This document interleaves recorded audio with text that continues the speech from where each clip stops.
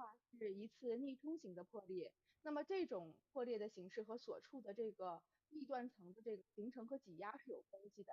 这次地震所在的区域的话，长期受到这个印度这个欧亚板块挤压碰撞的这种作用下的话，是整个青藏高原向大陆内部扩展的一个前缘的部位。那在这种长期挤压作用下的话，就迫使断层的一侧要下插到另一侧，不断的这种挤压变形。一旦这种应变达到某一个这个临界点的话，那么之前锁定的这个位置就会发生破裂。那么这就是我们所说的这种逆冲型的破裂。嗯，那么截止到凌晨2点哈，咱们这次地震发生了140余次余震，是吧？主震和余震它是个什么样的关系哈？本次甘肃积石山附近地震活动过程结束了吗？您觉得？是这样，一般来说的话，一次比较显著的地震之后的话，一段时间内的话，余震区发生的这些地震活动的话，都可以统称为这个余震活动。那么一次比较大的地震发生之后，周边就会明显观测到这种地震活动明显增加。那这种地震增加的这些增加的地震，我们就叫为余震。那么先前发生的这次比较大的这个地震，我们就称之为主震。那么一般来说的话，余震的强度的话，也与主震的这个大小有关系。一般来讲是主震越强，余震活动也越强，次数也越多。那么随着时间的这个推移的话，余震活动的话，在强度和次数上会逐渐的这个减弱。那么这次这个地震的话，大家其实也看到了，余震活动也是比较丰富的，所以在未来一段时间内的话，余震活动还会持续的。嗯，那么本次地震造成了不小的危害哈。地震的级别如何来测定？是不是级别越高越危险越有害？是这样。来讲的话，是用这个地震释放的能量去衡量这个地震的震级。一般来说，这个单次地震释放的能量越多，它这个震级就越大。那么，如果这个震级越大的话，一般来说危害是越大的。但是，这当地的这个灾情的话，除了与我们测定的这个震级有关，其实也与这个震源的深度，还有当地的这个抗震设防的程度是有关系的。那么如果地震深度相对来讲比较浅，就比如这次地震的话，就10公里，那么这种情况下的话，可能对于地表的这种建筑物的破坏是比较严重的。那么如果当地抗震设防的这个程度其实并不高的话，主要以这个平房或者土坯房为主的话，这样的话灾情也会相对来讲比较严重一些。嗯，从这个防灾减灾的角度来说哈，就是目前有哪些可以应用的手段和技术，帮助我们降低这个地震的灾害？一直也致力于这个地震的中长期和这种短临的预报。那么除了这个地震预报以外的话，其实目前地震预警也在这种进行的过程当中。那么预警的话，其实就是指我们在这种灾害性的地震发生之后的话，我们通过设在震中附近的一些仪器，及时的这个观测到这个抢在前面的这个 P 波的这个数据。那么我们在造成最大灾害这种横波到达之前的话，大概是之前的几秒，甚至是十几秒，我们向这个目标的这个区域发出这个警报，以减小和避免这种灾害的损失。那么一般来说的话，是越接近震中，那么能够提供预警的这个时间就越短，离震中越远的话，那么提供震中的提供的这个预警的时间可能就越长，但是预警的这个意义随之可能也有所削弱。嗯，嗯。那么当地震发生的时候呢，我们作为个人哈，如何有效的避险？震中震后有哪些注意事项啊？那么地震发生之后的话，我们其实公众应该及时的掌握这个应急的这个常识，科学正确的去应对这个震后应急避险的一些措施。比如说，我们首先在地震发生时一定要保持冷静。那么如果在这个楼房上面的话，我们尽可能的去切断这个电闸，关掉煤气，暂时就躲避到这种比如洗手间啊这种空间比较狭小的地方，或者是就近躲到这个桌子下面或者床铺下面，这样的进行避险。那么如果一旦震情有所缓解的话，就要迅速撤离危险区域，防止这种强余震的发生带来二次的伤害。那么如果一旦不幸被压在这个废墟下面的话，我们首先第一个要设法去自救。那么如果一旦无法自救的时候的话，我们尽可能的在这个求助的过程中，一定要注意的就是保存体力，然后等待我们救援到达。嗯，好的，非常感谢您向我们的网友介绍了相关的情况，谢谢。截止到19号8点，已造成甘肃100人遇难，青海11人遇难。本台记者安文健现在正在积石山县大河家镇的广场，我们现在连线安文健，你好。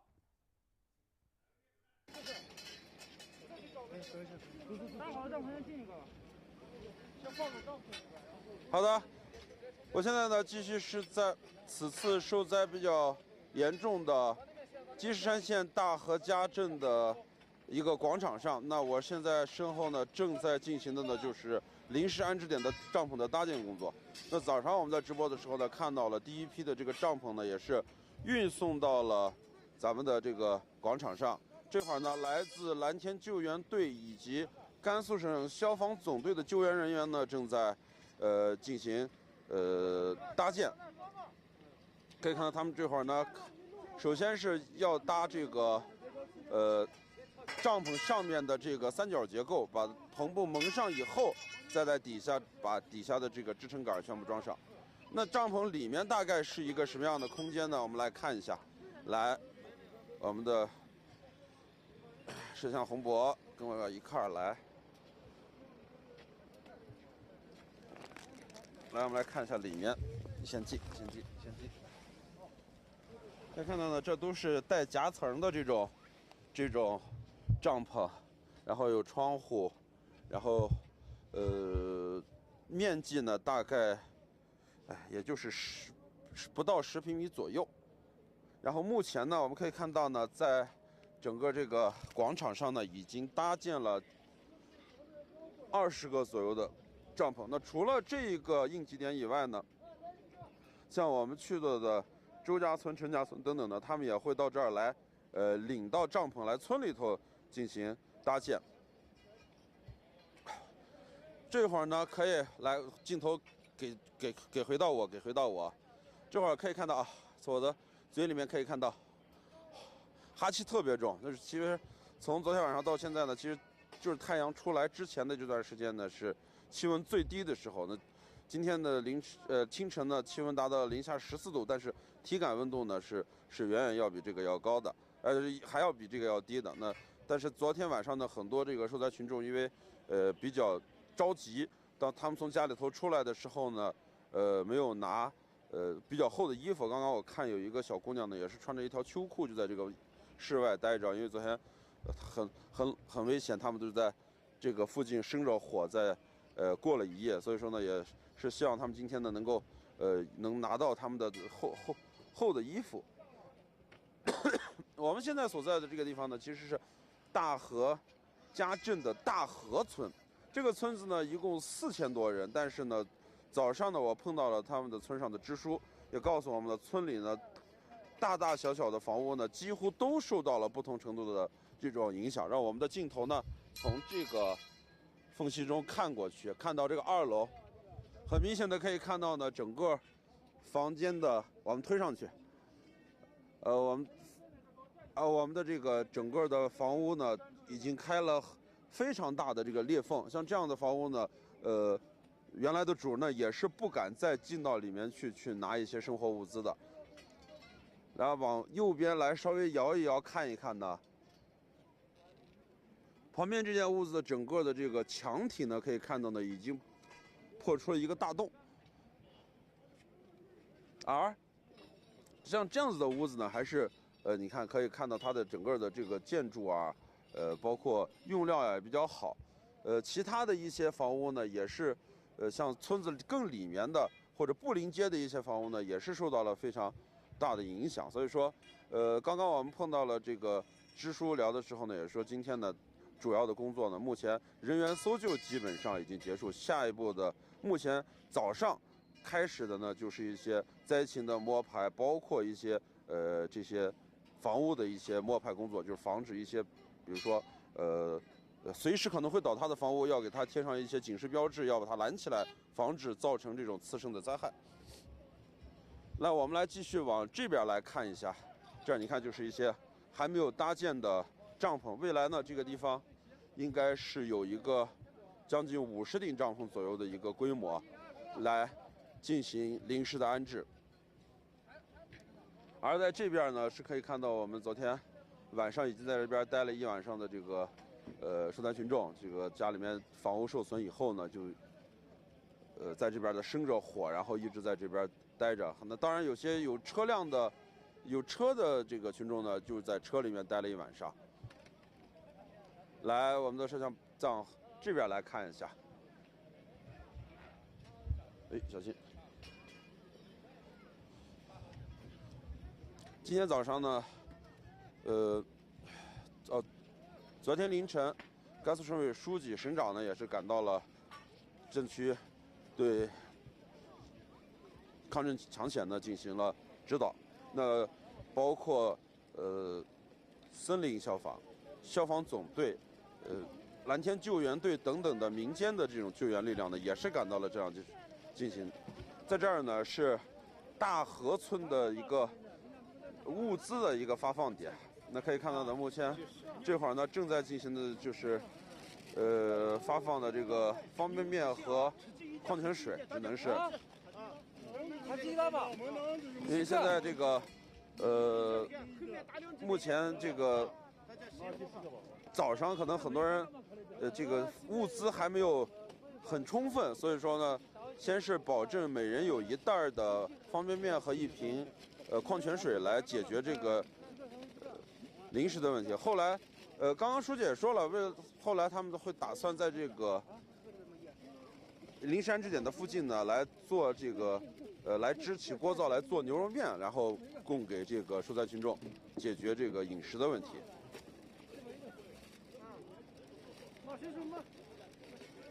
可以看到，给孩子们也是发了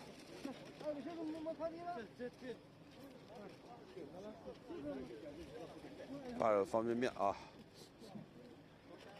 目前呢，随着这个天呢慢慢亮起来呢，我们可以看到镜头往这边来，是从昨天晚上到现在一直持续这种有点像扬沙浮沉的天气。因为我们现在所在的这个地方呢，它是一个典型的这种黄土地质的一个地形，所以说昨天地震以后呢，包括山体垮塌、房屋倒塌以后呢，形成的这个浮尘都一直在这个空中，因为它没有风，所以说一直在这个地方，也会影响到一定的能见度。但是呢，随着太阳的出生以后呢，未来气温呢也会上升，也许会对这个受灾群众在特别是在这种室外的这种生活呢，可能会稍微还是会比晚上严寒会稍微好一点。但是呢，我们也希望有更多的救灾物资赶紧到位，能够将这些现在暂时回不了家的这些群众呢，能够妥善安置。好了，我目前这一段的情况就是这些，我们也继续将关注此次地震带来的最新影响。好了。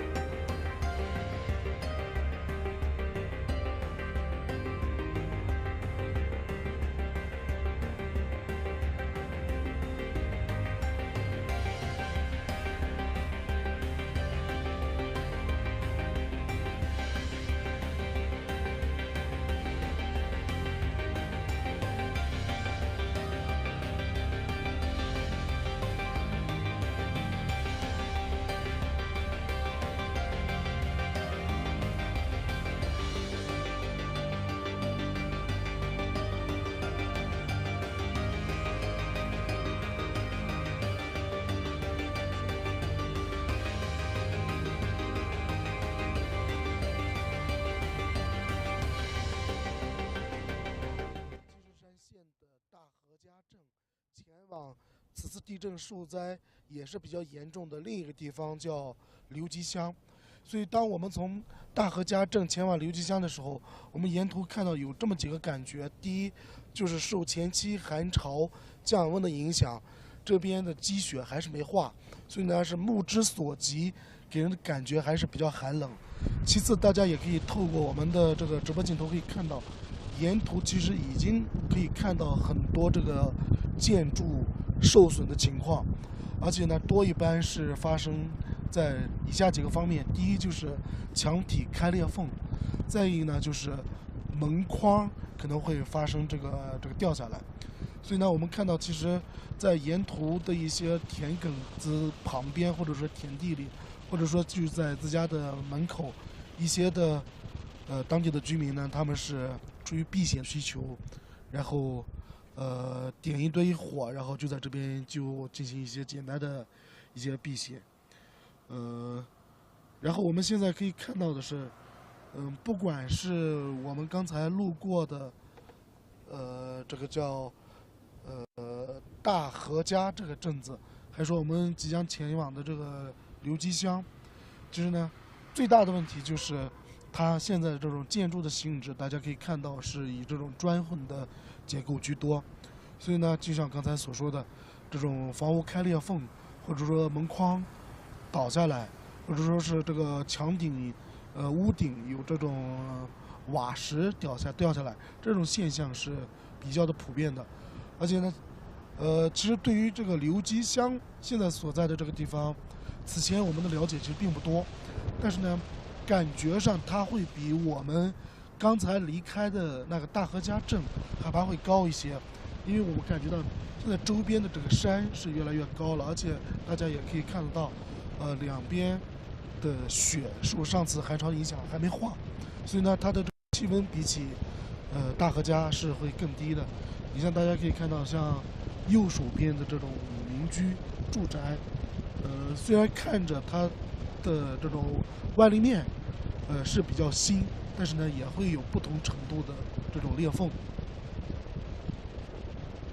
所以我们现在也看到，在沿途啊不断的有，比如说公安、消防的这些救援人员是前往这个刘集乡，跟我们同一个方向。而且呢，在我们路过的某些村庄的时候啊，也看到有一些这个乡镇干部或者说村干部在疏导这个还在村子里面的一些人，就比如说，有一些老人可能是他们觉得宁可待在屋子里面，至少还暖和一点，然后不愿意离开，或者说天亮了之后，他们还想返回这个家里面去拿点东西。所以呢，我们看到有一些这个村干部或者乡镇干部，也在沿途或者挨家挨户进行一些疏导作业。其实我们现在路过的这个村子，大家也可以看到，整体这个外立面还是比较正常的，只有一些这个小的裂缝，可能在几年前的脱贫房，就是我们现在可以看到，像这个村，它的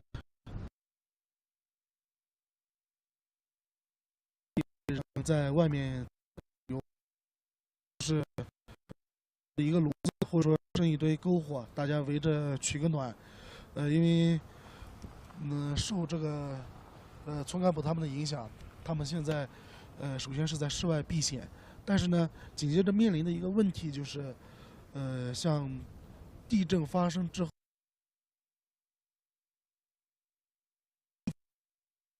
怎么解决，那我也一直所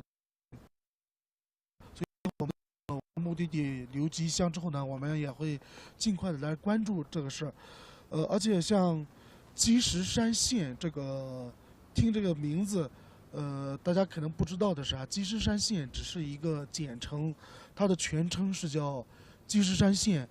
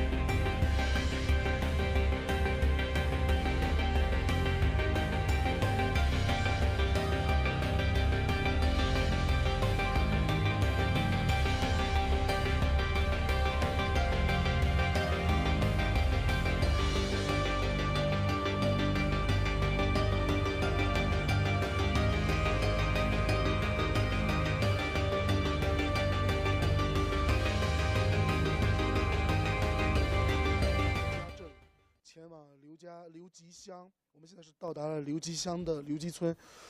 到这个村子我们之所以下车啊，这原因是，第一，这个地方我们看到，这个村子也有一些这个受损的情况，还有一个就是这个村子也是沿途比较大的一个人员集散点。我们可以看到，你像我们马路对面啊，我们可以不用过去，马路对面的这个商铺，其实屋顶的这个瓦砾是掉下来了一些，所以呢，这个工作人员或者说是沿途的这个村民，他们是用这个锥体，用这个雪糕筒把这个掉下来的这个破损的地方给围了起来，防止有人经过的时候再次发生这个二次伤害。刚才我们也可以听到，像这个救护车是不断的在各个乡镇的卫生院或者是医院或者这个村子里面是来回的在穿梭，而且在这个乡镇上，我们可以看得到是不断的有这种大家现在可以看到，我们现在过来的是一个救援的一个车队。所以今天我们凌晨从甘肃省前往这个积石山县的时候，我们这一组呢是绕到青海的民河，然后进入大河家镇。在沿途的时候，我们看到是一直有这种救援力量，不管是通过哪个方向，都是挺进这个大河家镇或者说积石山县。当我们到达这个大河家镇的时候，发现有很多的这个救援力量，他们是已经抵达了这个镇区，已经在进行一些前期的作业，就比如说搭建安置的这个临时帐篷，或者说，在村干部的这个配合之下，挨家挨户的去进行人员的搜救，或者呢就是动员一些不愿意离开的老人，让他们离开存在危险的这个屋子。所以呢，这个一些救援工作呢，现在已经是按照计划的正常的在开展了。我们现在看到这个镇子上啊，现在很多的这个镇子上的居民，他们是不敢是待在家里面或者待在屋子里面，都是站在马路边上，或者说是烤个炉子，或者说一团火，来抵御早晨的这个寒冷。受前期寒潮的影响，仍然有一些积雪。我们现在呢，也是往刘集村的某一个小巷子里面来走进来看一看。就像刚才给直播的时候给大家说到的，当地的这个民居形式还是以这个砖混结构居多。虽然它这些外立面看着很新，但是受这次的影响，它有一些这个裂缝，就比如说瓦片的掉落等等的。你像这个就是典型的一个瓦片掉落的一个场景。我们现在所在的是在刘集乡刘集村的4社，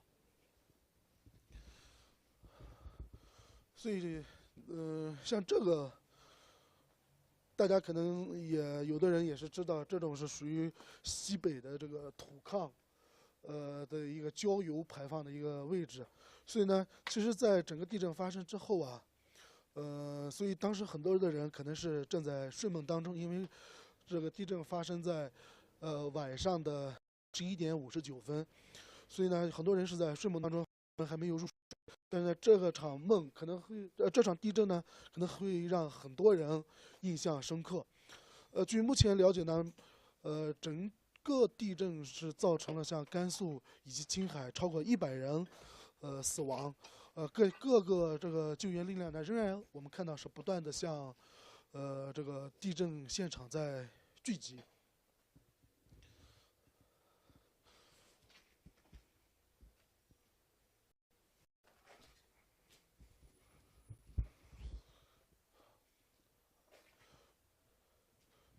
我们看到有一些这个救护车是停到了马路上，我们也去看一看到底是什么情况。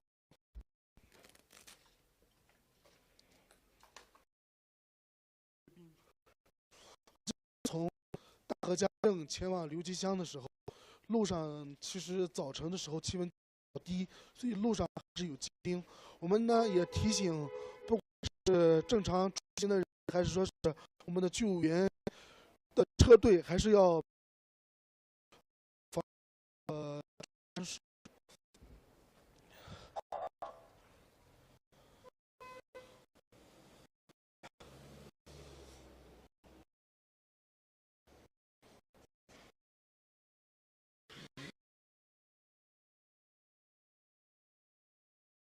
是受到了地震影响，但是呢，有跟把这个道路结冰。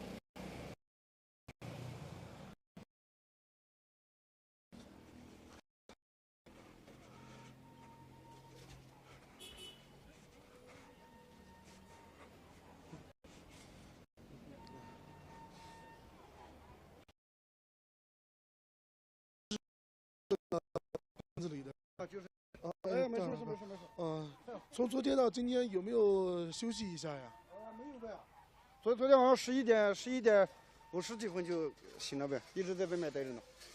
那你在这是也是做这个商铺？我是开五金店的。开五金店的。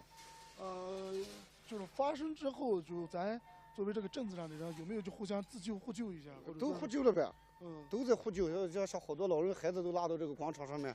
升起篝火，都这里面一晚上都在烤火呗。广场离这远吗？就在这儿呗。对，现在屋子里面是不敢待的。不敢待，屋子全开了。受损严重吗？就你那个五金店受损严重吗？严重呗，墙体全开了，你看前面那二楼，那基本上都快塌了呗。现在你们到那个乡村里面看看去，这镇上面还基本上还好，就建筑的质量还稍微好一点，是吧？因为前面有拐到乡村里面看，乡村里面全塌了，塌得多。裹一些褥子或者说是毛毯，是因为本身这边自己给自己准备的这个厚衣服不多吗？还是？不，来不及了。这个家，昨天晚上发生第一时间把这个，裹上了是吧？衣服也没穿直。没太够嘛，因为现在我看好多人都在外面取暖啊，包括早晨你看吃一碗你的这个方便面，吃方便面泡水的这种煤炭够不够啊？或者说是反正水啊等等的。现在都是店里煤炭有，现在不敢进。不敢进去店里是吧？就是不敢进，水就在这街道有说。现在房车也塌下来，那个裂了嘛？这可是你看，这不敢进了。整体上相对可能比起村子里面还会好一些，好吧？昨天晚上我到村上去，那个引水工程那个水管子开了，全部水大得很，现在还不知道咋回事。哪个村子？那不远，开车就3-4分钟。叫什么村？阔头，小家村。是哪个是整体村子里面的大水管子爆了是吧？不，他那个就是黄河引水工程那个管子嘛，水大得很，现在也不知道咋回事。行，我们待会也过去看一下，好吧？要不然我给你们带路直接过去看一下。行，我们现在这边先看一看。咱这边是尽快就把老人就转移到这个小广场上了，是吧？人多吗？是个了，走，你带我们去，你边吃带我们去看一看。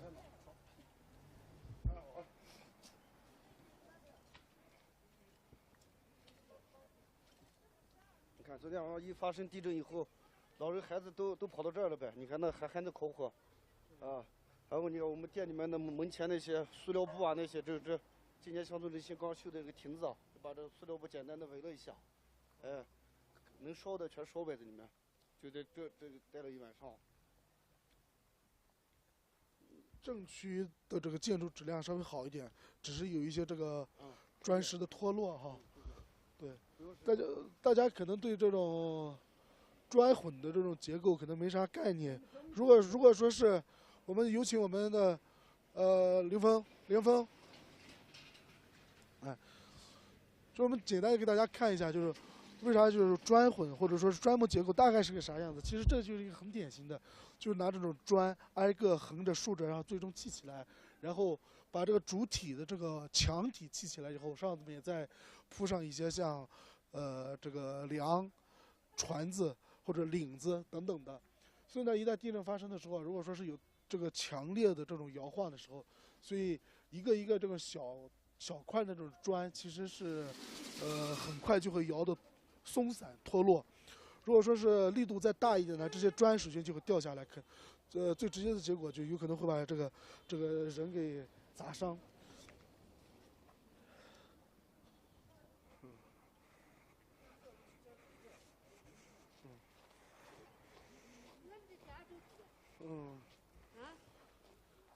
就这边这些柴都是从哪来的呀？都是农户自己家里面拿包过来的呗，一人拿一点，就烧了一晚上。现在也不敢回去啊。现在家里面不敢回去，上去，刚才就是10点半了，就一个余震时间太长了，就害怕不敢住。全部都在外面在广场上起来了。对，我看你这个眼睛也红了是吧？是这个熬夜昨天晚上就是10:59一直到现在了嘛，全部都在集中到那个厂院里面，以前的那机厂里面，全部生活全都着急到空旷地下了。那据你了解到，我们现在所在的这个是叫刘集乡的刘集村，是几组？是几组 We are at the Liuji village of the Liuji town. 你了解就有人这个伤亡吗？ Are there any people getting hurt because of this earthquake? To your knowledge so far. 当时是个啥情况啊？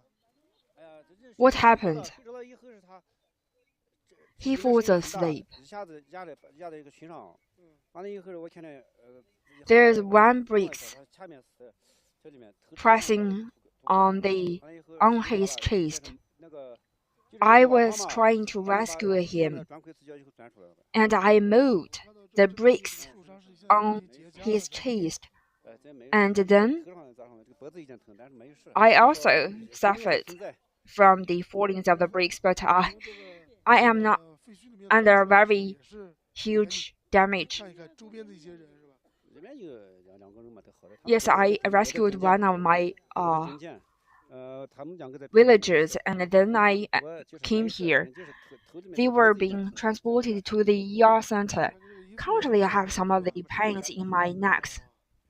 只要人好， As long as you are healthy, I think everything is fine. But you clothes get some of the dirt, right?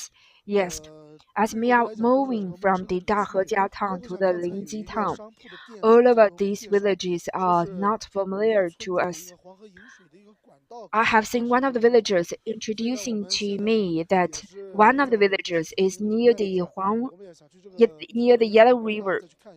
So guided by these villagers, we are going to move to that village to check whether there are any impact on this village near the Yellow Rivers. After the breaking out of this earthquake, different journalists from the CMD group was dispatched into the different towns. I was in a heavy coat, and I'm sorry for my voices today. We are starting to bring you more information on the site of the earthquake. This is what is happening on the real site of this earthquake. Jishishan County, Liuji town, Liuji village is going to be wrapped up here. We're going to see you later.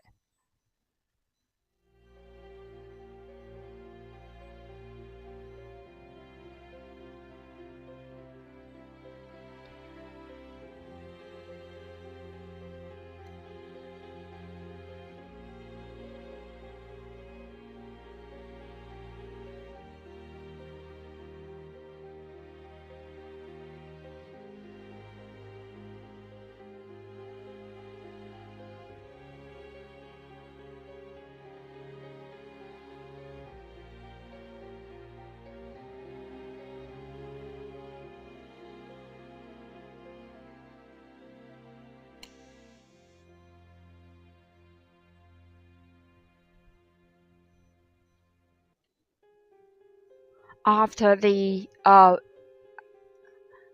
radius of the 2,000 kilometers of the Jishishan earthquakes, there are 3 times of this magnitude-6 earthquake broken out in the previous 20 years. By the 9 a.m. this morning, there are 9 aftershocks of these earthquakes, which surpasses the magnitude of 3. The biggest one came at the 15th of the 3 a.m. this morning, and for the London University, it has gathered 16 different rescue teams heading toward the centers.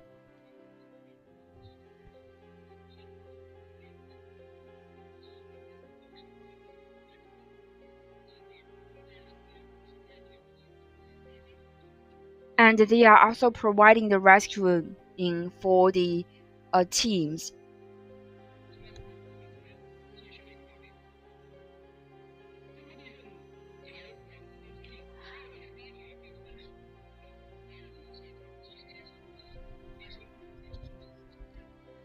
A magnitude of 6.2 earthquake broke out in the Jishishan County of Ningxia Province, according to the Chinese Earthquake Network.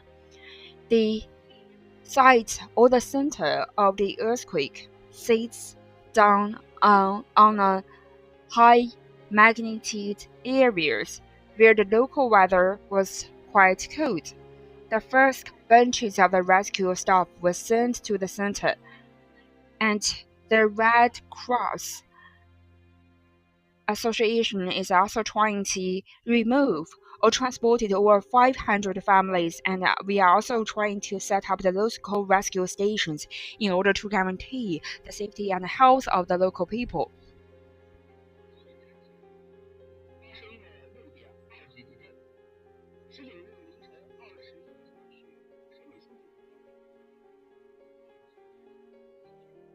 Party secretary and also the provincial governor arrived at the Jishishan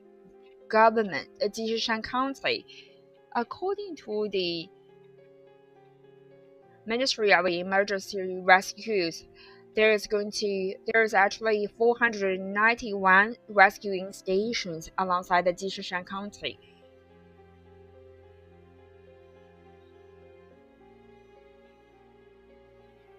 For this Jishishan magnitude 6.2 earthquake, the state grid is also organizing its subsidiaries in the Gansu province to provide special inspections about the networks, and the rescue workers is arriving at the Jishishan County. After the earthquake breaks out, the Red Cross in the Gansu province has upheld some of the meetings and also reporting to the Red Cross in China, and the rescue work is arriving there. All of the rescue benches has been arrived on the sites.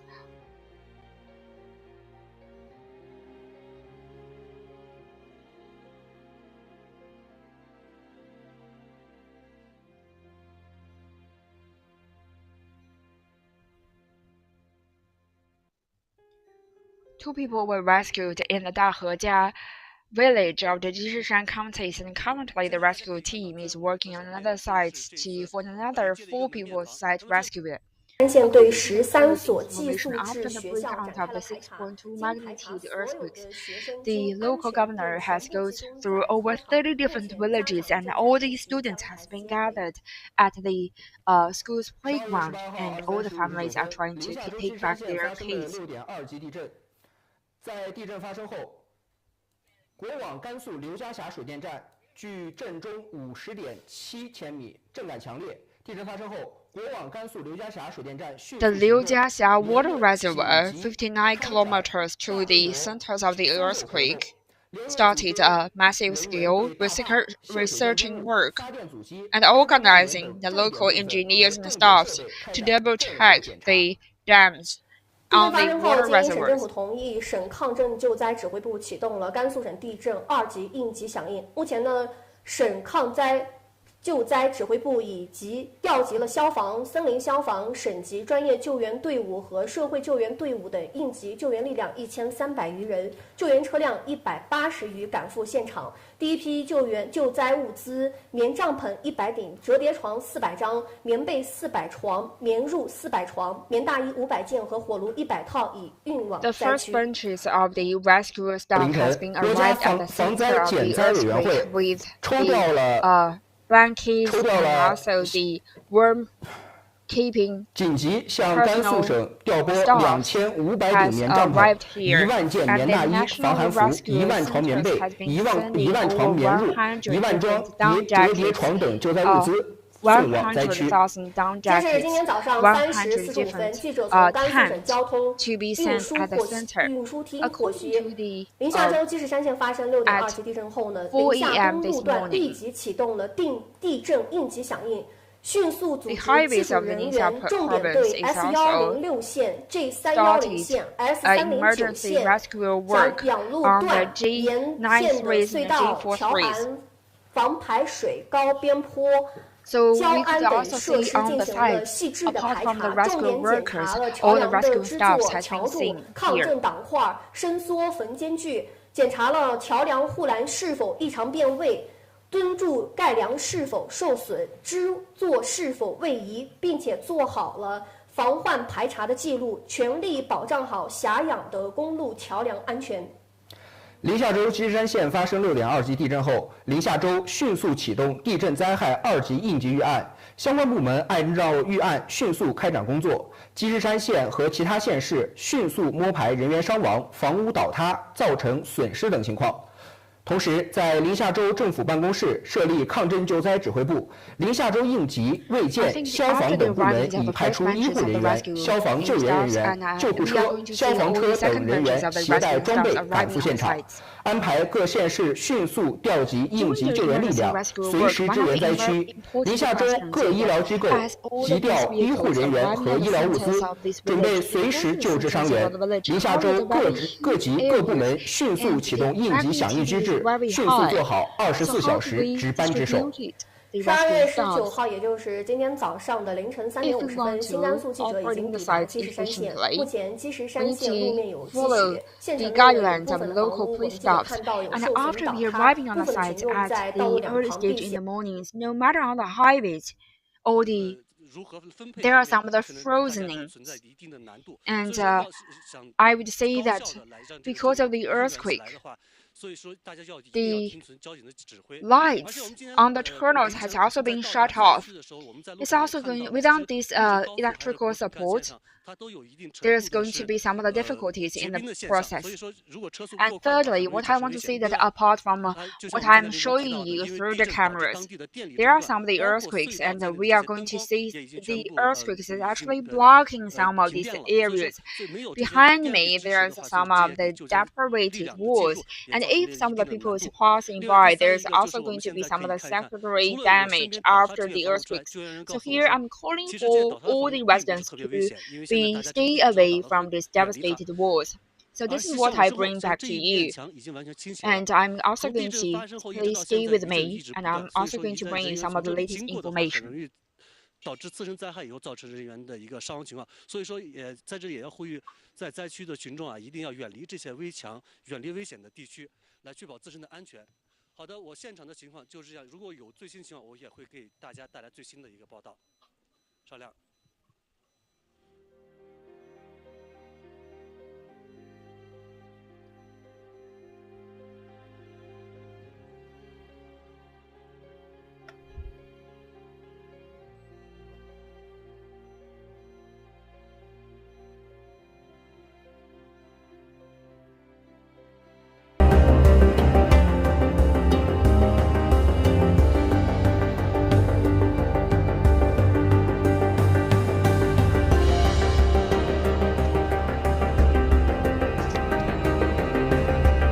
Dear viewers, I'm here at the Haidong County and Bogan Village, Jishishan County.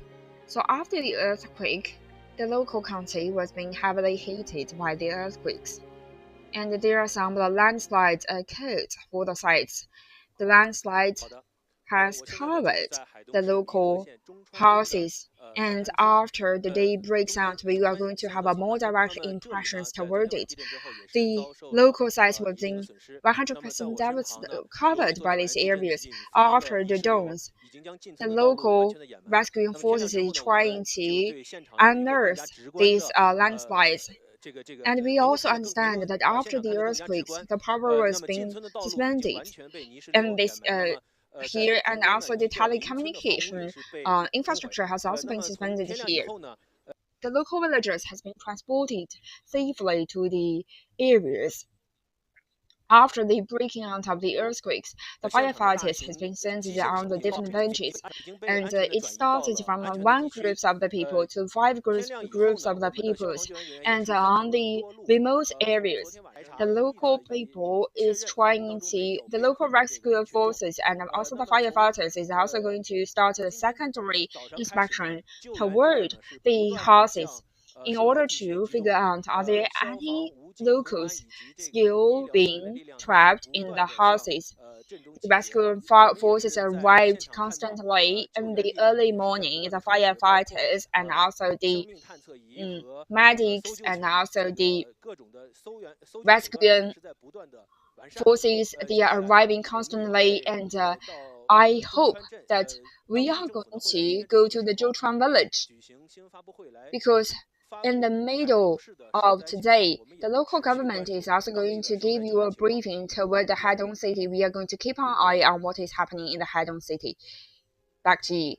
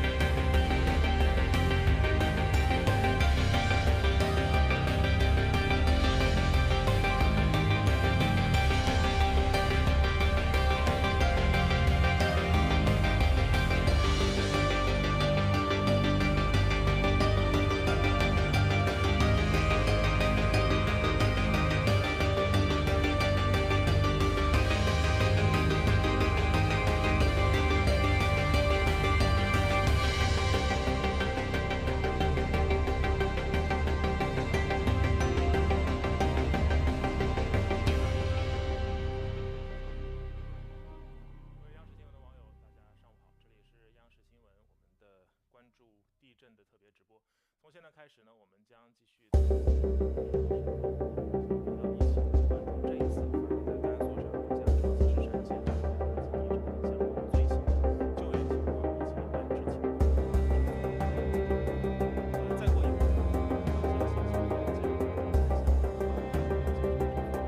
CMG groups, to our understanding, there's going to be a press conference on the front line, and before the press conference, I'm going to give you a bring back towards what is happening.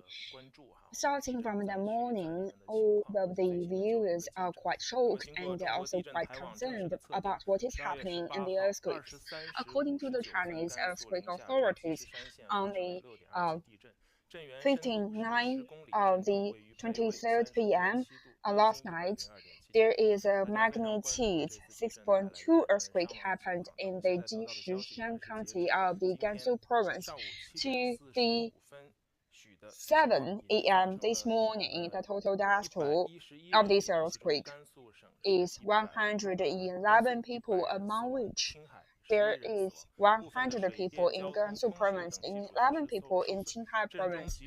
The basic infrastructures, including the electricities and the waters, has been suspended, and also the households has been devastated and depleted to some of the certain degrees. Starting early this morning, the CMG groups has bring us some of the latest information. These are some of these frontline rescuing workers. The houses has been devastated to some of the degrees, and there are some landslides, among other different secondary damages occurred alongside the earthquakes. The local temperature is around minus 10 degrees centigrade, and there are massive steams emerged from these sites. So we are demonstrating here some of these rescue workers and firefighters near the centers of the earthquake. On the live streaming centers, some of the houses has been devastated, and the rescuers and firefighters are using some of the local supporting structures to support the already broken houses. And during the aftershocks, there are other further tumbles, and the firefighters are calling for the local villagers to get on top of these villages. So the rescue work during the last night when everybody was sleeping, the frontline workers has been, the frontline firefighters were making all out efforts to rescue more locals, and the local people has also spent a very unforgettable night. They have gathered on the squares, and in an emergency, they just put some of the jackets. They gathered some of these furnaces on the ground, and this is a really unforgettable night. Starting from early this morning, the first branches of this instant rescue work has arrived on the site. Actually, the following branches of these rescue materials is still arriving on the right. Each one of the local residents can get a bottle of clean water and a package of the instant noodles. After the expert meetings of the Chinese earthquake centers, there's a 3 kilometers displacement of this plate of this earthquake. 3 kilometers alongside these areas. We are going to invite some of the earthquake experts to give us some of the interpretations toward what is happening, what is the reasons behind this time's earthquake, for further analyzing the information.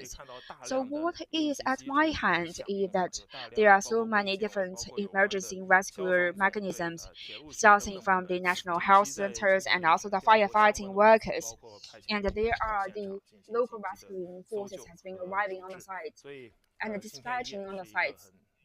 So this is going to be an unforgettable night, and we have made a lot of effort in order to lower down the potential risks brought by the earthquake. A lot of viewers has been sending up their best wishes to the local people, and a lot of local people who are voicing and spreading their stories through the live streamings. Some of these viewers told us that they have ran out of their own apartments. Immediately, we all know that in the Gansu province and the Qinghai province, there is a very distinct feelings of the earthquakes. At 10 a.m., there's going to be a local press conference, and the CMG group is also going to keep a close eye on the press conference. If you have any questions, please type into the chat box. We are going to have we are going to have some of these Q&A sessions. During the processes, we are going to send you the information about these times of earthquakes and some of the rescue workers. And there are so many different journalists who's going to give you some of these informations on the early this morning. We are seeing that the local workers and residents has bringing you some of these footages on the local villages. We can also see there are so many houses they are being damaged during these earthquakes, and so many towers of these houses are falling into pieces. One of the images impresses me most in the morning is that we hear the broadcasting and the elementary schools. We have seen that we might be wondering whether the elementary schools have resumed their schoolings, but actually it's not. But with the broadcasting continues in the schools and in the elementary schools, we could see the hope still stays with us. All the other different walls of the schools has collapsed down. We could see the magnitude of these, or the devastations of this earthquake. We are going to keep a close eye on what is happening during these times of the earthquakes, and we are going to show you some of the footages that we take in the early morning, and we are going to come back later.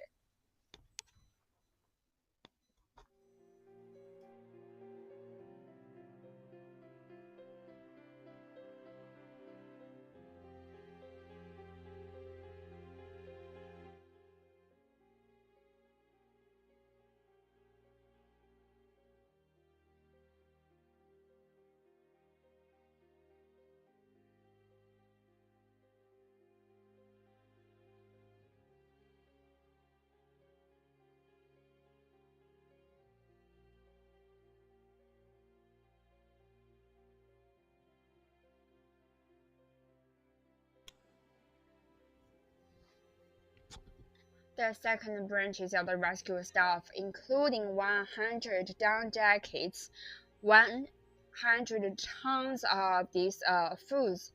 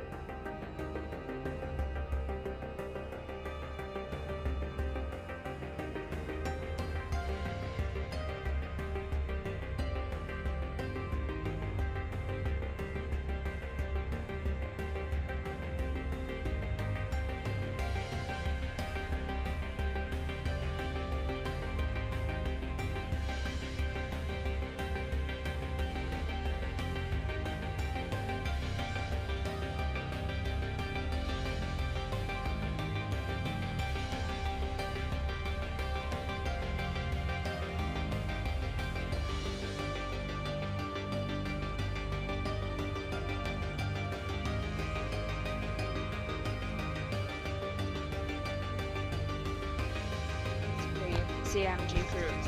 Let's take the latest information about the magnitude 6.2 earthquakes. We understand that in a few moments there's going to be a press conference locally.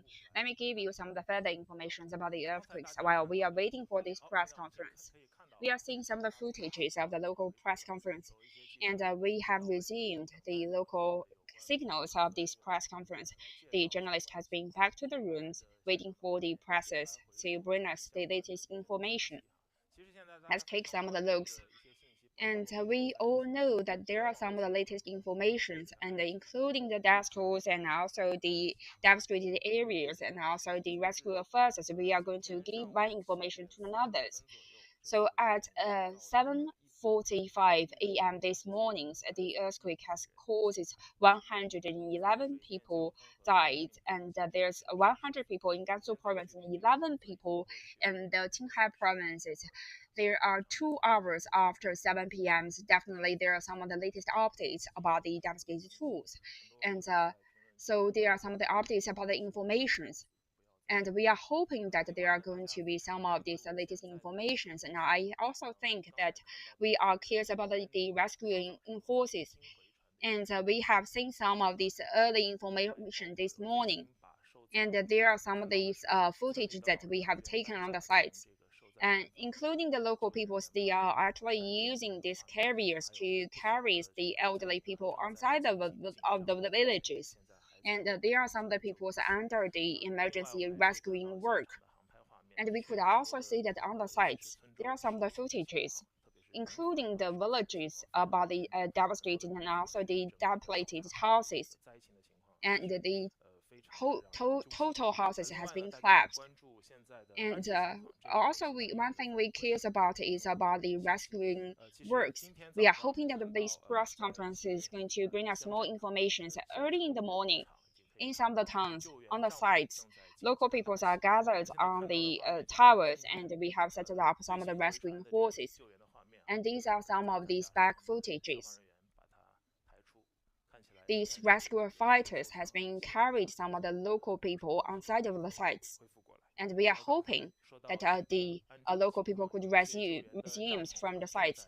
Talking about these areas, we have been built some of the tents. Once we have set up these tents, we also have some of these windows.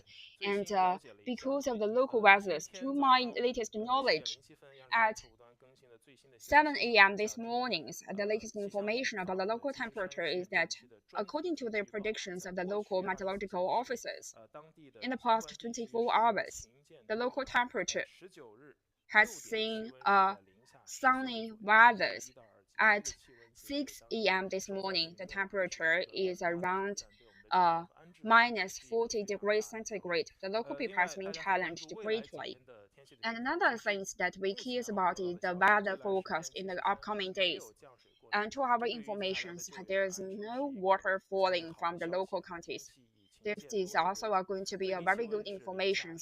There is going to be a few waters, and the highest temperature is going to be 5 degrees centigrade.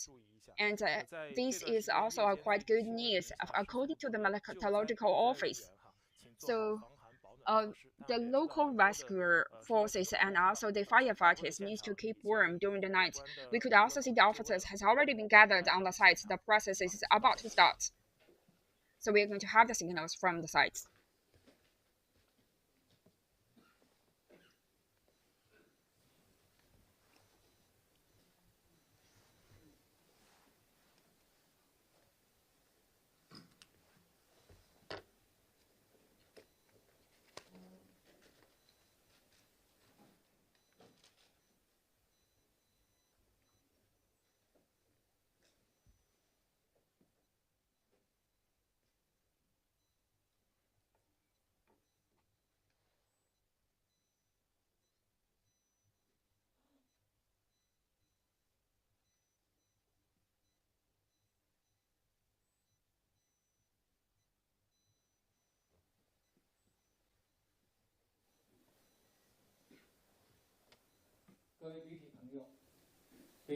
Dear friends from the media,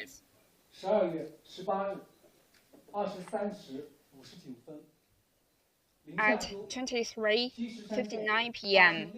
on the 18th of December, there is a magnitude 6.2 earthquake hit the Jishishan County of Ningxia province. We have upheld this press conference, and we have invited Mr. Han Shujing with the Gansu Emergency Rescue Department, Mr. Gao Xiaoming, the Deputy Director of the Gansu Earthquake Bureau, Mr. Qi Wenjun, the General Directors of the firefighting teams of the province, and also Mr. Bai Yuting, the Deputy Directors of the Provincial Health Commission, as well as Mr. Liu Ze, the Deputy Governor of the Ningxia province, to bring you the latest information about the earthquake, and also answer the questions from the media. So please all stand up to send our deepest condolence for those who have suffered the earthquake.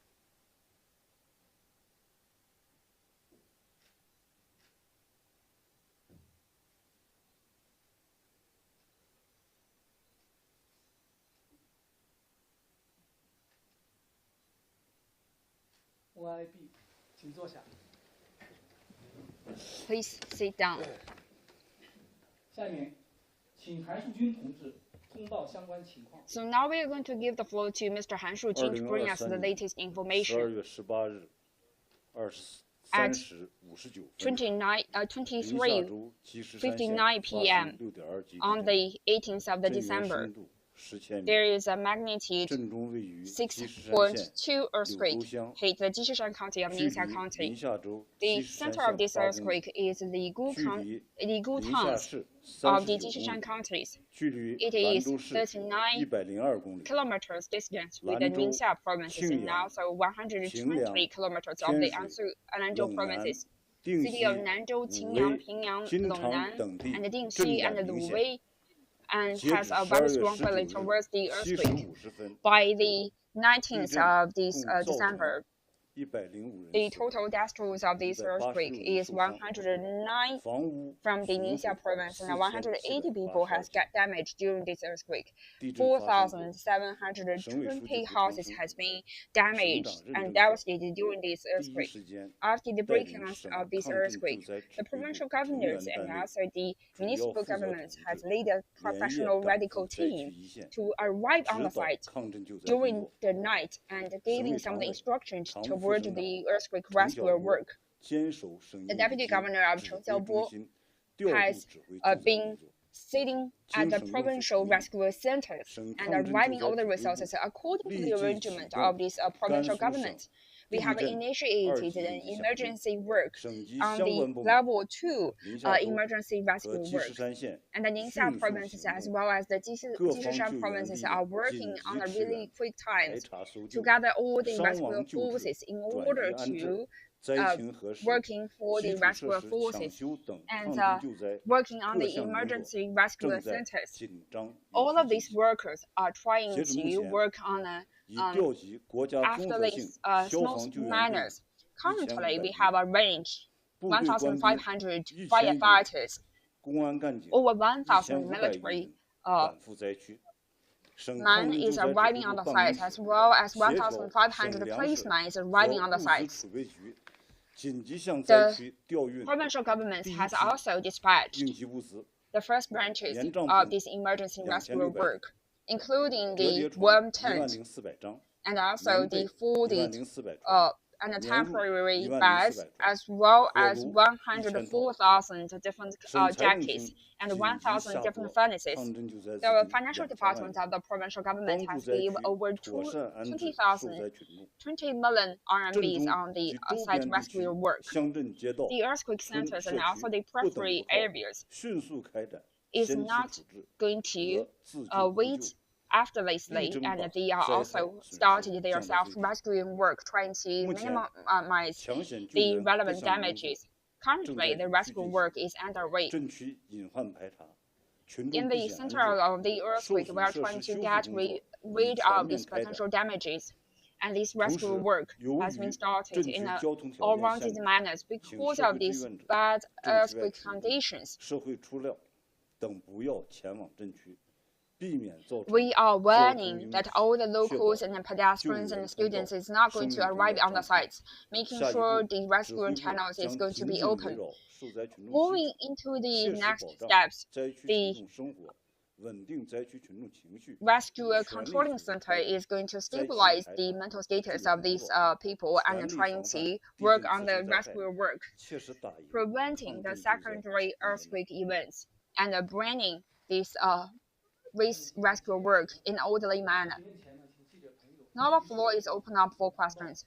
Please identify your affiliated association before the questions.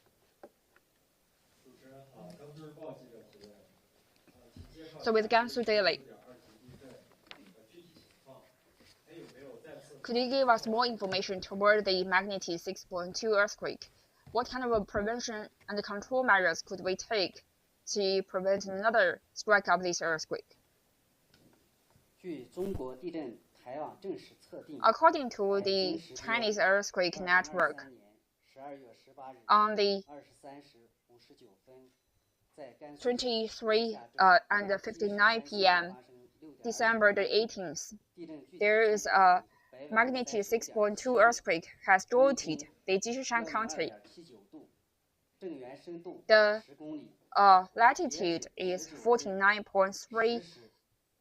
By the 10 a.m. of the 19th of December, we have recorded 3 times of the magnitude 3.0 earthquakes, among which 7 times of this earthquake has been between magnitude 3.5 to magnitude 4.2. This is to the northwest part of the Tibetan mountain, and there are some of the breaking downs of the plate of the Tibetan plate, starting from the 1900. In a diameters of 100 kilometers, there are 5 times of this earthquake occurred. The latest event is on October 2019.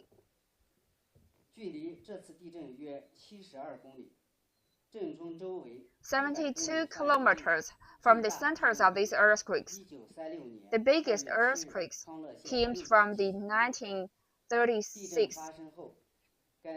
After the outbreak of this earthquake, the Gansu provincial earthquake authorities is working together with the Chinese earthquake authorities and Chinese earthquake network, Qinghai earthquake network, to start a series of the situation evaluations of these earthquakes. And we are trying to bring some of the rescue workers. And within the centers of the 200 meters, there are 3 times of the rescue workers. And according to the arrangement, with these times, and for these 0 time zone events, and also the sequences of these earthquakes, we have also comprehensively understand that for these times of the earthquake, there are some of these potential risks for the earthquakes. And the follow-up effort means that we are going to strictly follow the provincial governments of the Gansu provinces and also the requirement of the Chinese authorities of the earthquakes, monitoring the upcoming events, and also focusing on the monitoring events in order to working on the sites. That wraps up my report. Thank you.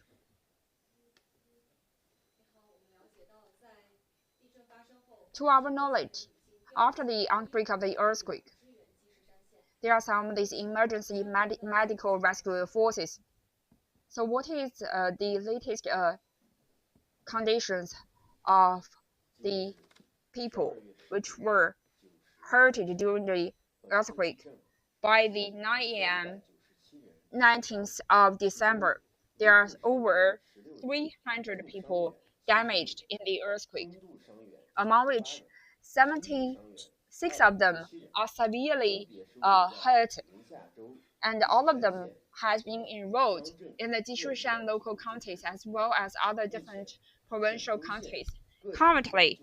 And the provincial level governments and also the city level governments has arrived in the Jishishan counties, starting all kinds of the rescue work.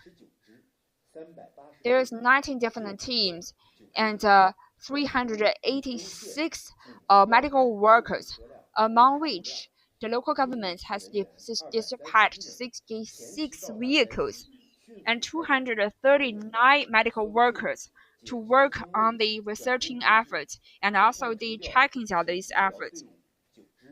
And we have also we have also dispatched the provincial governmental rescue teams, and with 115 different medical workers for the rescuing forces.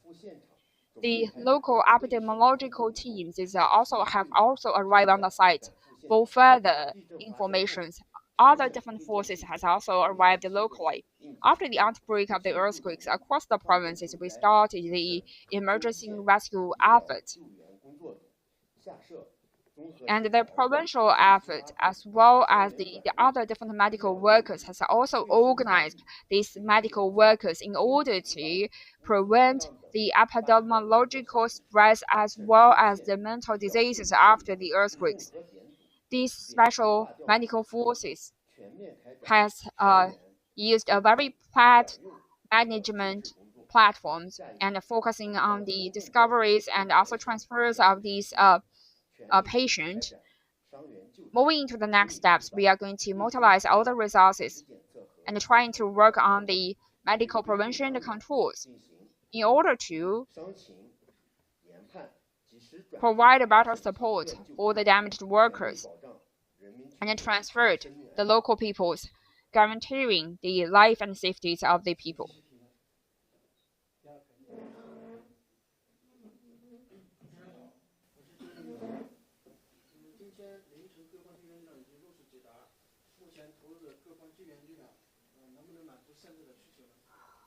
The rescuing forces has arrived gradually. So are the rescuing forces satisfying the local need in face of this earthquake?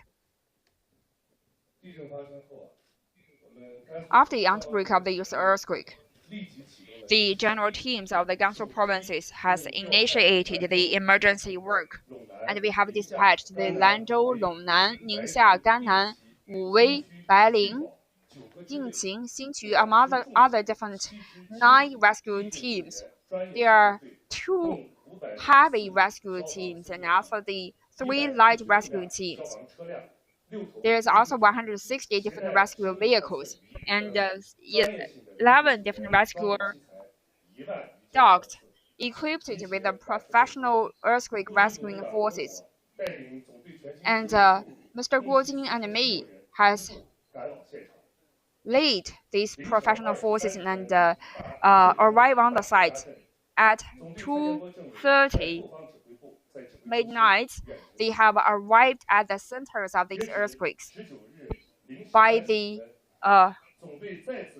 3 a.m. of the 19th, we have reorganized another forces from the other different 6 cities and provinces. There's over 300 firefighters has been gathered, and 8 different firefighting vehicles and 9 different firefighting dogs. We have through over 1,300 supporting forces and 40 different rescue dogs. And apart from that, the National Firefighting Bureaus has also dispatched 9 professional firefighting artists from the Shandong provinces with 9 rescue dogs to be arriving on the site. 1,600 firefighters has also been gathered here in order to work on the follow-up effort. So far, the rescue forces is also working on the Dahejia towns for 10 different towns and provinces and trying to figure out what is happening. By the 19th of this December, we have accumulated over 61 different rescues, among which 38 of them has been saved and 23 of them was died, and we have eliminated 169 different potential risky points. While we are trying to rescue more and more people, we are trying to build these workforces. Moving into the next steps, we are going to follow up the procedures of the National Earthquake and Prevention and Firefighting Bureaus. We are trying to reorganize the rescue plans and try our best to save the local peoples and also the local property.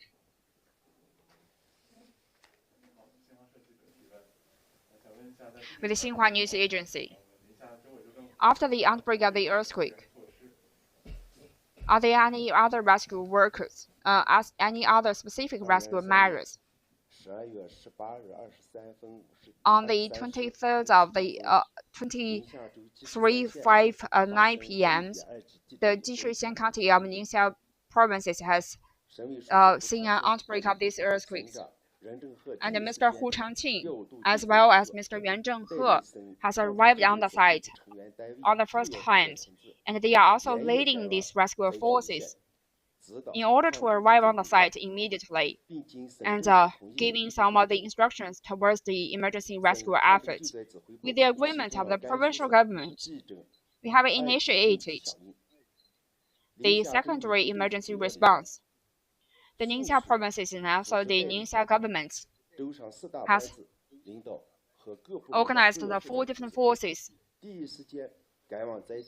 to arrive on the sites and provide the frontline rescuing effort. And according to the arrangement of the provincial governments, the local government has initiated the secondary response and working on the rescuing forces. And firstly, we are working on all fronts towards the rescue forces. There are 17 different local governments and professionals who is actually working together with the local governments and also the provincial government. And we are working on the 17 towns and regions, trying to start on a grid-based rescuing forces and searching every corners of the towns. Second, we are going to fully discover the rescuing forces of the provincial governments.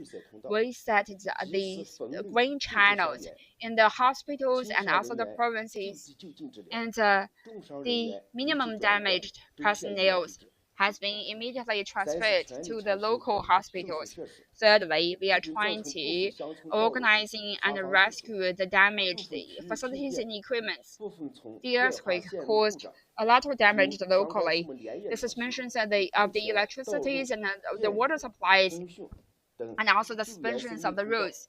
Currently, we have resuming some of the rescue channels in the roads. This time means that we are going to we are going to organize all kinds of these efforts. So with these efforts, we are going to dispatch the first branches of these materials. There is 13,000 cotton down jacket, 17,000 cotton tent, and 100 furnaces has been dispatched to the sites in order to guarantee the basic living conditions of the local peoples. Moving to the next steps, we are going to follow the spirit of the General Secretary Xi Jinping with the general leaders of these provincial rescuing forces.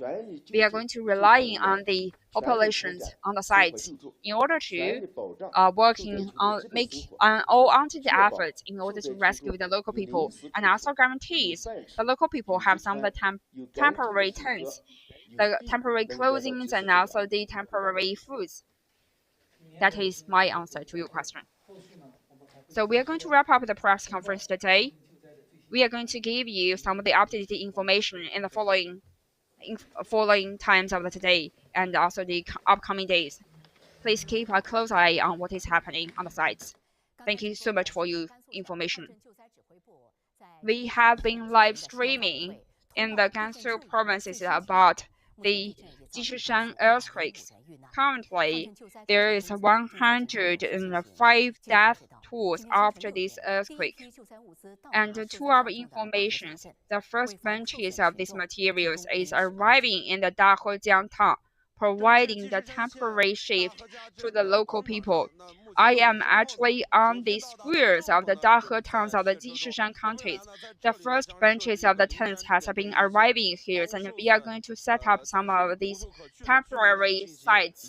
For those of the locals who have nowhere to go, we are going to set up some of these areas. This is the first branches of these tents. These are some of the cotton tents. There are some of the tents with the cotton covers. Apart from the squares that I am here, the local villagers is also going to come to me. They are going to send their representatives to come to me. These different materials is also going to arriving on the sites.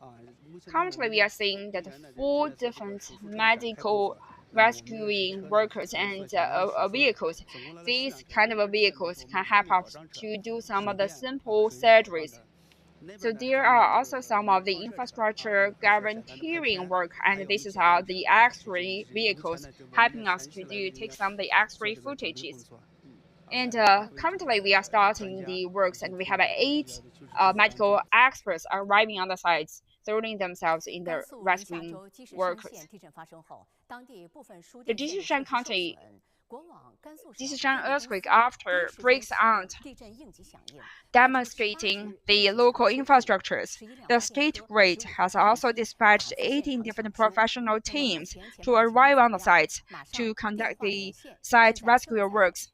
So now we are going to have a call with Mr. Zhang Xiaogang, who is the deputy manager of the state grid Ningxia province's division. Mr. Zhang, could you bring us some of the updates about the resumes of these infrastructures? So I am actually at the Jishishan County, the power exchange stations of the Dahe town. Actually, these earthquakes has caused over 2 lines to be suspended. Starting from early morning, we have organized 237 people to work on the electricity power lines resumes. There are 12 different power lines has been demonstrated, and for the different branches, we are working on the sites. By up to now, we are also speeding up the rescuing informations. We resume the power supply for 88.9%. Thank you so much for your kind introductions. For these early mornings, the Chinese Earthquake Bureau has analyzing the information from this time's earthquake. We are going to connect. So, Mr. Cui Shijie, could you please bring us some of the information? Hello, Liang Yan. So after the outbreak of this earthquake last night, the Chinese Earthquake Bureau has started 2 times of these expert consultations, and the result we got is that this time's earthquake is what we call the back forces earthquakes. The 2 plates was squeezing each other, while one plate has came under another and releasing extra powers from the earthquake. There are 2 different types of this earthquake. The one part is the extension types of these earthquakes. The 2 plates is moving on the 2 sides, and once they have arriving in some of these bench marks, there's also going to be some of this. It's like just like the touring and tearing one paper apart. The other one is what we call the sliding type of this earthquake. One plate is sliding upward, the other is sliding downward, creating extra info the earthquakes. The right point to these areas is when the Jishishan County earthquake occurred, because this time the earthquake is actually arriving is about 6.2 magnitude. This is creating a lot of damages. Why does this earthquake occur? We are going to give the floor to the senior engineer, Madam Han Yanyan from the Chinese earthquake authorities, to bring us some of the interpretations. Madam, could you tell us why did this earthquake occurred? Actually, this earthquake occurred at the northwest part of China, the south part of the Gansu province. It is the Tibetan plateau is to its northeast, affected by the India plateaus and the Eurasia plates. There's too much activities on the peripheries and also sides of these areas. There's not a very severe, unique things for the earthquake to occur. To the early stage, this breakage is occurred 3 kilometers near the Jishishan mountain. So it is of the same incidence. According to the information that we get from these times, after the outbreak of the earthquakes, there are 3 times of this magnitude 3 earthquake occurred, among which 3.9 to 4.9 occurred. The biggest earthquakes comes at 1 a.m. this morning. I think that the viewers across the country must be curious about. In the Jishishan counties, after the outbreak of the 6.2 magnitude earthquake, are there going to be any earthquake which has a bigger magnitude? According to the previous histories and our sequencing analyzing, we think that for these times of the earthquake, there is going to be a lot of there's no possibilities for an earthquake to occur with a larger magnitude, but there are so many aftershocks. And later on, this aftershock is going to be continuing for a while. So I also have another question, that is to say, at the morning today, there is also another earthquake occurred in the Xinjiang provinces. Are there any correlations between the two parts?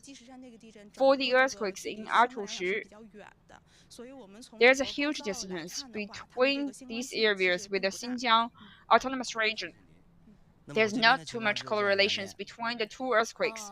This is my updates, Liang Yan. Through your introductions, we could understand the earthquake magnitude. The aftershocks with a magnitude of 3 has been occurred for over 9 times. Thank you so much, Xu Yan, for your information. Since the outbreaks of the magnitude 6.2 earthquake arrived in the Jishishan County of the Gansu provinces, the military the western part of the military centers has also dispatched some of these controlling stations, and currently all of these military professionals is arriving on the site to provide some of the rescue workers.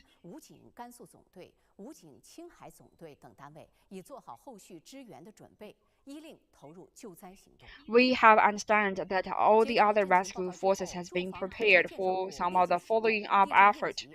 After we have got the information, the Ministry of the Merhard has started the second level 2 response to the emergency of the earthquakes. So with these emergency rescue workers, so for these times of these rescue workers, and also we are going to keep a close eyes about the latest information. Thank you. Back to the live streaming offices of these earthquakes. I think that we have a series of informations, starting from these pressers at 10 a.m. and also to the series of the interviews with the CMGs. I'm going to bring you some of the latest information. According to these informations, we cares about the magnitude and also the death tolls of these times of these earthquakes. These relevant authorities has bring us some of the latest information, starting from last night. The Jishishan County has seen an earthquake, and while the depth of the magnitude is 11.3 kilometers, the centers of this earthquake is the Liugoshan counties of the Liugoshan town of the Jishishan counties. Lanzhou, Pingyang, Dingxi has, among other different regions, has seen a very strong feelings of these earthquakes. Currently, it is causing 109 people died from these earthquakes and 180 people damaged during these earthquakes. The death toll is rising after these earthquakes. And with this status, we are seeing that early this morning, apart from the Gansu provinces, the earthquake is also causing some of the extra damages and death tolls. And with 105 people died, there and 11 people died from with the Qingsu province. The total death tolls of this time's earthquake is 116 people. And also we cares about the reasons for these times of the earthquake and what we could do for the prevention and controls. During these times process, the officers with the earthquake authorities explained that after the outbreak of these earthquakes, there are 9 aftershocks, and the biggest aftershocks is with a magnitude of 4.1. And also the journalist is also bringing up the question is that are there any possible aftershocks? And the officials explains that there is a huge possibility there is for an aftershock with 5.0 magnitude to be occurred on the original sites. although there is a huge possibilities for the magnitude 5.0. And also with early this morning, we have some of the informations with the two counties of the Xinjiang autonomous regions. There are some of the magnitude 5.0 earthquake occurred locally. So the experts also answer the questions that there is no correlations between the two earthquakes. So is the rescue forces satisfying the demand? We could also see that in the early process, the local government and also the local earthquake authorities has given some of the response that since the outbreak of this earthquake, we have transferred 680 people, and we are also going to allocate the emergent rescue forces to guarantee that the local people have the clothes to put on has the disease to rescue it. Apart from that, the local journalist has also analyzing the types of the earthquake, locally speaking. This is what we call the back force earthquake.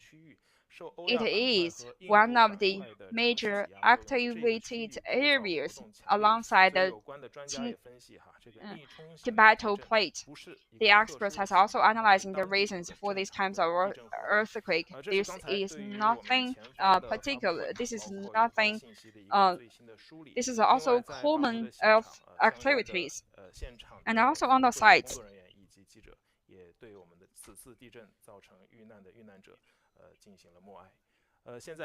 We have sent our deepest condolence for these earthquakes.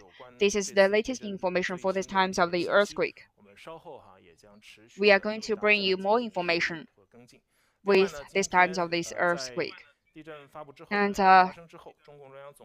after the outbreak of these times of earthquake, the President and the Party Secretary of CBC, President Xi Jinping, has given an important note toward the rescuing effort of the Gansu Jishishan earthquake.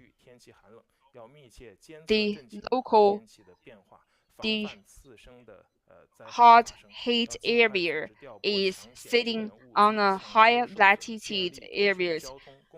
It means that we are going to work on the infrastructures, power supplies, water supplies, and guaranteeing the safe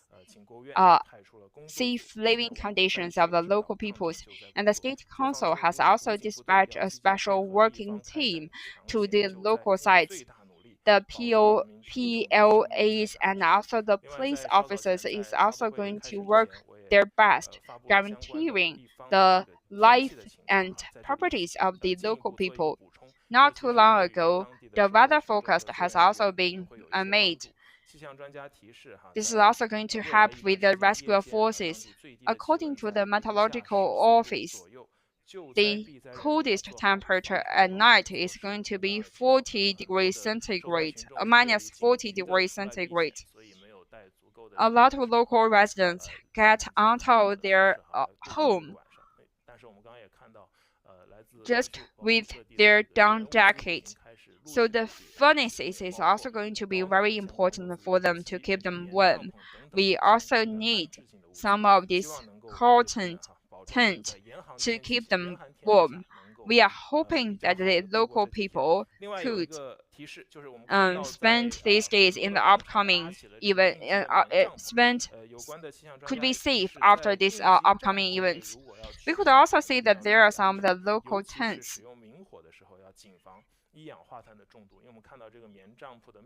And since the tent is perfectly sealed, we are also reminding the local residents to use the furnace cautiously in order to avoid any potential nitrogen oxides intakes. Now, this is the summary about the latest information.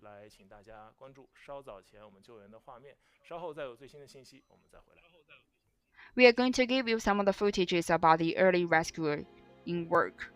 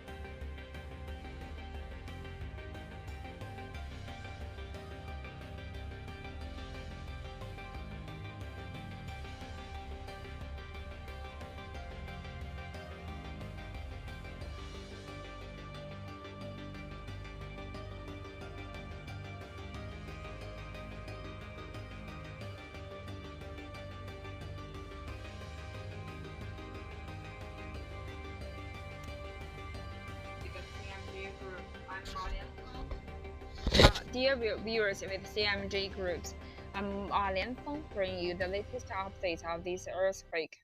We have arrived at the Jishishan 在 County, 那边经过了我们简单的采访之后呢，我们是由于调派，然后现在是来到了受灾也是比较严重的刘吉乡的一个叫洋瓦村。其实当我们车型开到这里的时候，大家也可以看到，第一就是前一阶段的寒潮以及降温造成的积雪还是没化。第二，我现在所在的这个村子，它其实是住在山坡上，所以呢，当我们的车 The village is located on the upfront of this mountain. So if our vehicles arrived in this village, the route has been broke.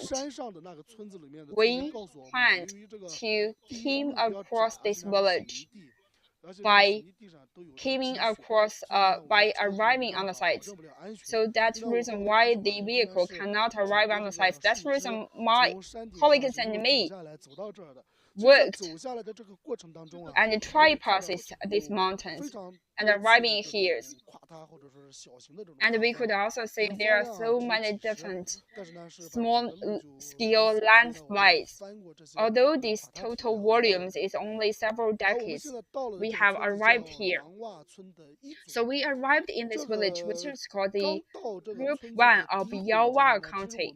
Once we arrived here, the first family and households that we encountered is that you might see there is no damage in this house, right? There's nothing wrong in the facade. And once we walked in, we are going to figure out the broken windows. There's only 3 people in this household, the grandpa and grandmas and the kid. And something quite lucky is that the 3 of them has got out of this house after the earthquake. So we are going to invite the grandpa to tour us around. So what is your name? My name is Han. I'm going to tour you around my house. So we are also seeing some of these breaking glasses occurred. Did you fall asleep during the earthquake? Yes, I fall asleep. I just feel so breathless when the earthquake occurred. And my grandson has not fallen asleep yet. That's the reason why we put out our clothes immediately. And we were quite puzzled during the sites. So the earthquake shocks like this. So the earth tumbles. I have never encountered something like this. So I would also see the whole house is shocked. It turns ups and down during the process. That's the reason why I put on my clothes and bring my grandson to the center of my house's yard.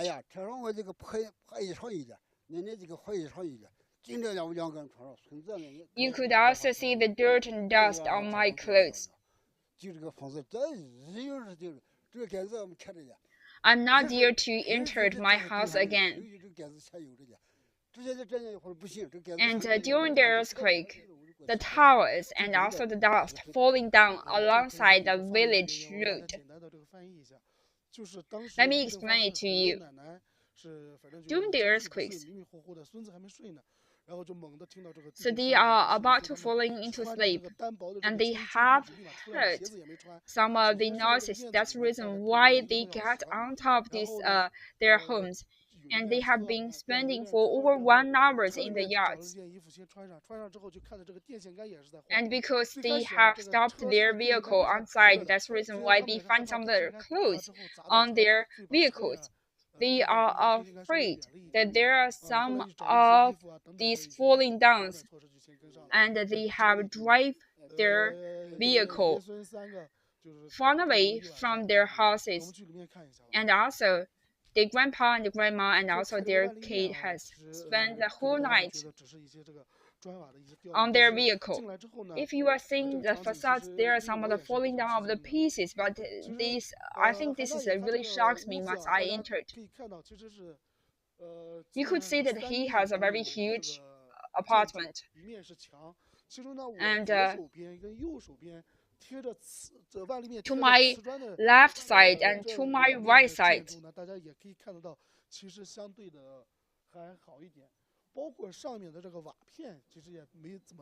we could also see the towers has not been fallen down.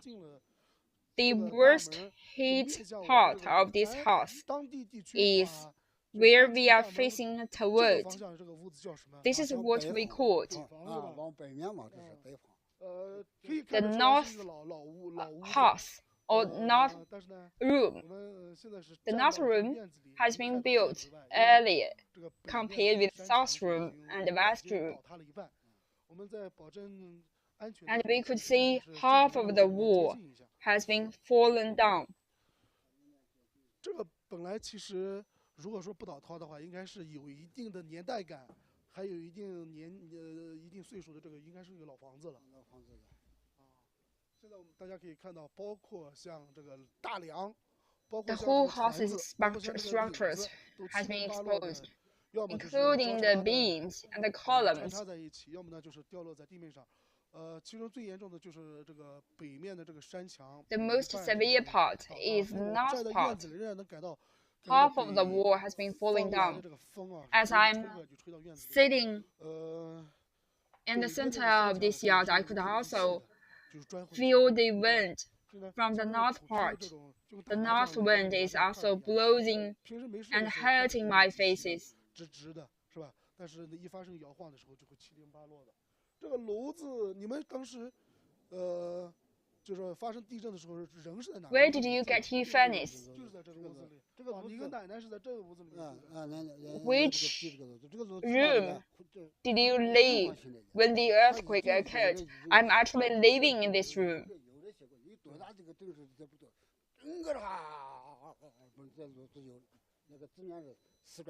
I could also feel the whole room has been tumbling down.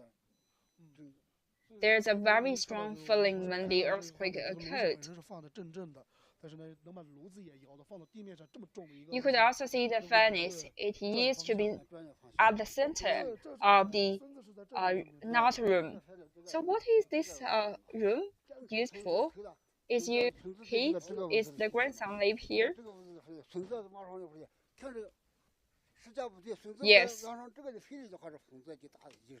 Although it is devastated now, but it used to be a very clean room. Clean and tidy. My grandson just came to me and said he wants some of the water. So that's the reason why we have get on top of these rooms.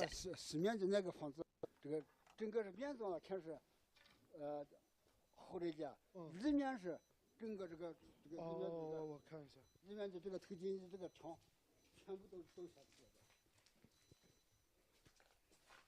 里面就这个墙，这个墙，这个踢不下去。The whole wall has been falling down. No, we are not going to enter there. 对，再不动了，以免发生这个。 No, we are not going to enter there in order to avoid. But you can also see that the walls of this apartment falling down.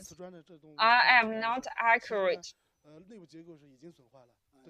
I think that all the internal structure of these houses has been devastated, and also the ceilings is also falling down.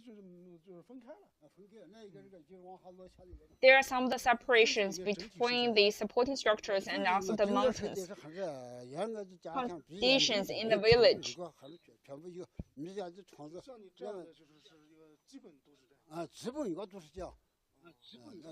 Yes, I think the villagers suffered the same condition with me. All of their houses need to be rebuilt after these times of the earthquake. 这个韩大爷还不在家里，据这个奶奶介绍啊，是韩大爷去村子里面帮忙去了，因为村子里面由于这个地震是造成有人员伤亡。现在就是全村。So when we are just arriving in the village, we have not met Mr. Han, and also his wife told us that he joined the rescue forces. After arriving in this village, we could also have some of the one piece of the information that my colleagues and Mr. Ma Lianfeng, once we have walked down from the top of the hills, the route has been suspended, and the latest information is that we can be connected with the routes. The vehicles can enter.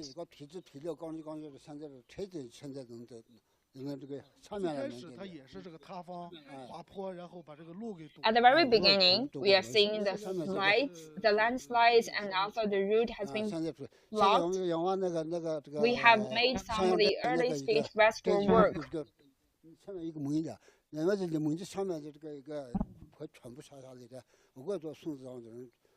The whole mountain has gone through the landslides, and the muds from the landslides covered the highways, the rescue materials, or the tents, and cannot arrive in the village. 村子里面是老年人、小孩居多呢，还是说也会有一些年轻人？ So what is the demographical conditions of this village? This village is majorly the dweller of this village is the elderly people and the kids of the majority. So once the earthquake occurred, all the people were shouting about what is happening in their homes. We are trying to make sure that our neighbors are also safe, because the majority of this village has been laid. Kids and also the elderly people dominate the village. And the young people became the migrant workers to the cities, including our family. One of the neighbors has been buried during the earthquake. We are trying to dig him out. We were trying to dig him out. 您的这个，比如说吃的东西是不是被埋了？有没有吃的？或者说是一些这个。Do you have enough food or water? Have you eaten your breakfast this morning? How did you prepare to eat your lunch? I have 2 packages of the instant noodles. I also bring my furnaces. I 毛 actually 病 have 虽然说 nothing 是 to 烧这 eat. 个木柴还是说烧炭，煤也抽人家，这个铁也抽人家，那个房子是现在没有放这个。这个是堆你们杂物的是吧？煤也被埋了。我也买过这个。I burns. 所以现在就是其 I 实 think although the 他们 course 家里每户他们 I 储备的 bought 一些 for 物资 this 是有， winter 但是 has 现在这些 also 物资 been 是被埋 covered. 住了，导致你们现在也不 Actually, 敢 in 去 each one of 去 these 取。 households, 就像您刚 they 才您那个 have 给咱展示 their 的那个房子 material 是我想 supplies, 使劲地 but 推这个门，其 they 实 are not 在 going 这里 to 也是要 grab 给 it 这个网友要 because 说 of 的是 the 这样 they 说 are 的。 afraid of the 就是我们的 aftershocks. 直播还 Here 是 we 基 are 于我们大 reminding 网 our 是 villagers, 建立的 we 一 are 个安全 reminding our 的 viewers 所以呢， that 就是我们也 we 建 should 议 be 就是 keep 我的 safe. 这个老乡们啊，就是不 The 要就 safe 是为 is 了就 going 是 to 哎 be 我 the 要 most 抢这么一个 important 贵重的一个物品，或 during 者我要去 this 买点吃 rescue 的， part. 然后 We 就在 don't 家 need 里 to 面 grab some of the 去 foods 吃， or 首先 grab 回去 some 就 of this 不是特别的明智。再一个回去之 charcoals 后 when we are coming 更 back. 不能就是一拖 Coming 一 back 拽 to 的 the 这种，会 apartment, 造成 coming 这个 back 二 to 次 your 的 home is 这 not 个 going to be very 安排。 wisely during these 我 conditions. 看一下， You should 这屋子其 avoid 实还 the 是挺热的，这 secondary 肯定两方 collapse. 方面面就是爷孙3个 The 人， furnace 今 is 天 also 中午的这 burning 个 very 午餐，我们 quite. 当然也是，待会儿呢就是要深入到这个村子里面看一下，就是We 会 are 不会 going 里 to 面 go 外界的一 inside 些其他 to 的一 the 些物资 village 也会 to 陆 check 续运到 out 村子里 what 面 is 去，让 going 大 to 家有一个 happen 普及。当然呢，我 in 们 the 现在看 village. 到的是韩大爷，就是我们刚到了村口的第一户人家，我们呢现在也是在往里面走一 So 走， Mr. 看一 Han 下像 is 韩 the 大爷 first 家这样的情 household 况， we are 到底是 arriving 普 on the 遍现象呢， village. 还是例外 Let 的一个 us 现 go 象？ in deep 这个墙 into 有没 this 有歪呀？ village to check out 有 whether 歪，这 any 是正墙 other 是好着的啊。 are these wall is this wall total 你 toted? 看像那个都是 No, 小 it's 树， not. 你看那 It's 个 you need to be 对，都已 careful. 经断了都。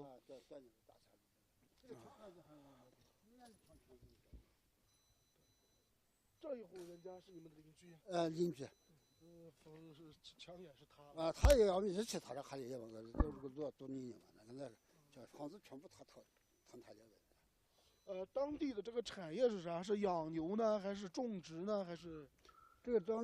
So what is the local industry? What is the supporting industry locally? The polar industries. I think the animal husbandry industry is the supporting and pillar industries. Did you keep any animals with you? 随便你是跑运输的，跑个那个背个小毯子嘛。I'm actually a truck driver. I didn't keep any animals, but my neighbors, they all kept a lot of cows and sheep with them. 好的，商量，我现在就在国家应急指挥总部。从我们最新了解到的情况，国家防灾、减灾、救灾委员会。商量 I'm actually at the centers of the Ministry of Emergency Rescue. And currently, we have upgraded the earthquake into the level 2 emergency works. We are going to give the floor to the DDG of to give us some of the briefings toward the emergency rescue works. According to the latest information, the Ministry of the Emergency Rescue is going to upgrade this time's earthquake into a level 2 emergency. We have dispatched the professional working team on the site. After the breaking out of this event, we are going to have a very close eye toward this event and trying to arrange all the working forces, figuring out the affected population. We believe the earthquake is also occurred in a higher latitude. In the middle of the winter, the local people have a huge damage towards a huge demand toward these warm keeping clothes. That's the reason why we have allocated 111,000 tons of these warm keeping clothes, and the first branches of this material has been arriving on the site at 11 a.m. this morning. Later on, we are going to arrange some of these secondary and thirdary branches of these rescue materials. At the same time, the Ministry of Finance and also the Ministry of Rural Urban Development, Housing and Rural Urban Development is also going to arrive to arrange some of the afterward materials. Instant noodles, furnaces, and also the cotton tent is also going to be dispatched on the site. So, Shangliang, that is what we are getting from the rescuing centers. For the late-up effort, we are going to update the information. Thank you so much, Song Jing, for bringing us the information. After the outbreak of this earthquake, the Ministry of Transportation has also working on the emergency rescue works. So what is going to be the local conditions? So now we are going to have a closer contact with Mr. Tang Ying. Tang Ying, could you bring us some of the information? So at 7 a.m. this morning, the Ministry of Transportation has launched a Level 2 emergency rescuing work. And we are also trying to figure out what is happening in the urban centers. This is the network distribution centers. The red one is the epicenters. Alongside the epicenters, the highways is still running normal, while the mainstreams of the highways is also functioned quite well, but a lot of major arteries has been affected. The Yellow River Bridge on the Jishishan has seen some of the cracks occurred on the surface of the bridge. We are not going to allow any vehicles to pass these sites. These are some of the footage that we have taken on the sites. There are so many falling stones on the highways, and for the highways, the major impact comes with the falling stones. We are also trying to clean up the falling stones, and we are also seeing the 4 different pictures.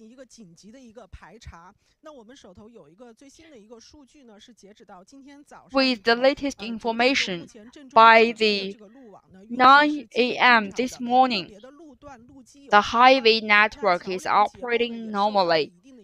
There are some of these collapse in certain sections of the routes. We could also see the highway workers is also trying to making some the remedies of the highways. Currently, it's not affecting the transportations. For the Gansu provinces, the local highway bureaus has been inspected 19 different highways and 109 different tunnels, as well as 20 different bridges. For the Qinghai provinces, there are also some of the crackings on the highways. Let's take a look at some of the real-time footage. The full footage, which is on our camera, is the 1819 Gansu Ningxia footage. And we are actually starting some of the safety inspections. So with the latest information from the Ministry of Transportation, this time's earthquake has created some of this damage to over 24 different roads. By 10 a.m. this morning, these roads started their works. One thing we need to remind our viewers is that the Ministry of Transportation has arranged some of the emergency rescue teams, and for the emergency rescue centers, we are arriving and arranging some of these adjustments. Currently, the transportation centers of the Gansu province has sent some of the special forces monitoring the aftershocks. At the same time, for all the highways in the Gansu provinces, it has opened up emergency channels all the vehicles arriving at the epicenters is going to operate free of charge. This is the information we get. So this is what we get with the information from the Ministry of Transportation. By the end of this morning, affected by the earthquakes, the railways has been postponed. 28 railways has been postponed, and 21 bullet trains has also been postponed. The lines including the Bolan and also has resumed its normal operation after this earthquake. The local electrical powers has resumed its operations. The state grid has started their emergency operations at the first time. There are 15 different electrical generation equipment has been started, and we are going to be connected with the local engineers. I am at the power exchange stations of the Jishishan County. Currently, there are 2 lines being suspended and 12 lines has been broken. We have organized 8 special forces. So far, 12 different lines has been dispatched. And we are also trying to work on this emergency route. So far, we are speeding up our processes. Currently, 88.3% of this electrical supply has resumed its normal operations. Since the outbreak of this earthquake, the National Health Commission has dispatched the special forces. The National Health Commission has organized a special medical team, including the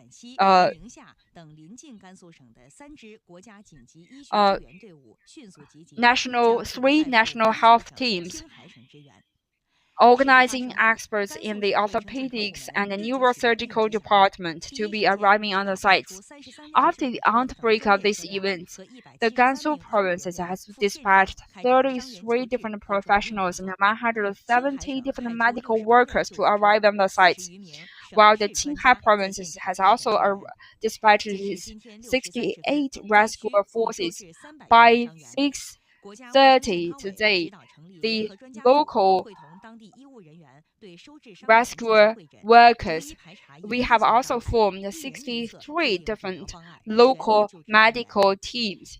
Each one of these people is going to get a special treated according to the demand. National Health Commission is going to dispatch is also preparing other different forces in after the occurring of this earthquake. The Red Cross China has started their rescue work, dispatching 11 teams for the frontline rescue workers. And for the first benches, they have spent and dispatched 5 different rescue teams and 110 different cotton tents. And for the Gansu provincial level Red Cross commissions, they are also dispatching certain medical materials. The first branches of the medical materials has arrived on the site. After the outbreak of this earthquake, according to the military centers, the western part of the Chinese military, western regions of the Chinese military has also dispatched the centers to organize these events. So far, the air forces of the number 76 is arriving on the site to clean up the route and also rescue the locals. With the local informations, the Xining Bianqing information as well as the military forces is also doing the supporting works, and all of them has stolen into the rescuing 甘 forces. 肃临夏积石山县发生6.2级地震，在积石山县大河家 A 镇 magnitude 村子 6.2 earthquake in the Jishishan County of Ningxia province is occurred, and all of these houses is not suited for dwelling. So how will these local citizens accommodate themselves tonight? We are going to be connected with Mr. Chu Lianjian. I am at the Dahe village of the Dahejia County. I am actually at one of the epicenters. Let's take a look from another part of the cameras. There is a huge cracks in this apartment. The whole walls collapsed, and some of the local people cannot return back home. They have to set up some of the fires in these open spaces. With the arriving of these rescue materials early this morning, all the tent has been set up.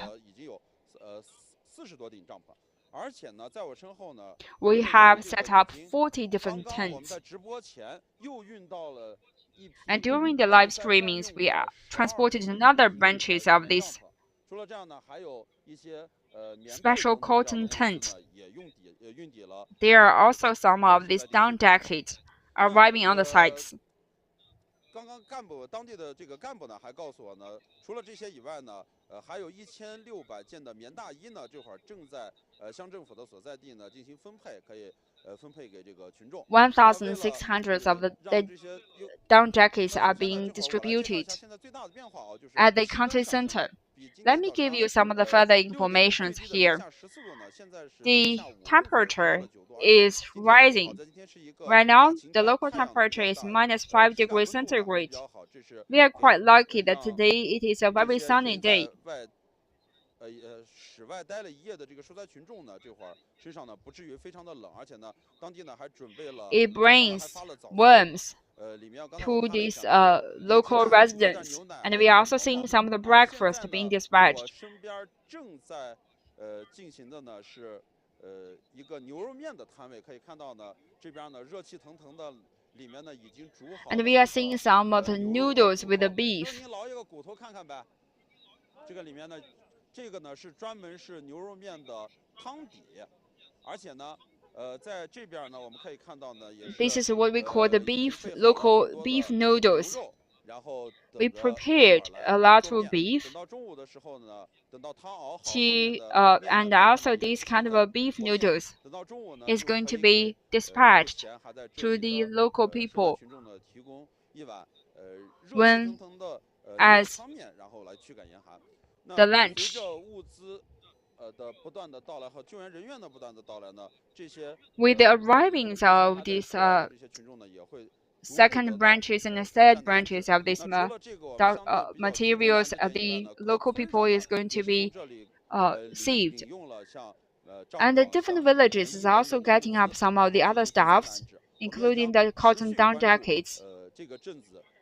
We are going to keep a close eye on what is happening in this town and in this village. Back to you.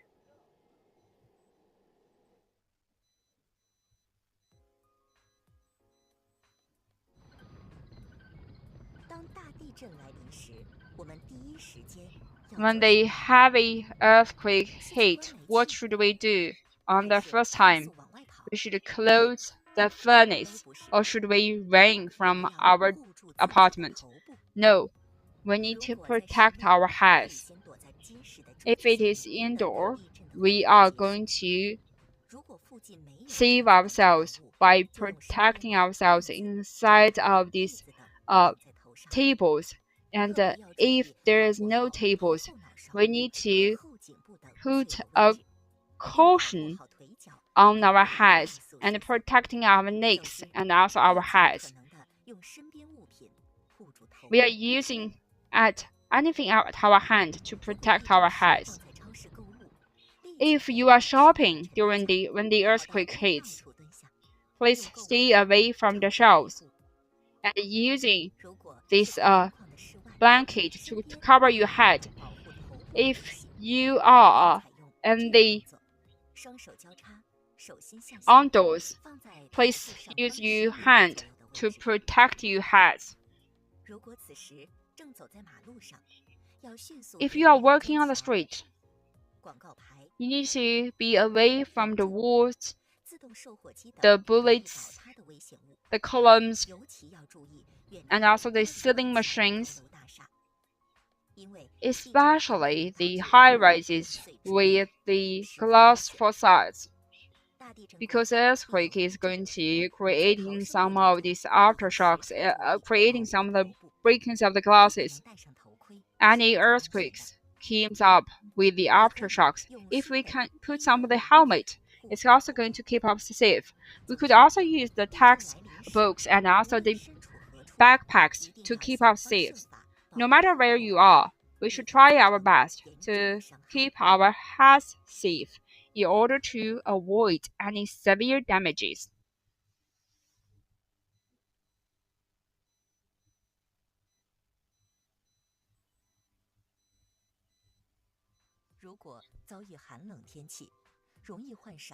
If there are some of these severe cold weathers, it's possible for us to suffer from the hypothermias. A simple learning with so it's better for us to find some of this sleep bag or air pack. We are not going to be lying directly on the floors.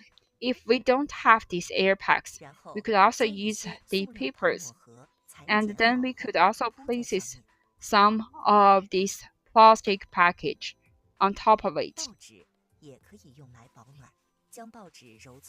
The newspaper could also be as one of the keepers, and we should roll the packages, and there is also going to be a small layers of these ears. And if we are seeing that there are any cold feelings in these areas, we could use the two rolls of the newspapers to keep ourselves safe. The plastic bag could also keep the ears to keep inside. At the same time, we could also use the plastic bags to keep ourselves safe. We should also put the rolling newspapers and also put in the plastics, and then we should also put our bags in. And if we put it for too long, there is also going to be too much moisture. So the reason for us to for the adaptations of this plastic bag is not going to be too long. If we are feeling that we are cold at our toes, we should also use and while we are trying to make some explorations outdoors. So like this, we should wrap it up and avoid any potential losses of the heat. Without any adequate supporting structures, we should also find what is our hand to keep ourselves warm and safe.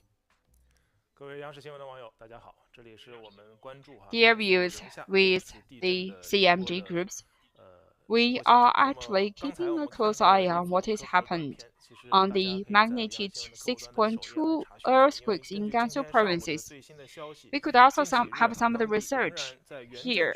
According to the latest information this morning, there is also going to be some of the aftershocks at a magnitude 5.0.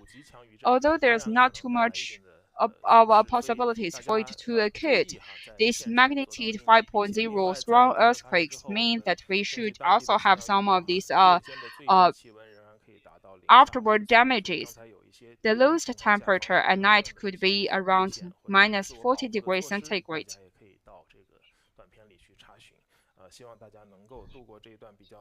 We are hoping that everybody could be safe.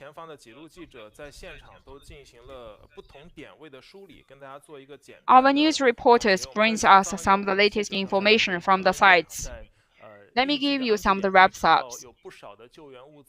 In the early settlement, we could also see the rescue materials arriving on the sites. We also have boiling some of these instant noodles. And we are also seeing that some of these local residents sitting on the tents. The scope of our cameras means that everybody has been put on their clothes on. But the local lower temperature, especially during the night, when the local people got out of their apartment, they did not have enough clothes to put on. This is also one of the major questions and issues. We have introduced us some of these things in the mornings. They are lacking the down jacket and also the cotton jacket. At the same time, Mr. Chai Shiwen is in the Yangma of the Newji counties. They have to work on their feet to enter the village to get the frontline information being broken because of the accumulating snows or the frozenings. Another part is because of the slidings of the mountains.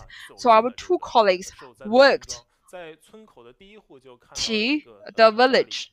And on the first households that they have arrived, they are seeing a very devastated apartment.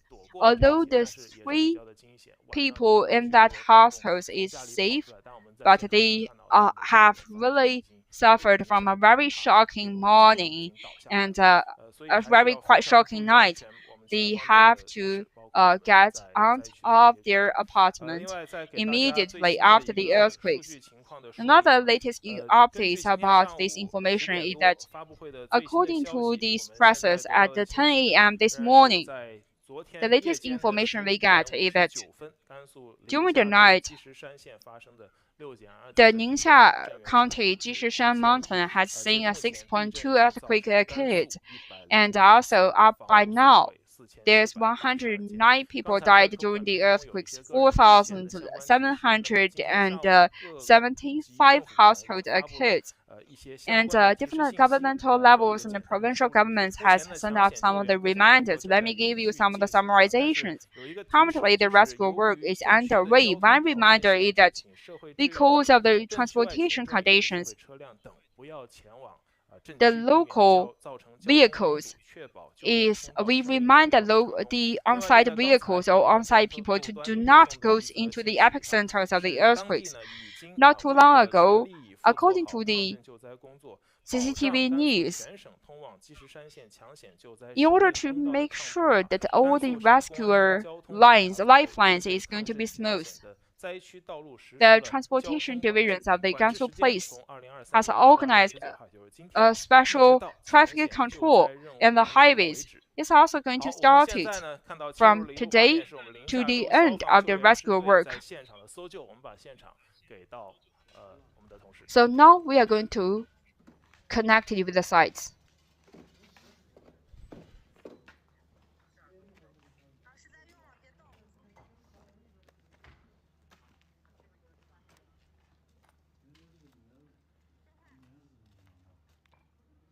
央视新闻的网友，大家好，这里是甘肃省临夏回族自治州积石山县大河家镇大河家村。With CMG groups.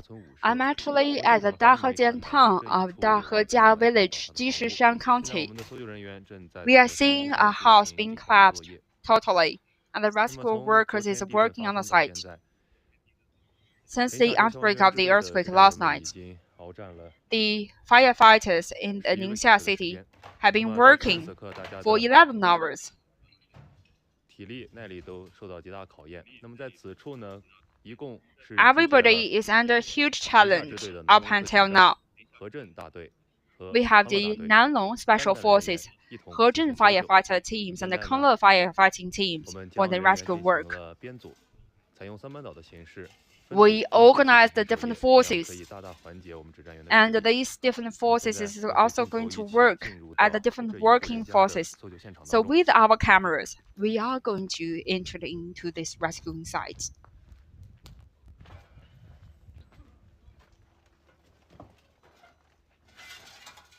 从这个大体的走势可以看出啊，这是一栋已经完全倒塌的。 Generally speaking, this is a house been totally collapsed. 这个倒塌房屋 So 的 we 屋 are 顶的正 sitting 上方。 at the 再利 rooftop 用 of this 所携带的 house, 救援工具 and we are 进行 using 破拆， the 来探 rescuing 寻我们 work 的废墟下面 to 是否有被埋压的地方。 remove anything on the rooftop and trying to figure out are there any lives under this collapse.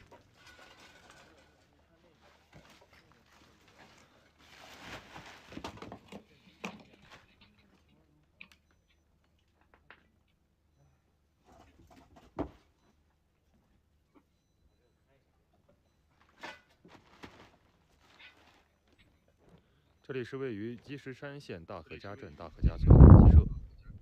This is the Dahejia County, Dahejia town at Jishishan County.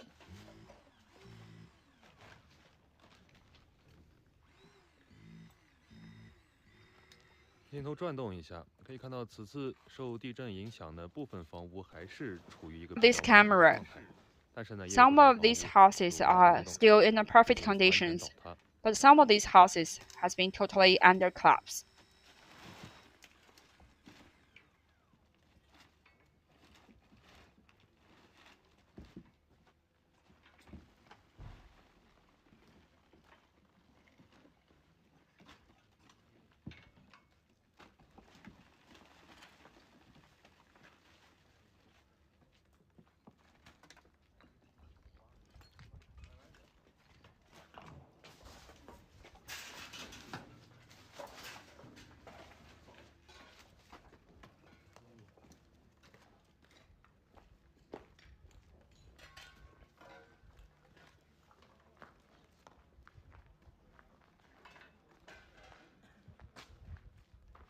在这边的屋顶上方也有我们的消防救援人员在时刻警戒的周边情况，一旦有发生 Top, the firefighters is keep a close eye on what is happening on the surrounding environment.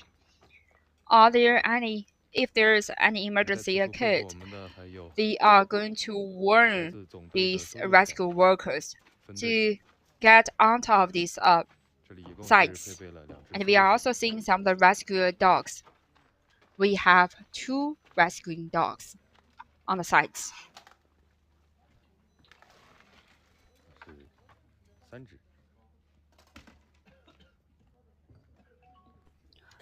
The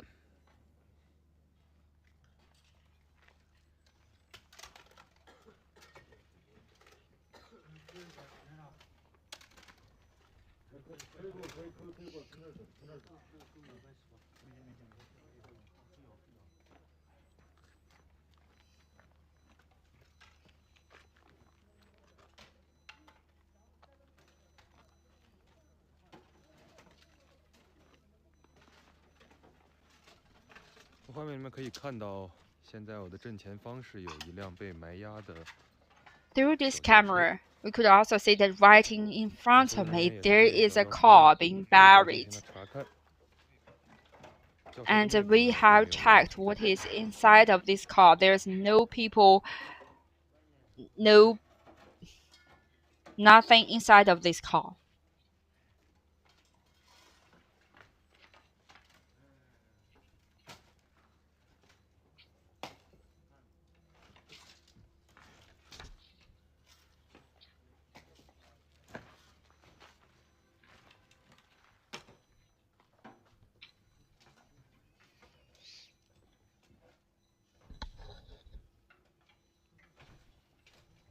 央视新闻的网友，大家好，这里是位于甘肃省临夏回族自治 Dear 州 viewers with 积石山县 CMG 大河家镇大河家 Group, 村 I 这 am 里是 here at 地震 Dahejia 的救援现场。 village of 现 Dahejia 在正在 town, 实施救 Jishishan 援的 County of 是由 Linxia 甘肃省消防 Autonomous 救援 Region. 总队临夏支队、南龙特勤站 We are 和 seeing 镇 the 党委 Linxia 南龙大 rescue 队 team, 组成的联合搜救 special 组。 forces of the Hezhen Nanlongguan 搜救组 for 采 the 取三 rescue 端导 joint 形式 rescue work. 分批次、 They are 分批 working 段 on 地 3 展 shifts 开搜救。 to conduct the 现在 rescue 呢，主要 work. 是针对此处的倒塌建筑进行搜寻。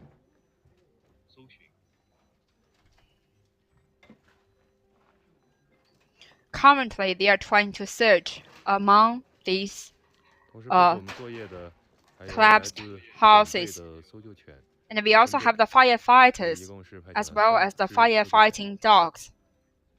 3 of the professional rescuing dogs is also working on the sites.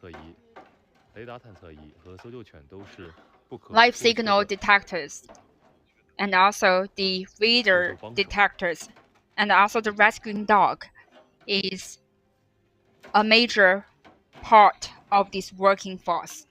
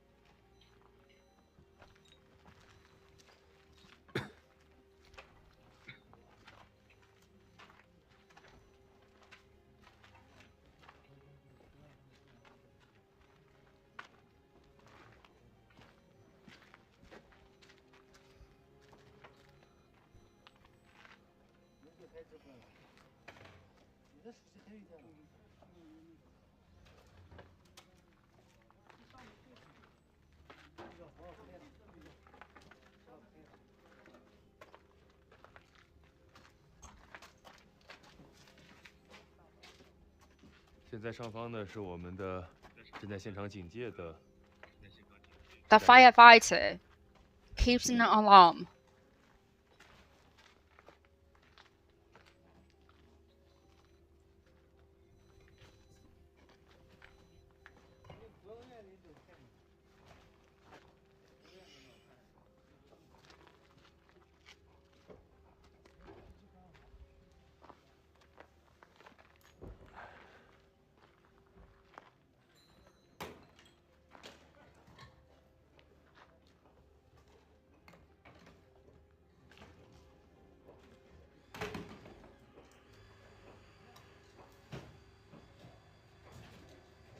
我是甘肃省消防救援总队临夏支队宣传中心刘进博。现在我们位于积石山地震救援的现场。I am Liu Jinbo at the rescue site of the Jishishan earthquake. The rescue forces is trying to remove all the split parts of one site and trying to figure out are there any surviving? Are there any people survived from this earthquake? This kind of a collapsed building means its architectural structures is not very stable. And there is also going to be some of these afterward events and creating further damages. During the implementations, during the rescue and relief effort, these rescue workers need to keep a close eyes on each one of the conditions, and they are going to clean the site bit by bit. And then we are going to have a very clear judgment toward whether there are any other any other people needs to be rescued on the sites. 这边可以看到我们的另一只搜救犬。我们搜救犬在参与这类救援活动的过程中，会穿上为它们所特制的鞋子，因为在地震救援的现场。This rescue dog needs to be put on the special protection equipment. 只使用自己的脚掌来进行搜救作业的话，可能会因为现场环境恶劣而导致刺伤，所以我们给它穿上了特制的鞋子。那么搜救犬的搜救呢，主要是依靠犬类。The rescue dog has been relying on their special smelling functions. Through these special smelling functions, they are going to detect any other.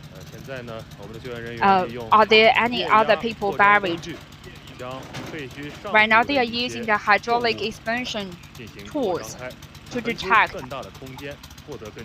some of these to remove some of these heavy structures.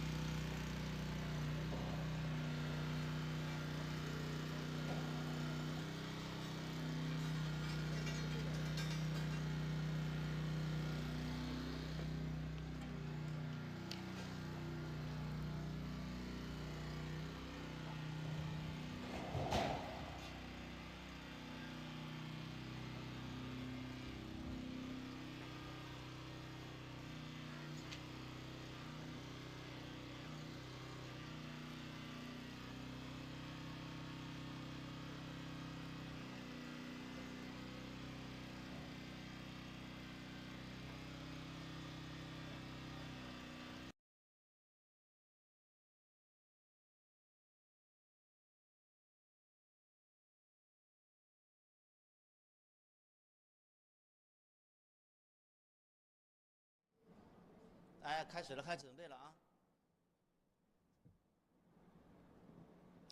我现在是在中国地震台网中心。那么在昨天晚上的 I am at the Chinese earthquake centers at 23:59 p.m. last night at the Gansu County. And there is a magnitude 6.2 earthquake occurred.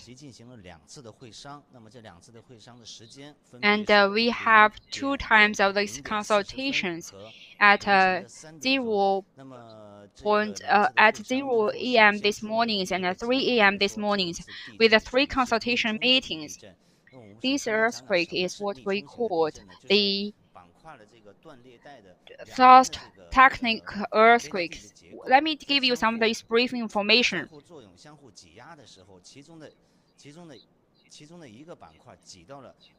With the 2 plates cracking with each other, actually the technical plates is joining and entering into some of these boundary points, and the earthquake occurred.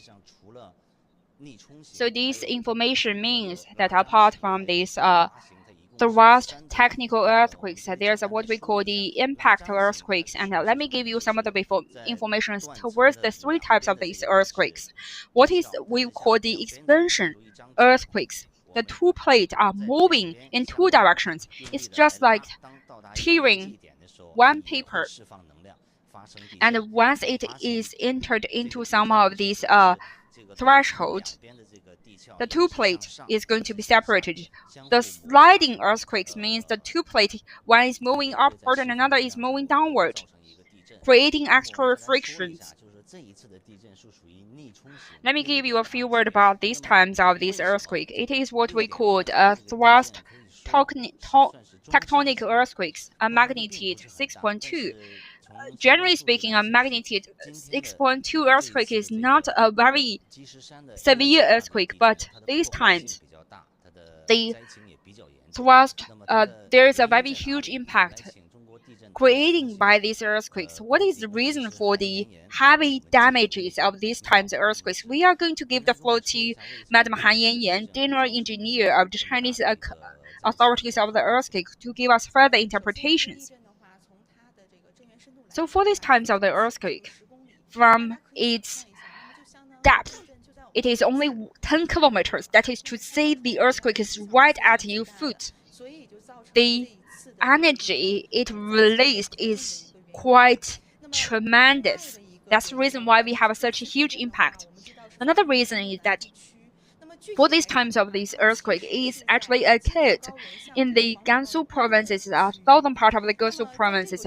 It is in an area where the total terrain has gradually rises from the Qinghai Plateau to the Tibetan Plateau, and the local earth is what we call the yellow soils. The yellow soil is quite scattered and it's not very supportive structures. The biggest local forces we could record is 9.4 magnitude. For a magnitude with 8,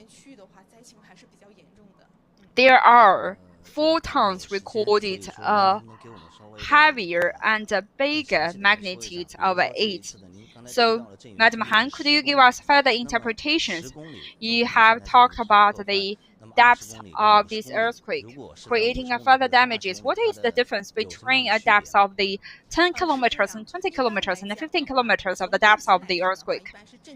Generally speaking, in terms of this magnitude, the bigger the magnitude is, the severe the damage it creates. But the situation is also in line with the depth of this earthquake. The shallower the earthquake it is, the severe the damage it causes. Right now, the earthquake is quite severe, but if it's 20 kilometers depth or the 30 kilometers of depth with the waves rising upward, since the wave has been absorbed by the agent, the wave is also going to be weakened So once the wave is arriving on the surface, the damage it created is also going to be smaller. That's the reason why for these times with only 10 kilometers, there's going to be a severe damage. I never seen some of these earthquake depths smaller than 10 kilometers. Yes, there are some of the shallow earthquakes.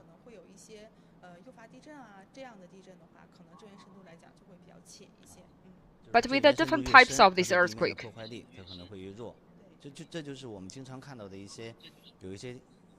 This is what we have seen.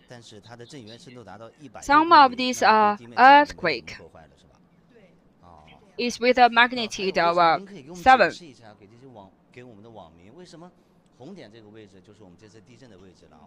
Not going to be a huge damage since it sits 100 kilometers depth. So could you tell us more about this red point? It locates in the southeast part of this Sichuan plateau. It is one of the most activated plateaus. To the south, it's also going to reach the province. To the north, it is going to reach the Gansu provinces. The whole earthquake plateau connects the north part of China to the south part of China. To the maximum sizes, it is one of the major composing component of the Xinjiang plateau, the Qinghai Xizang plateau, with the raising and sliding and the thrust between the two plates.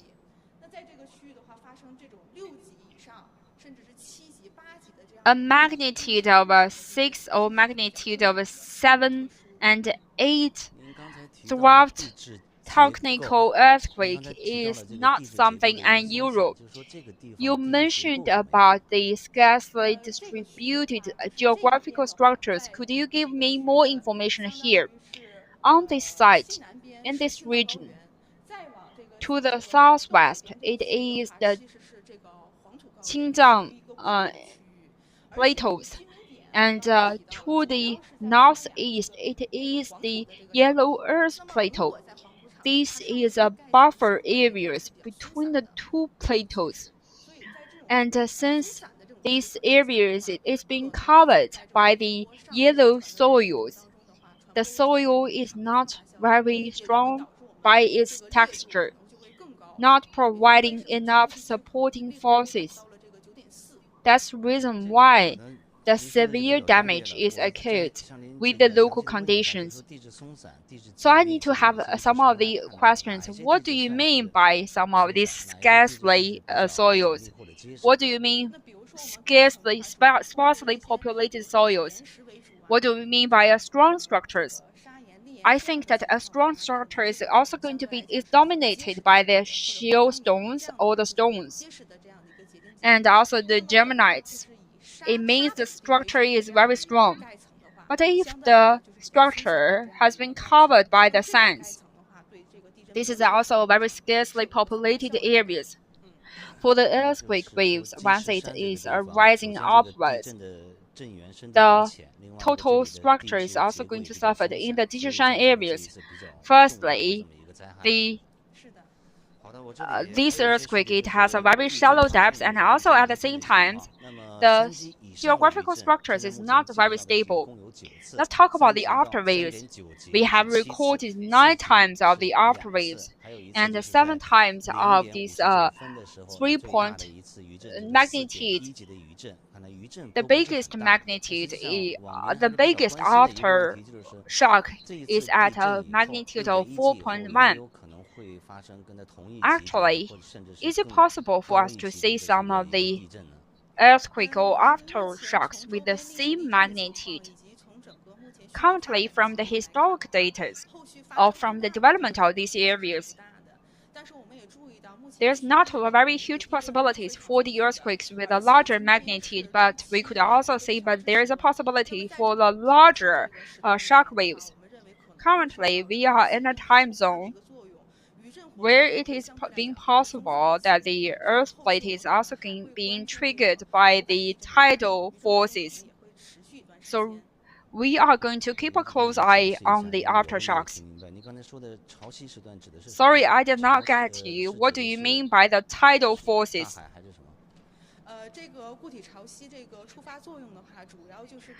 The solid tidal forces has been triggered by the relevant positions between the Earth and the Moon. There is a psychological stress force between the Earth and the Moon.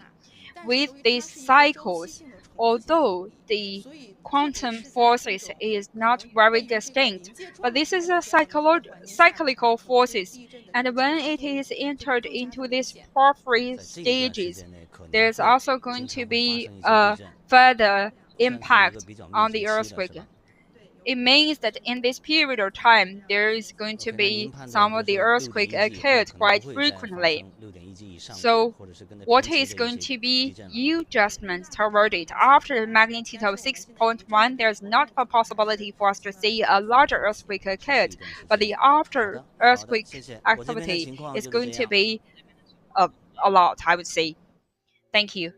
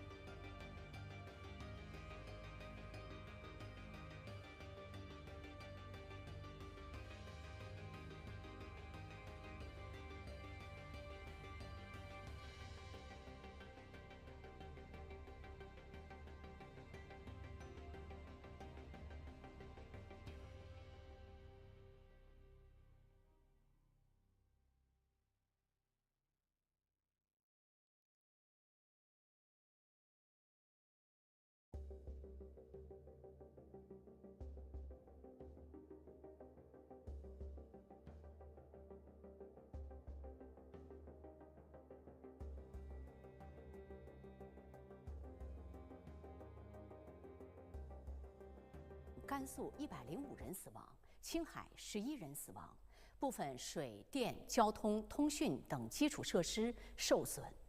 地震发生后，中共中央总书记、国家主席、中央军委主席习近平高度重视，并作出重要指示。甘肃临夏州积石山县6.2级地震造成重大人员伤亡，要全力开展搜救，及时救治受伤人员，最大限度减少人员伤亡。灾区地处高海拔区域，天气寒冷，要密切监测震情和天气变化，防范发生次生灾害。要尽快组织调拨抢险救援物资，抢修受损。President Xi Jinping has urged all armed search and rescue efforts and proper arrangement for affected people to ensure the safety of people's lives, and properly after the 6.2 magnitude earthquake jolted the Jishishan County in the northwest China's Gansu provinces at midnight Monday. So far, the earthquake has caused more than 116 deaths in Gansu provinces and 11 deaths in Jiangsu provinces, and damaged some of the infrastructure such as water, electricity, transportation, and communication. Xi, also General Secretary of the Communist Party of Chinese Central Committee and Chairman of the Central Military Commission, asked local authorities to rescue and treat the injured people in a timely manner to minimize the casualties, and closely monitor the earthquake situations and weather changes to prevent the secondary disasters. He also urged the allocations of the relief supply to the affected regions as soon as possible, repair of damaged infrastructure such as electricity, communication, transportation, and heating, and proper accommodations of affected people to ensure their basic living needs. The State Council is also requested to send a working group to the disaster-stricken areas to guide the earthquake relief work. The Chinese People's Liberation Army and the Chinese Armed Police forces should also actively cooperate with local governments to carry on emergency rescue and disaster relief, and do their utmost to ensure the safety of people's lives and property. Premier Li Qiang also made instructions urging all armed efforts to rescue the trapped and treat the injured in order to minimize the casualties. The State Council has sent a working group to the striking regions to help guide relief work. Gansu and Qinghai provinces has also organized relief support with the immediate allocations of the relief supplies, such as camps and folding beds, to the affected areas. The earthquake has caused 116 deaths in Gansu and Qinghai provinces. National Health Commission has organized a special medical working forces to arrive on the sites, and organizing the Sichuan, Shanxi, and Ningxia national emergency medical rescue work to the sites. According to the information of the state grids, 88.36% of the users has resumed their electricity supply in the Jishishan County. Up by now, 2 lines have resumed their operations, and also the 12 major arteries of the electricity is still under the emergency effort. Apart from this, Ministry of Housing and Rural Urban Development has launched a secondary level response to the emergency effort of the earthquake. And the Chinese Meteorological Office has initiated a level 2 response to it. By today, the Jishishan earthquake regions is also going to see a very sunny weather. By tonight, the total temperature of the local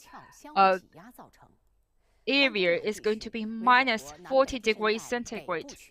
These earthquakes belong to a type of the earthquake called the thrust tectonic earthquake. There are 9 times of the magnitude 3 aftershocks, and the biggest magnitude of aftershocks is 4.1 magnitude. There is not a possibility for the severe magnitude earthquakes. Historically speaking, these areas belong to the moderately impacted earthquake regions. After the outbreak of this earthquake, the People's Liberation Army has sent special forces to the sites. Up by now, they are entered into the earthquake-stricken areas.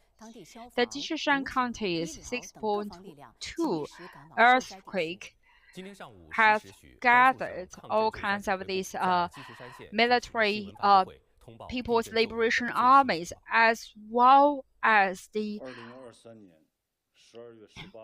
armed forces here.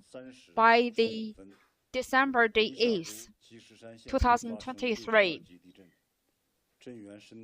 there is a magnitude of 6.2 earthquake occurred in the Jishishan County of Ningxia, and the epicenter is at the Liugou village, 6.2 kilometers with the center of the Jishishan counties, 112 kilometers away from the Lanzhou city. Lanzhou, Qingyang, Pingyang, Tianshui, Longnan, Dingxi, Wuwei, among other different regions, has a severe earthquake impact. By 7 a.m. of December the 19th, the earthquake has caused 105 deaths and 180 damages and devastating 1,472 houses. By now, we have arranged 1,500 firefighters, 1,000 PLA army forces, and this earthquake was occurred on the northeast part of the Qinjiang Plateau, and the initiated place is on the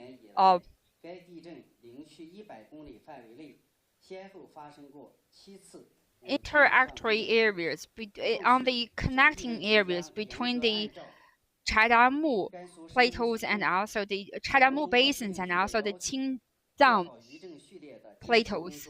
According to the arrangement of the Chinese authorities of the earthquakes, we are going to set up all kinds of the mobile monitoring events for the further researches in this field and also the magnitude evaluations. Currently, all kinds of the emergency rescue effort is underway. The first bunches of these rescue materials has been arriving on the towns to provide some of these temporary rescue works. On the Jishishan counties and on the Dahejia towns, the first bunches of the entities are arriving on the sites. In the future, we are going to set up some of the temporary rescuing sites. For those of the people who have nowhere to go, we are going to give some of the temporary support. Let's have a check about this tent. It is what we call a thickened or cold thickened tent with the cotton covers.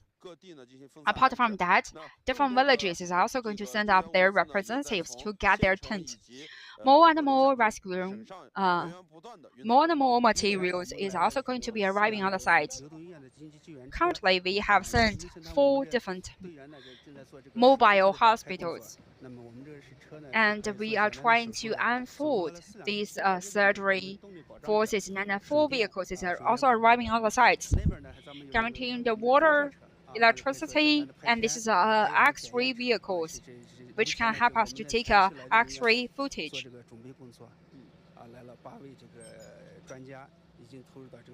And we have dispatched 8 experts. So, according to the latest information from the Ministry of Rescue, Relief Work and MOFCOM, and they are going to dispatch 200 million RMB as a rescue relief fund. After the outbreak of this earthquake, the ministries of the firefighting authorities has also dispatched the special forces.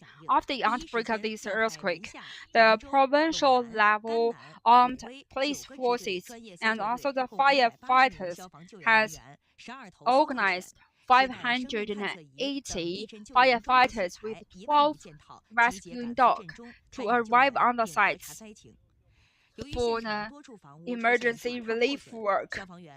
A lot of houses has been devastated. At 2 a.m. In this morning, there are some of the slides. So with these landslides occurred, we find one woman has been collapsed under these areas.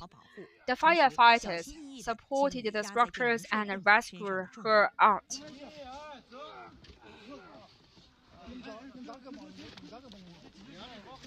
消防员轻轻地挪动被困女子的身体，很快将她救出，送医治疗。消防救援队伍在镇中持续进行人员搜救和灾情。So in the epicenter, the firefighters are making all-out effort.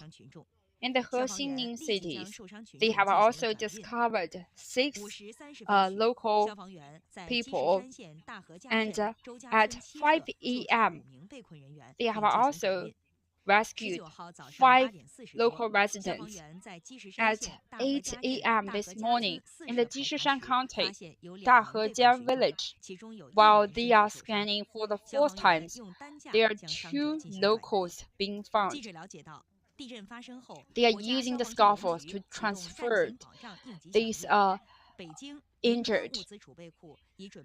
Beijing Inchuan Material Authorities has prepared 400 different scaffolds and also 15 life signal detectors. The single tent has also been arrived on the site, and they have also prepared 1,000 leather down jackets to arrange it on the sites. Special forces has also been dispatched. After the occurring of this earthquake, the National Bureaus of the National Firefighting Bureaus has also been dispatching 2 special forces. By the 5 a.m. this morning, 1,168 rescue workers and 15 different vehicles has arrived on the site and start their relief work. Up until now, they have gone through 5 different towns and also 504 different villages. The rescue work is underway.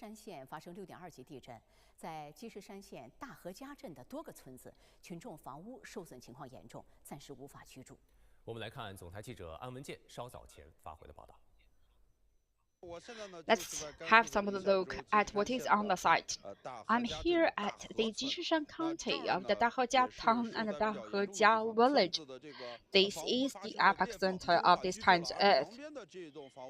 There are some of the huge cracks on the houses and the total wall being collapsed down. A lot of local residents did not take any single sleep last night. They did not return their homes last night. They have to set up some of the fires on the sites to spend their first night. Up until this morning, with the arrivals of the several different branches of these materials, all of these tents was being put up one after another. During the live streaming, we are seeing another branches of these materials. This is what we call the 12 square meters cotton tent arriving on the site. Apart from this, 1,600 cotton down jacket is arriving and distributing in the local town governments. One good news is that the temperature is rising, and the locals have had their breakfast: 1 egg, 1 bread, and also 1 package of the milk.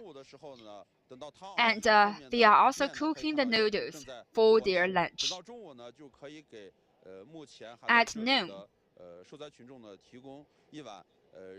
the locals is also going to enjoy a bowl of steamed noodles.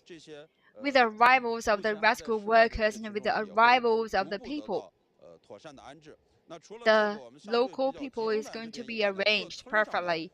Apart from the concentrated areas, For the different villages, they have also grabbed some of the tents and also the cotton jackets and distributed it. We are going to keep a close eye on what is happening on the site. Currently, it is arriving at a level 2 emergency events. And we are also going to see some of the footages from the Ministry of the Emergency Rescue Work. According to the arrangement of the CPC Central Committee and the State Council, we have dispatched a special working group to arrive on the sites after the outbreak of the earthquake. We have also trying to get a figure about the death numbers and also the injured numbers and transfer the local people and the earthquake-stricken area is sitting on an area with a higher latitude. We have a huge demand in these areas. We are trying to connect with these peoples, and we have dispatched 3 branches of these areas, and we have also sent 1,100 of the central government's special forces, including the down jackets, the blankets, as well as the tents. The first branches of this material, all the rescue staff has arrived at the epicenter at 7 a.m. this morning, and with the actual demand, we are going to give them more support. At the same time, MOFCON and the Ministry of Emergency Rescue is going to dispatch some of the funds for the relief work. At the same time, different governmental levels and also the provincial levels is also arranging a series of the instant noodles and bottled waters to give a full arrangement. After the outbreak of these earthquakes, Ministry of Transportation has made an all-out effort. So what is going to be the transportation situation, locally speaking? Let's take a look from the Ministry of Transportation. Ministry of Transportation has initiated a level 2 emergency response. And they have actually goes through any single routes alongside the epicenter. Let's look at the road distributions in these areas. The red one is actually the epicenters. Alongside it, we could see that all the high roads is in a perfect function. The majority of the major streams is also working perfectly, but some of these areas is being severely affected. In the Yellow River village, there are some of the crackings, and it's not allowing for the vehicles to passing by. Heavy steel vehicles is not being possible, and in the Qinghai provinces, there are some of the routes as a provincial routes, and because of the falling stones, we have also grabbed some of the figures on the sites. These are some of this footage that we have taken, and through this footage, we could also see that on the roads there are so many falling stones blocking the road connections. The majority of this damage is also coming from these falling down of these stones, and we are trying to clear the falling stones. And apart from this, we are also seeing 4 footages. Last night, the road network it went through an emergency experience. The latest date is that up this morning at 9 a.m. the road network is operating very normally, and with the latest information from the Ministry of Transportation, these times of this earthquake created damage to the rural level highways to different extents. But by 9 a.m. this morning, all the routes has been reconnected. Something we also need to remind is that the Ministry of Transportation has organized special events, and for the emergency rescuing works and also the high bridges, we are also trying to organizing certain supporting forces. Currently, the Department of Transportation in the Gansu province has organized a special working group to monitor the aftershocks. And for the Ministry of Transportation, we have also opened up the emergency transportation works. All the heavy networks all the vehicles are free of charge when they are trying to all the vehicles are free of charge on the highways. In order to make the arteries between the epicenter safe and sound, we have got some of these transportations. There are some of the road controlling and prevention works in the national center in the G1018, and these road controls also covers the provincial level 110 highways. And the above mentioned roads is going to be closed. All of these people arriving on the sites needs to be all of these vehicles arriving on the roads, it needs to be under the control of the special working forces. There are 28 different railway lines postponed at the Lanzhou stations and 21 railway lines postponed. After the whole exclusions of this, after total screenings of this event, we figured that there is no damage to the railway sections. So how will we reallocate the locals? We are going to be connected with Mr. An Wenjian. Mr. An Wenjian, our reporters on the site. Wenjian, could you bring us some of the latest information? I am at the Jishishan town of the Jishishan village. A lot of villages are at the epicenter of this earthquake. They are the hottest hit regions. On their walls, there's a very huge cracks. And the walls was totally collapsed during the earthquakes. There's no possibilities for the locals to live there. The reallocations of the locals is our first and foremost works. These tents were being put up in the early morning.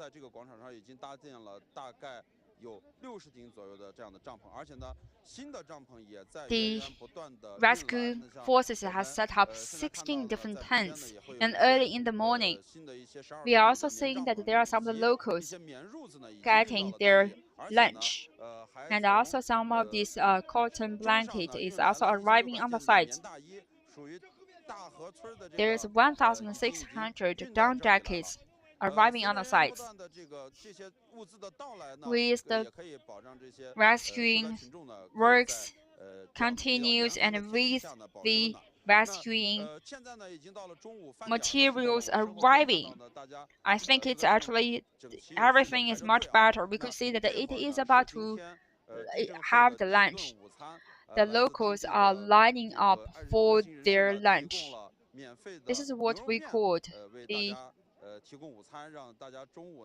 beef noodles, providing the beef noodles for each one of the residents. Apart from where we are right now, all the other different villages have also got their cotton tents and reset the local villagers. We are going to keep an eye about these times of earthquakes. Back to you.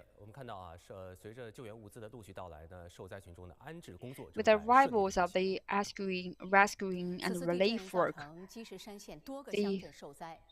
with the arrivals of these down jackets and also rescuing materials, the relief work is underway. So let's be connected with our colleagues of the Chai Shiwen, who is at a village nearby the epicenter. Shiwen, are you with us? 好的，主持人，我现在就是在积石山县 I am at the Jishishan County village. This is a very typical local residential yard. This is their north room. The north room is where the local people rest and sleeps during the night. We could see that the house was totally damaged. The beam is also falling down, and also the column is also falling down.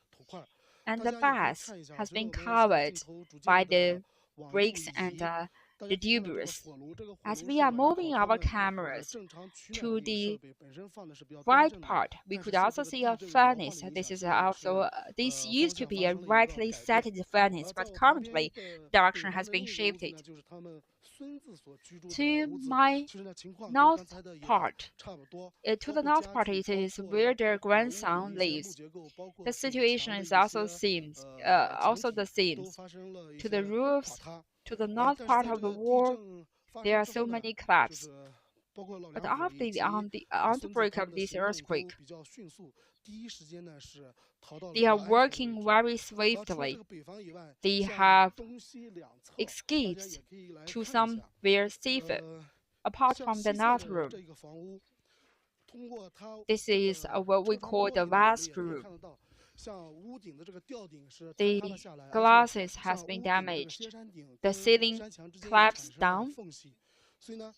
There are some of the cracks between the columns and the wall. The biggest question is that once we have arrived here, a lot of villagers told us that the routes connecting the village from the outside has been broken down. That's the reason why me and my cameraman has worked for 30 minutes to arrive here. We did not drive our car. Once we arrived at the village, I figured out that the village is being broken as we expected. We could also see the snow has not been melted, and we are at the front part of this village. It has been covered with the snows, and the block of the earth is also being scattered here. We could also see that these households, the situation is also quite similar. This is what we call the wooden structures. The brick structures and also the walls is being severely affected. It's just like what we have heard. We get here by climbing the wall and working for 30 minutes. Because of this,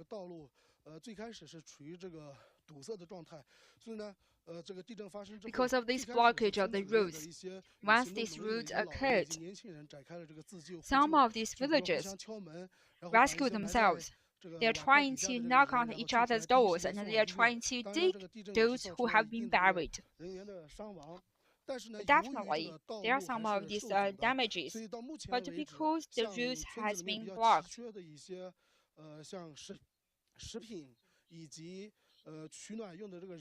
they are also lacking some of these foods and also these burying sites, because in this village they have also restored some of these areas, but a lot of this part has been buried by it. The local villagers ask us that do not enter into these areas.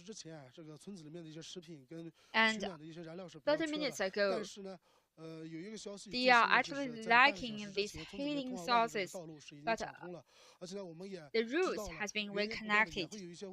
And we also understand there is also a constant supporting materials arriving on the sites. We are going to keep a close eye on what is happening. Thank you. We can also see the conditions in the local houses. And the relief work is also going to be very important. After the outbreak of this earthquake, we have also taken some of the footages of these earthquakes.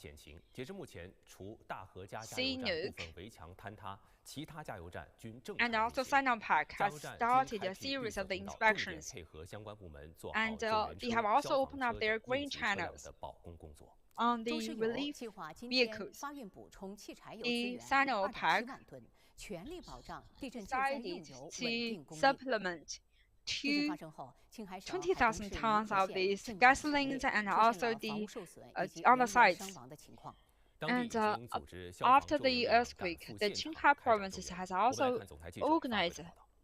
has also been severely impacted by the earthquake. I am at the Haidong city. After last night's earthquake, the local village has been suffered. The earthquake triggered some of the landslides, varies the local sites. At dawn, we have a better and clearer understanding towards what is happening on the sites. In a nearby village, the house was 100% collapsed, and there are so many different on-site removals of the muds, and the electricity is suspended.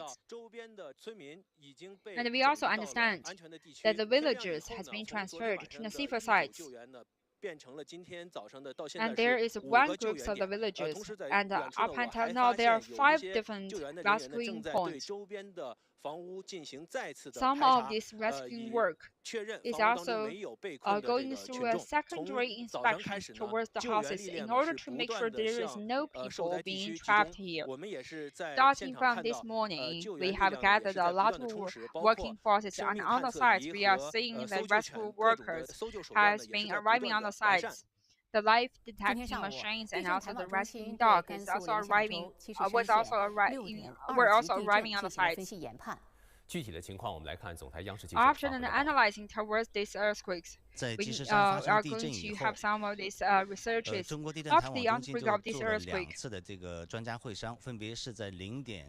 we have done 2 times of these expert consultations. Early in this morning, and the result we got is that first and foremost, these times of the earthquakes belongs to the categories of the tectonic earthquakes. The 2 forces from the 2 different plates are squeezing each other, and one side is also keep another plate, creating some of the extra damages. So we could also understand the red point here on the screen is the epicenter, where the earthquake occurred. This time the magnitude is 6.2, and the depth is around 10 kilometers. This earthquake occurred at the northeast part of the Gansu provinces. It is sitting on the most activated areas for the earthquakes, affected by the India plates and also the Euro-Asia plates. There is so much severe activities occurred for these times of these squeezing events. The earthquake occurred at this site, and from the breakings, the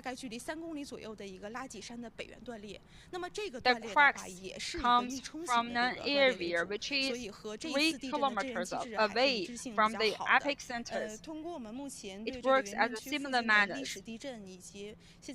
According to our historic research and also our sequencing, we have an early understanding that after the outbreak of this time's earthquake, there's not too much possibilities for severe magnitude aftershocks, but currently there are so many different activities and so many different aftershocks. It's also going to be continued for a long while. 当大地震来临时，我们第一时间要做什么呢？是去关煤气？ What could we do if a huge earthquake arrives? 都不是。我们要护住自己的头部。如果在室内，可以先躲在结实的桌子下面，等待地震的晃动结束。如果附近没有桌子等遮挡物，就用身边的垫子、枕头、被子挡在头上。We need to use some of the cushions and also the pillows to protect our heads and also our necks. And also protect our legs before the earthquake. We are using what is at our hand to protect our heads. If we are in a supermarket, we are going to be get away from the shelves and use the bracket to protect our heads. If there's nothing at our hands to protect our heads, we could use our hands to protect our heads. The hands should be kept at a distance of 10 centimeters from their heads. If we are walking on the street, we should be away from the wall, the bullets plate, the columns, and also the ceiling machines. Especially, we should be away from the high-rises with glass facade, because the earthquake is also going to cause some of the fallings of these glasses. After every single earthquake, there's going to be some of the aftershocks. We should also protect our heads. It's also going to be safer if we put on a helmet. We could also use the books, backpacks to protect our heads. All in all, no matter where you are when the earthquake strikes, the first thing should come to you is to protect your heads in order to avoid any severe damages.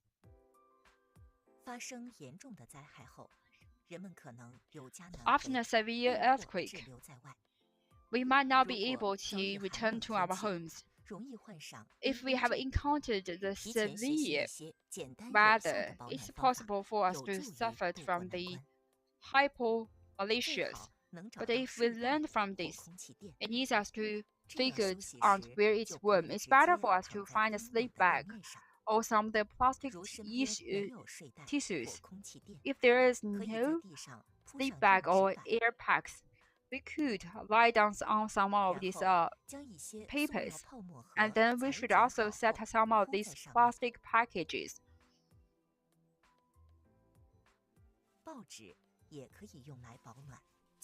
Newspapers can also be used to keep yourself warm. And once you have rolled the newspapers, you should put it in your down jacket in order to avoid any losses of this temperature, protecting these people. And if you are feeling cold in your waist or in your breast, you are going to use the 2 newspapers to wrap it up, and you should also use the plastics to fix it up to keep yourself warm. Apart from this, you could also use the plastic bags to keep yourself warm. You should put the squeezed newspapers in the plastic bags and pour your 2 feet inside of these plastic bags.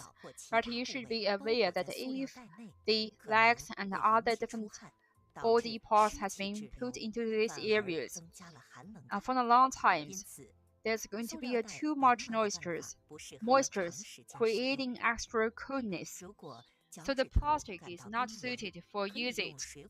If you feel that your toes is also very cold, you could also use the packages for the fruits to protect your feet. You should also wear these plastic packages and avoid any losses of the heat. With no enough material supplies, you should also try your best to figure out some of the materials to keep yourself warm, protect yourselves, and also the lives of protect yourselves and also your families. Dear viewers, with CMG Group, now we are going to give you some of the sum ups towards what is happening about the earthquakes. We got some of the latest information from the earthquakes. Up until now, for these times of the Gansu earthquake, 118 people died due to this earthquake. 105 people were killed during the earthquake in the Gansu province, and 那么在这 18一次 people were 的 killed for the 地 Qinghai 震之后， province 我们刚才又收到了一个最新 during 的 this 信息， earthquake. 截至今天中午的 And we 12 also 点， got some of the 甘肃 latest 临夏州 information 积石山 by 县6.2级 12 地震 a.m. this 已经 morning. 记录余震达到300 The magnitude of 3.0级以上余震 a magnitude of a 6.2 earthquake has recorded 109 aftershocks. The severest aftershock is 4.1, and we are reminding the locals to be care about the aftershocks. And according to our analyst, there is also a possibility that is for us. So I think that we are caring about the rescue works. Early in this morning, we have figured out one of these clapping requirements. There's 200 people working on the sites.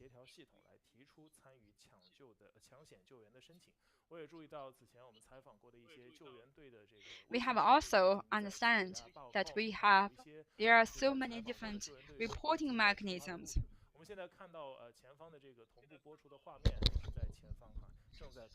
And with the footages, live streamings, and we are also trying to synchronizing the rescuing forces. We are also reminding all the social workers, without the arrangement of the systems, do not go to the Gansu province in order to avoid any traffic jams. In the early stage live streamings, we could also see that there are 2 journalists reporting back what is happening on the sites. There are some other changes in their collection points, in their interviewing points.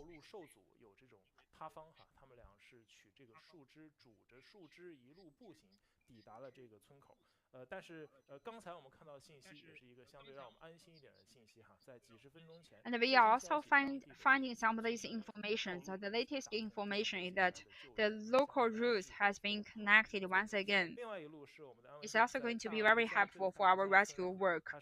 Another part is that in the Dahejiang village and Dahejiang County, up until now, there's very good information that late at night, the temperature is going to be minus 40 degrees centigrade, but in the daytimes, there is more and more tents setting up, including the emergency materials. And there's also one of these materials, that is to say, once we have set up the tents, we are figuring out there are some of the local cooks cooking the instant noodles.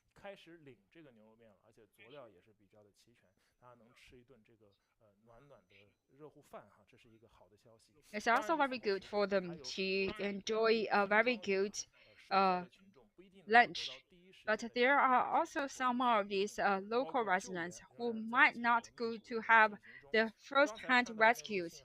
The rescue is still underway. We have also seen that one of the signals is also occurring in the Dahejia village or Dahejia town. It's not in the villages. There are other clubs of these areas. We are also calling for the rescue workers, seeing the rescue workers working on the sites, trying to figure out are there any people trapped on the sites.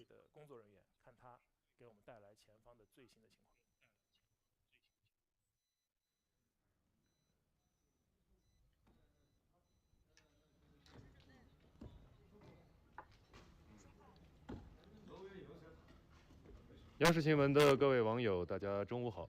现在呢，我们位于甘肃省临夏回族自治州积石山县大河家镇大河家 With 村。 CMG News, we are on the Jishishan County of the Linxia State, and we are seeing that the rescue workers is also working on after earthquake rescuing works. We could also see the majority of the houses has been collapsed. We could also see the facade of these houses. There are so many cracks on the houses after the earthquake. Here it is a soil-based architectural structures. The facade has been collapsing down. The severest one is the areas we are seeing. The total house has been collapsed.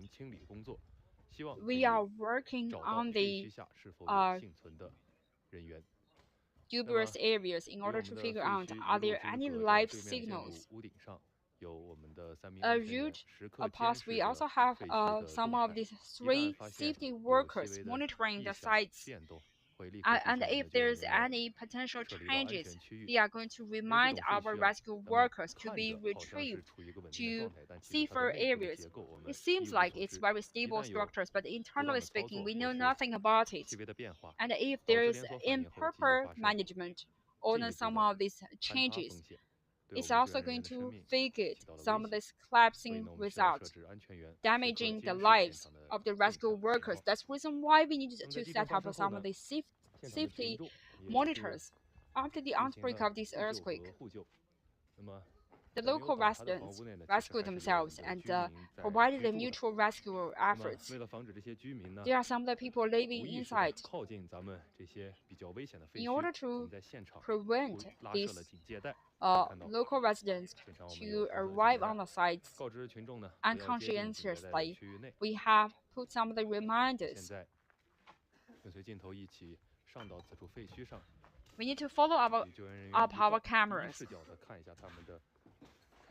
and have a first look about the site that they opened.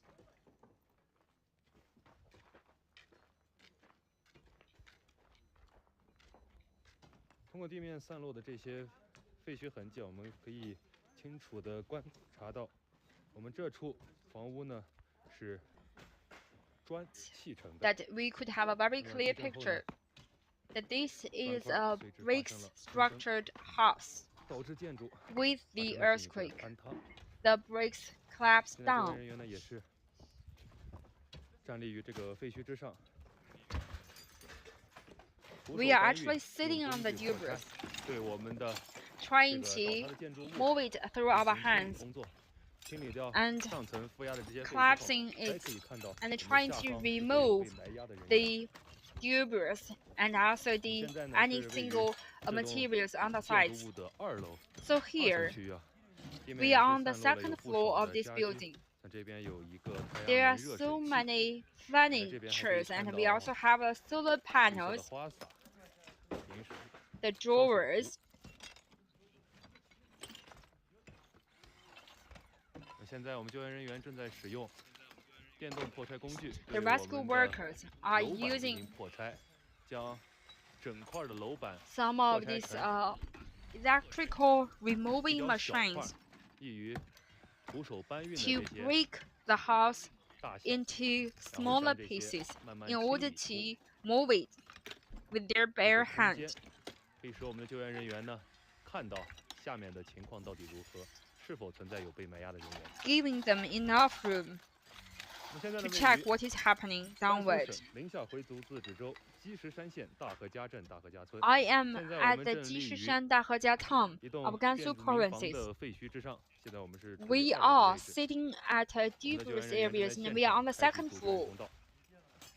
The rescue workers are trying to figure out a life channel. 主要由宁夏州消防救援支队南龙特警站、 They have the rescuing forces, 3个单位、 Conlo forces, 和镇 forces.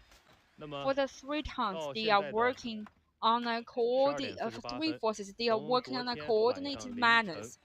0点开始到现在， Starting from last night, they've been working continuously for over 12 hours. 编制3个单位的用意呢， And they have also 扩大人员， organized 让我们的 3 人员可以得到 units. 轮班休息，采用轮班的方式。 And each one of these firefighters can get some of the 这样 rest 能确保 after 救援进度 3 同时，还 shifts. 可以确保我们救 This is 援人 also 员得 going 到 to 充分的休息。 guaranteeing the process and also making sure that there is going to be enough rest.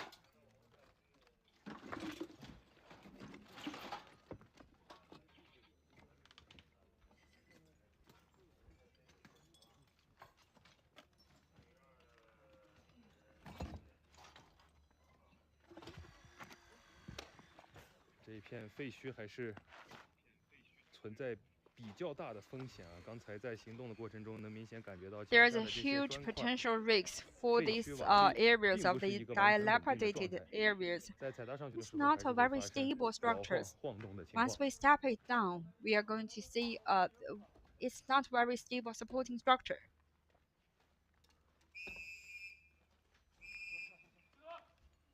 我们联合搜救组的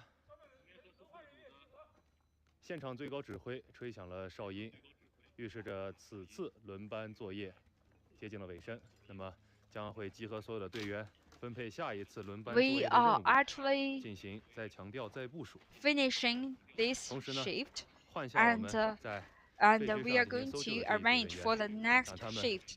回到我们的休息点进行休息。让我们跟随镜头一起去看一下现场的情况。 Let's follow our cameras.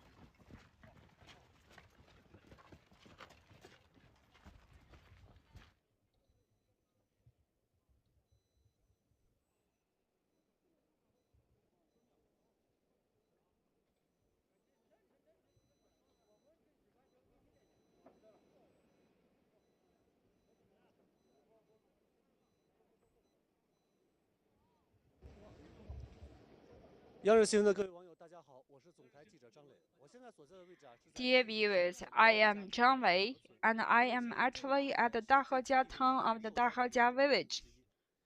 This is the hardest hit areas during this time's earthquakes.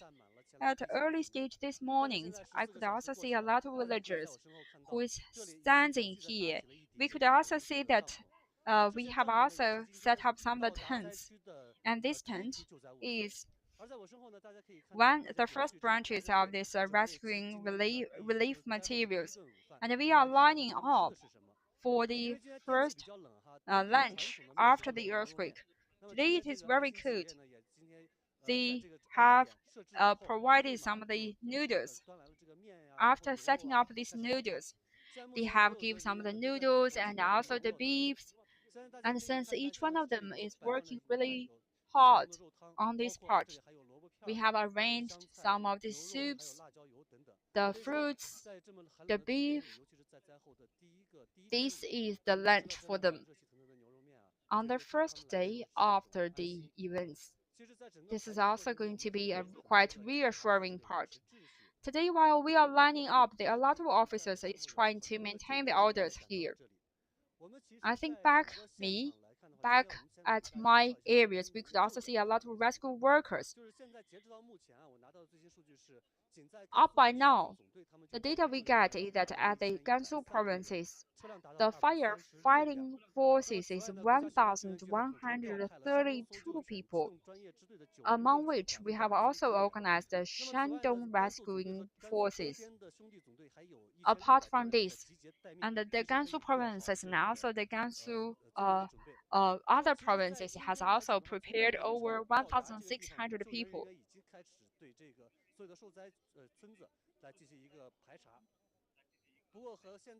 They are trying to figure out and exclude any potential risks. So when they arrived, they are focusing on the key points. And if there are some of the collapse, they are going to be arriving on the site. And after the breakings of the day, as we are trying to figure out each one of the sessions, these villages is going to work day by day and area by areas and trying to figure out any potential risk and marking these areas and trying to. And the Dahejia town I'm actually at here, I'm actually with is one of the hardest hit areas. The deputy secretary of this town has told me that every single villager is actually gathered here at the center. From the information, we understand that this is actually the. Let me give you some of the briefings toward the medical works. We have the severely, mediums, and mild patient who is being located in the different stages, and we are also organizing the different working forces. There is 19 people in this team.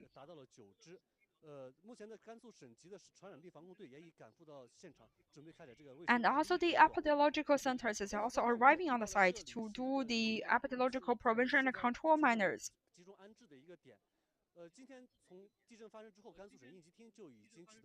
After the outbreak of this earthquake, we have launched a series of these events, and there is 2,600 tons as well as the blanket and also the tents. The local temperature is around -5 degrees centigrade. In such a severe weather, a lot of local people did not wear a lot of down jackets. That's the reason why they have allocated some of these blankets. And so this is the latest information. This material is about to arriving in the Dahe town. And the Gansu province has also arranged over 2,000 different towns, and a lot of local forces is also joining the rescuing team. But up until now, the route is not very smooth. Because of these eliminations of these dangers, it's also going to occupy a lot of resources. That's the reason why the local rescuing forces and is hoping that for more and more people to join them. 远处现在这个队伍排得非常的长，但是大家秩序一直是非常有序的。除了大河村之外，现在我们今天凌晨的时候还到了。Apart from the Dahe village. 陈家村，那像那个陈家村的时候，现在基本上据我们了解的情况，就是所有的救援人员到达现场之后，基本上对人员的搜救现在已经是基本上告一段落。 The rescuing effort has been concluded, and the most important part is to examine the dilapidated areas. What we are doing here is that the work is becoming normal and normal. And we are also going to feel that there are so many kids along me, and they are also smiling and playing. And at the early morning, once I have arrived, I could also feel that the tent has been set up and their feelings has been changed. And the conditions we are seeing that is that a lot of people did not bring a lot of thick blanket and thick jackets. In the Chenjiahe village, the local villagers told us that they are trying to go back to their homes and grab some of their stuffs, but they have been stopped by the rescue forces. Although we have noted that the rescue works arrive here and it needs some time to dispatch the materials, they need to be arriving on the Dahejia village. According to the information that we had today, all of this rescuing material is going to be arriving on site by today. Today the weather is quite good. And we are also going to give you a briefing toward, so we are going to interview the Dahejia counties. So what is your name?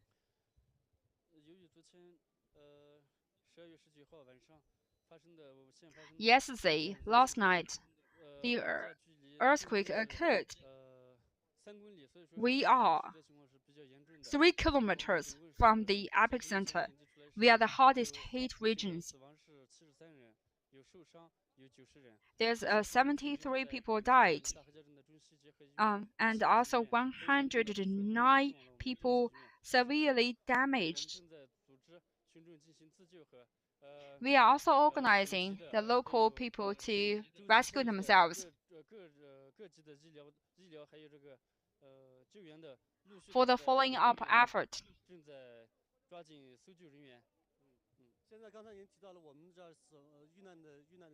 We are also mentioned that there are some of these rescue workers. So once we have arrived, we are also seeing a lot of tents being set up here. When will these arriving centers when will this area being arrived? So what does it include? It includes the tents, the down jacket, and also the beds. We could also see the tents being set up.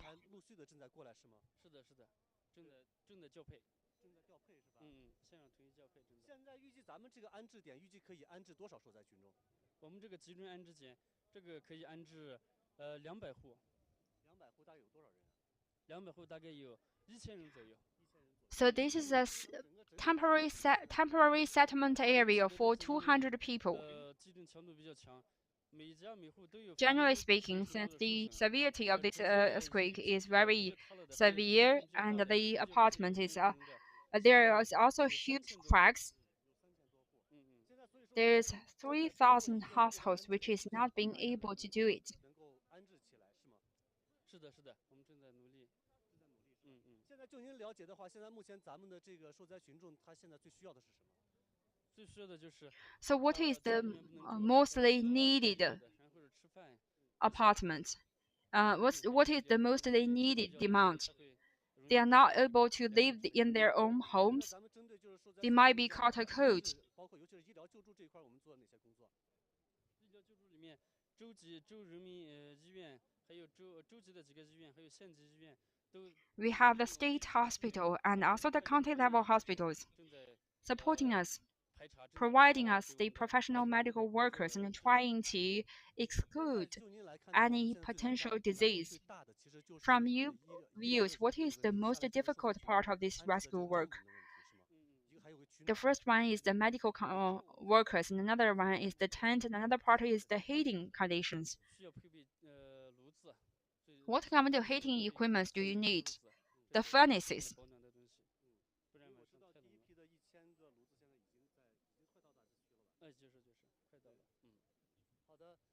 I think it's arriving.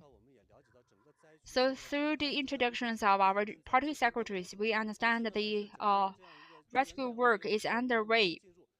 With the arrivals, the local people have saved their afterward. This is what we have on the sites.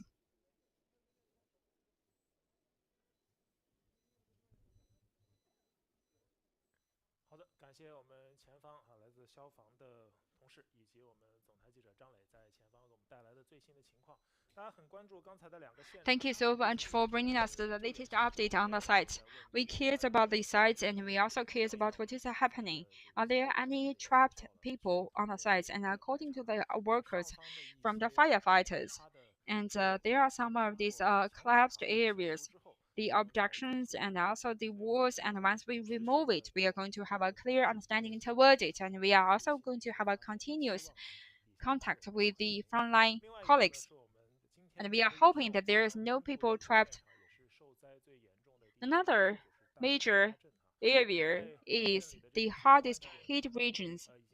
So our temporary works means that there is a very strong line lining up. And we are also seeing the beef noodles providing to the local residents. It's not easy. There are some of the elderly people bringing their so it's not very easy for them. This is the first dinner that they have the first lunch that they are going to have. Let me give you some of the forecast. A few minutes later, we are going to have the process with the Qinghai provinces. We bring you the updates, and the latest information that we got is that there is 13 people died from the earthquake in Qinghai provinces and 120 people damaged during the earthquakes. The infrastructure has been damaged severely. On 10 a.m. this morning, the Gansu provinces also provided us some of this forecast, and we are going to live streaming the forecast from Qinghai provinces, and this data, we are hoping that this data is not going to be going further. We also have some of these active signals in the morning, and in the Dahajiao towns, there are some of these emergency setting up. More and more tents are being set up. The temperature goes back, and also the temperature goes back to 5 degrees centigrade. It's much better. And we have spent a very difficult night together. Today, and according to our standings on the sites, the situation becomes much better. We are also curious about the relief work in the process, and we are going to keep a close eye about what is happening. bringing you the latest information. Another some of the reminders that we want to provide the viewers, that is to say, today and tonight, we all care about what is happening, going to be happening tonight, because today we have the sunlight. But tonight, the temperature is going to be goes back to the minus 14 degrees centigrade. There are some of the temporary tents being set up, and according to the informations of the frontline workers today, frontline reporters tonight, a massive areas of these workers, they are going to arrive on the site. I also believe the heating is also going to be one of the major issues.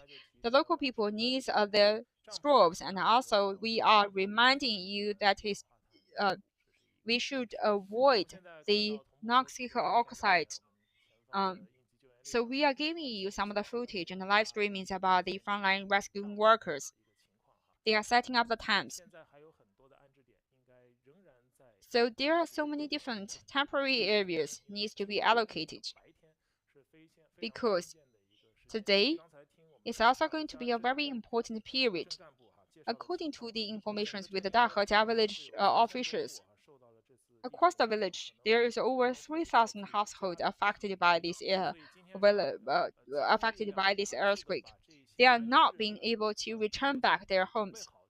That's the reason why we need to set up these areas and also give them a very sound night. The temperature at night is too. So we are going to give the floor to the presses. Qinghai local government.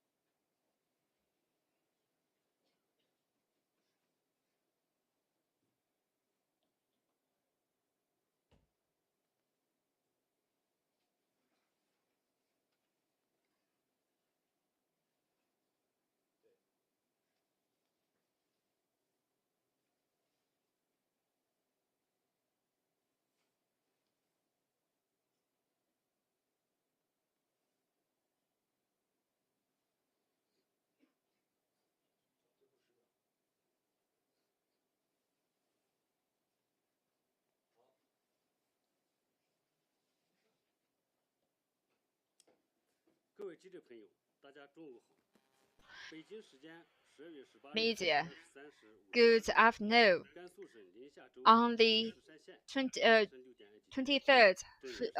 5:09 p.m. last night, there is a magnitude 6.2 earthquake occurred in the Gansu province, creating 13 death tolls in the Qinghai provinces and 180 people injured during the earthquake, and 20 people lost the contact. Since the outbreak of the earthquake, General Secretary Xi Jinping gives important instructions to make all unted efforts to the relief and rescue of this earthquake. And for the Haidong provincial government and has a stake to the central government and also supporting the poverty relief work. And people's life should come at the center. The city governments and also provincial governments should initiate these working plans on the poverty relief effort. Today we have with us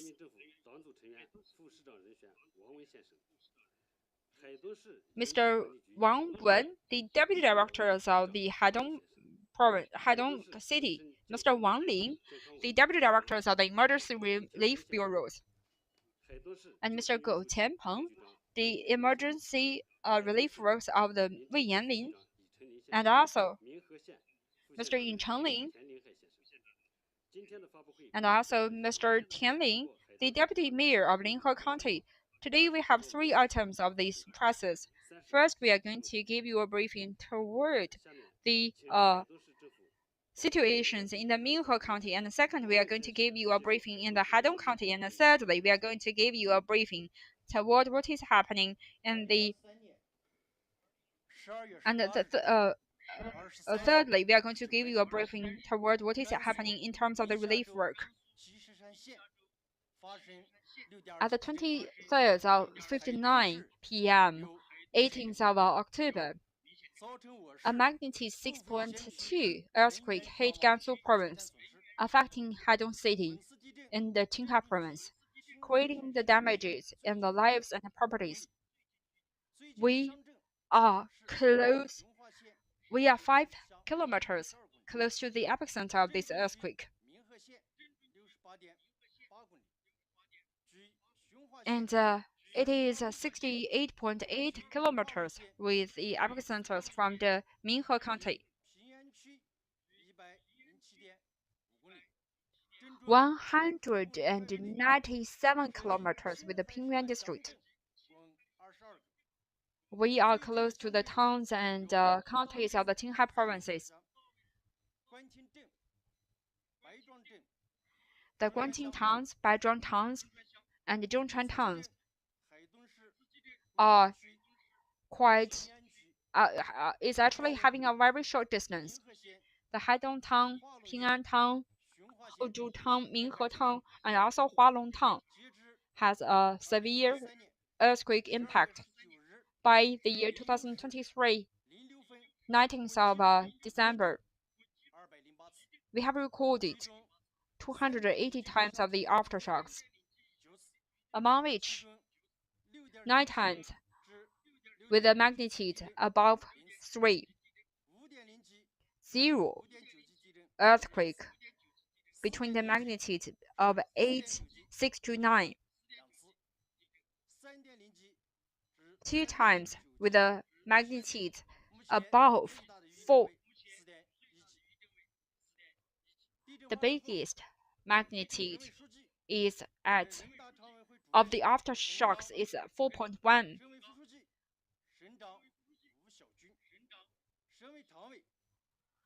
After the earthquake, Party Secretary of Qinghai Province Chen Gang and Governor of Qinghai Province has arrived at the sites for the rescue work.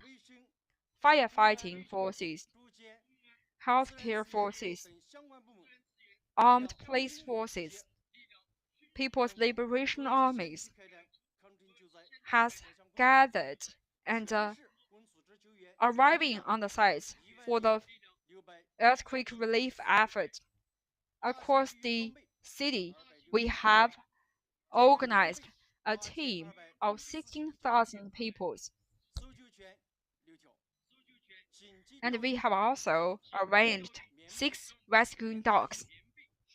We arranged the down jackets, the tents, the folded beds, over 3,000 different equipments.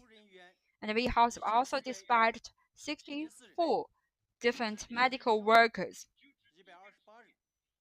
And we also rescued 180 different dam people. We also transferred 38,000 students and teachers. Currently, 195 people injured from the earthquake, and 30 people were died during the earthquake, and 20 people lose its contact. And Party Secretary Chen Gang has held a special meeting on the site, and he's also working on the preliminary poverty relief work, preliminary earthquake relief work. According to the arrangement, we are going to make all-out efforts trying to figure out the damage. We should put people first and put life first. Prioritize people's lives and making sure people's life comes at the utmost importance. Second, we are going to guarantee the safe arrangement the electricity, transportation, communications, and basic infrastructures. Arrange the sites and also the damaged people, and guaranteeing their basic lives. Thirdly, we should prevent the secondary damages, organizing monitoring sessions, especially the schools, hospitals, temples, and also villages where the people is easier to get together, and also the water reservoirs. The mountains are the key areas.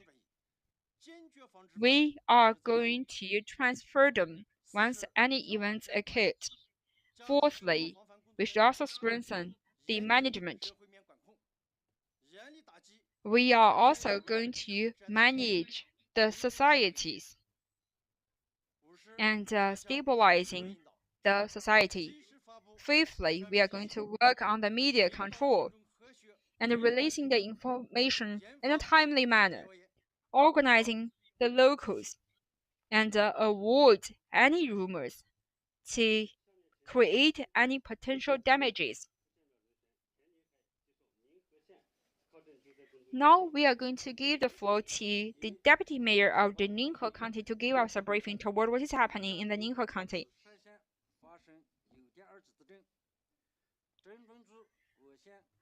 A magnitude of 6.2 earthquake broke out in the Gansu province. By the 19th of December, 9 counties have organized and suffered from these events. There is 190 people damaged and 30 people died, and 38 people suffered from the severe damage. 120 people lose the content. And second, let's talk about the damage in the houses. There are 400 houses collapsed during the events. The majority of the schools in the counties suffered severely, and we are not going to provide appropriate conditions for the schoolings. Different towns, including the Nanping, Xin'er, and also Heping, are not able to operate it normally. Fourthly, we are going to brief you the damages on the roads. There are 15 sites of the highways being broke. And secondly, we are going to brief you the poverty of the earthquake relief work. Since the outbreak of the earthquake, we have initiated the level 2 response, organizing the arrangement. And on the 8th of we have also started the level 1 responses. And all of this effort relief work has been conducted. And we are trying to lower the damage to the minimum, following the instructions made by the party secretaries. And since the outbreak of these events, the local government has started the secondary effort, and we are also forming a special working forces and organizing the generally coordinated teams, trying to figure out what is happening on the sites, and form a special medical working forces, and also the natural the infrastructure guaranteeing work group. And this is also going to be coordinated for the general development of the county, and making sure that the county is also going to start their effort, the rescue relief effort. Second, we are going to arrange the local people. Since the outbreak about this effort, we have dispatched 129 people on the sites, and we have also dispatched 2 vehicles. Resumed the telecommunications in 50 different stations. 4 country roads resumes their operation.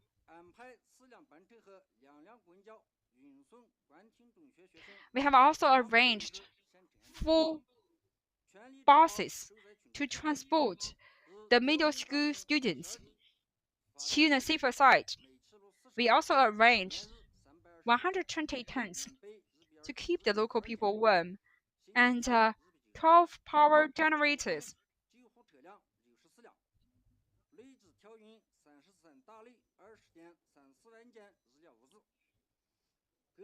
We have also arranged 20 different categories of the materials, and the relief and work is undergoing, and we have also arranged 150 medical beds and arranged 85 doctors for any emergency situation.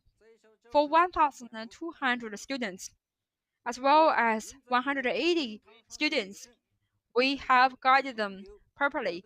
For those of the students who is not going to arrive on the school properly, we are also going to prepare the online tuning courses. Thirdly, we have eliminated the potential risk, preventing the secondary disasters. We have also organized the dams and also 48 different workers and for the 83 supplies. We eliminated the potential risk. Apart from the Dahejiang water reservoirs, the other areas have suspended their operation. And across the counties, there's 128 different sites. We eliminated their potential risk. Thirdly, the following up work.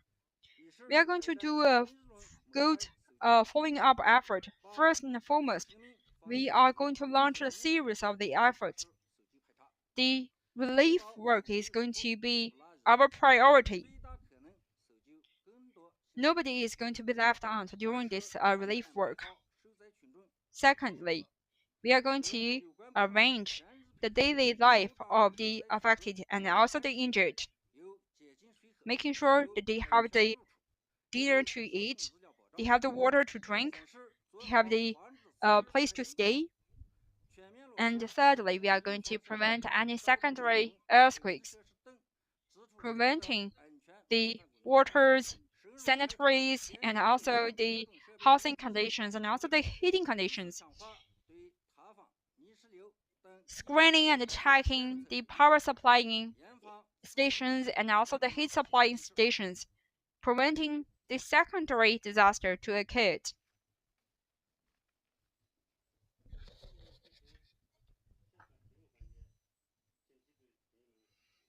Now the floor is open up for the following up questions.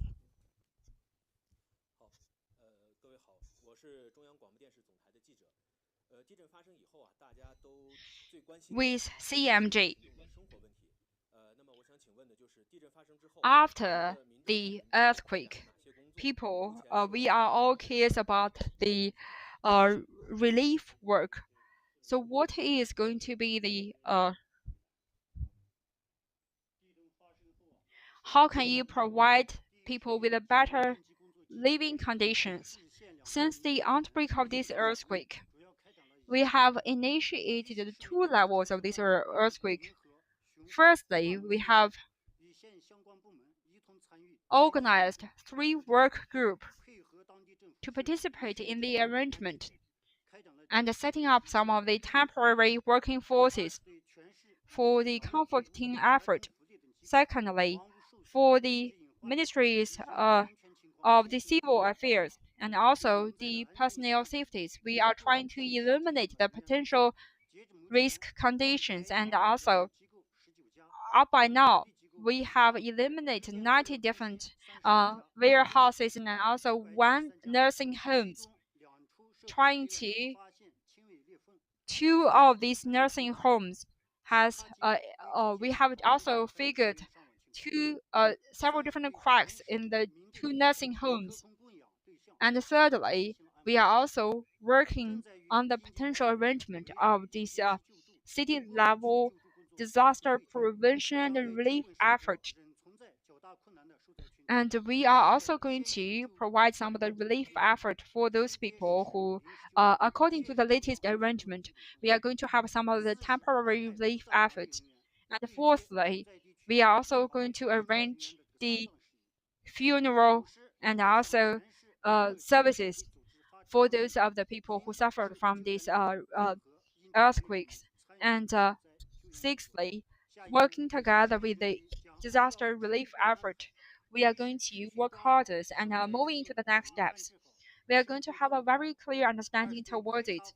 And secondly, for the eliminations of these potential risks, we are going to do a better job making sure that the personnel, all the lives is going to be saved. Thirdly, we are going to eliminate the potential risks for the people and for those who have suffered. We are also going to do a temporary relief effort.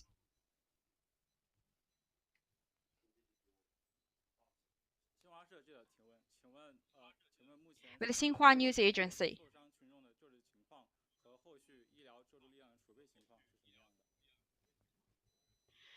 What is the current medical conditions for the for the injured, and what is going to be the following up medical arrangement for those people? Currently, according to our arrangement, by the 12th a.m. of the 19th, there's 195 people injured, 13 people died, 4 people died on site, 9 people died during the transfers, 180 people injured, 143 mild damaged, among which 130 people were mildly damaged, and 138 people were severely damaged. In the Xiongkhua County, 12 people were mildly damaged. In the Hualong County, 4 people were mildly damaged. 1 people is severely damaged.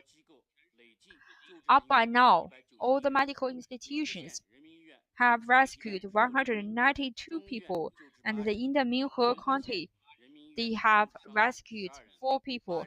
And for the People's Hospital of Xinhua County, they have also rescued 9 people, and 4 people have goes through the secure. And there's also 1 severe people being treated in the secondary People's Hospital of Hadong provinces, 22 people being treated in the provincial hospitals, and thirdly, the arrangement of the medical sources. Up and now, the county level and city level medical workers has arranged 64 different vehicles. 1,466 people participated in the rescue works. Currently, the National Health Commission has arranged 41 different rescue workers, and 10 people is working on the sterilization process. And we have also arranged 2 vehicles about the medical operations.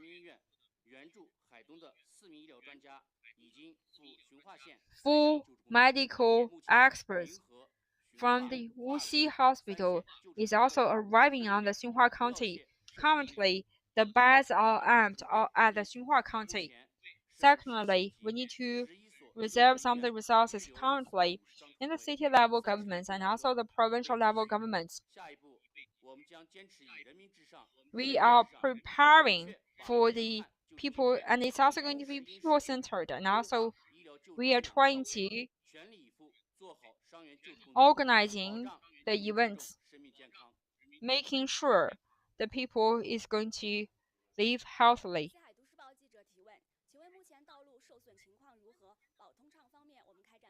Is the rules? So could you give us some of the introductions towards the rules conditions and what kind of effort could we make to guarantee the rules condition? Since the outbreak of this earthquake, the transportation department of the Hadong province has made some of the arrangement and initiated the emergency response. And we have also arranged the eliminations of these conditions and also working on this relief work, coordinated the transportations and also making sure the rules is also is operating normally. Firstly, there is 29 sites suffered from this damage, 15 sites in the Minhe County, and the Guanghe routes, Dahejia routes. And there are some landslides, 4 collapse,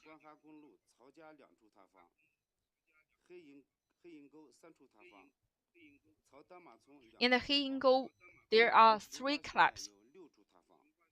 In the Xinhua County, there are 6 collapses.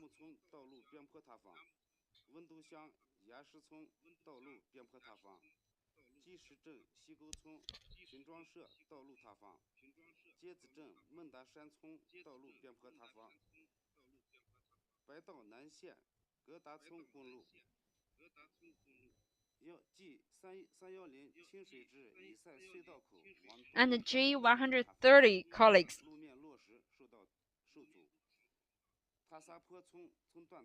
The surface of the roads has been blocked. The transportation has been blocked. This is actually a general briefing toward the roads conditions. We have finished 20 different lines. And the final 2 routes is going to be get into the normal operations at 3 p.m. this afternoon. At the same time,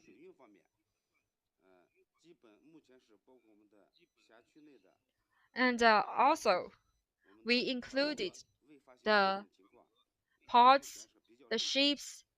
There's the harbors. There's not too much damage. And also for the transportation part, we did not see any damages or any potential risks. And in terms of the public transportation, the city level transportations and also the provincial levels has been operating quite similarly, and also the buses line has been suspended.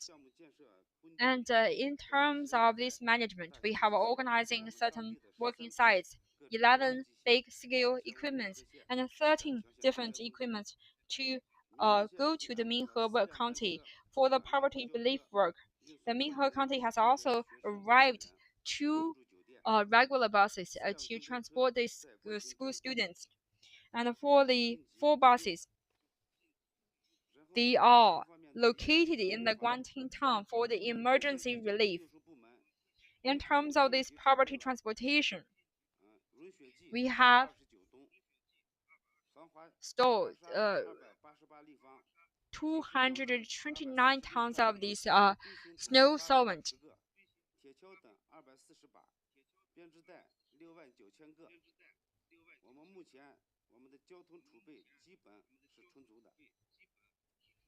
We have enough storage. So that wraps up the Q&A sessions. Now we are going to stand up for 1 minute to send our condolences for those who passed away during the earthquake.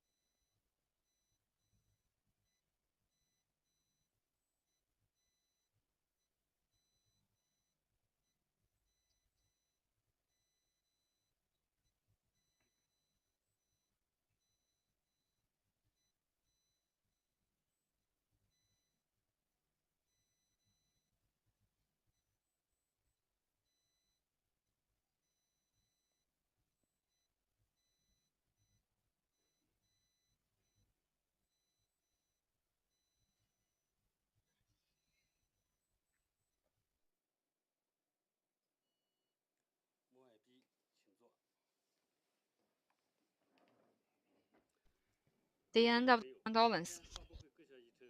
Dear friends from the media,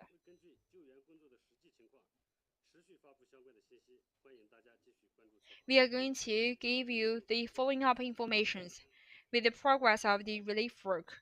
We are going to wrap up today's presser. Dear viewers, with the CMG News, in the 2 presses from the Qinghai provinces and also the Gansu provinces. We are going to see a lot of viewers have sent their condolences for those who passed away and those who got injured, and also their best wishes to those who got injured. We are going to give you some of these briefing informations. In the early morning, we have give you some of these injured, and according to the latest data, there's no incremental numbers for those passed away and damaged. 13 people died, and 4 people died on site, and 9 people died after the transfer. 180 people injured during the process, 39 people injured, and also 120 lose their content. Actually, currently in the Qinghai provinces, the rescue work is some of the missions, and also the rescue work is also and for the arrangement. We could also see some of these 2-4 requirements. They need to have a clean site and also clean damages, and also we are quite clear about what is happened on the site. We need to remind you to be clear about what is on the site. We should also give you some of the briefings toward the medical effort. We are and on our medical sites, a lot of users cares about the medical relief effort, and they also cares about the relief effort. We have got into contact with the journalist on the, and we have also trying to, and we have trying to get contact with the firefighters. Later on, we are going to have some of this footage on the sites. We resumed the signals, and we are going to be connected with them.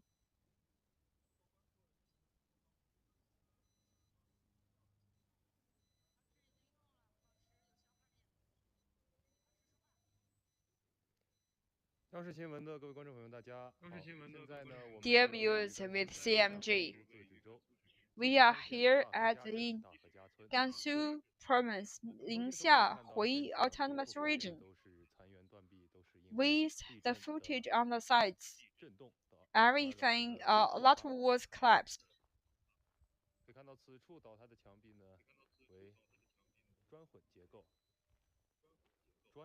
This is a mixed architectural structures between the concrete and also the bricks. The wall has been broken down, and we could check what is inside. Let's move our cameras further. Here, the wall has been collapsed down.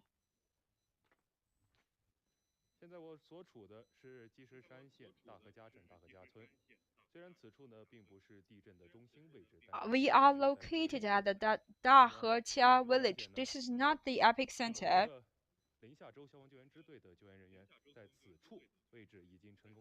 The firefighters has rescued 6 villagers on these sites.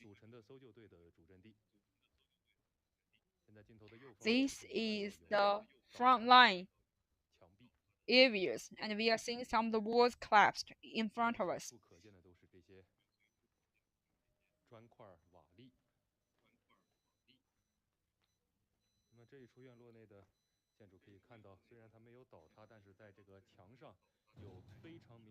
So with these walls, there are some of the distinct cracks. And for this part of the wall, there are some of the potentials for the crackings, and the other different architects brings some of the blockage. This is a very huge crack.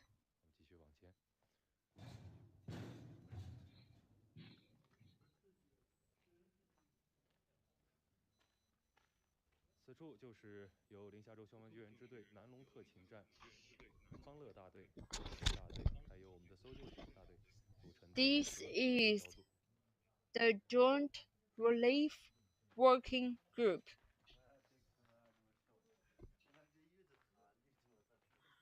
for the firefighters and also the armed policemen and the rescuing dogs.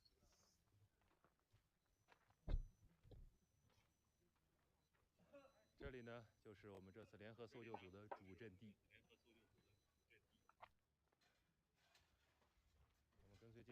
This is the battle. These joint forces. Let's follow our cameras to move upwards. 这个房屋倒塌情况是非常的严重啊。 The house was collapsed quite severely.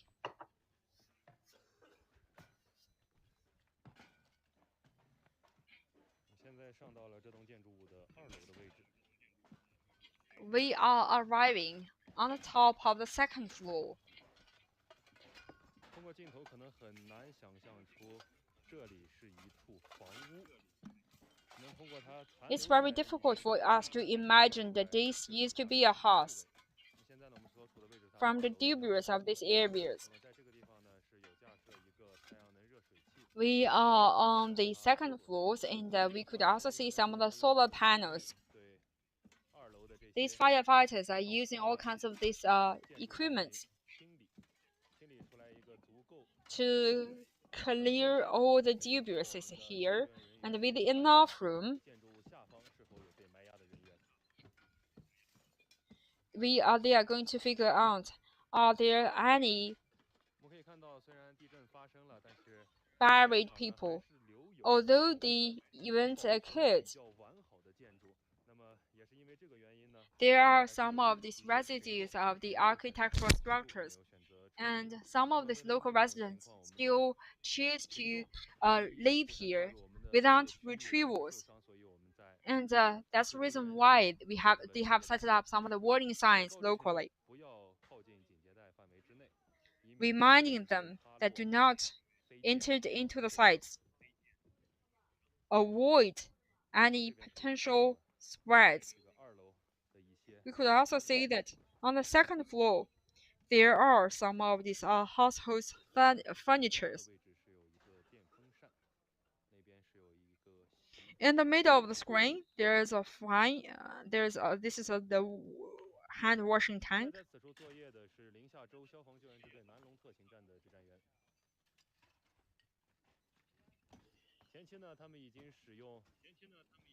In the early stage, they are using the massive skills of these equipment, removing the walls and the blankets, and separating them into the different buckets in order to move them with their hands.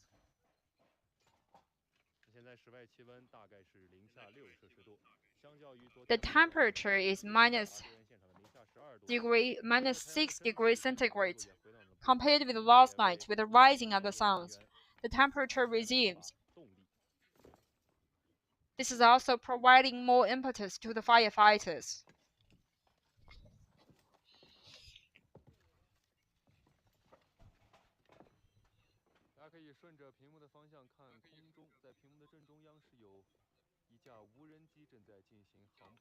In the middle of the screen, there is also one of the drones arriving on the sites.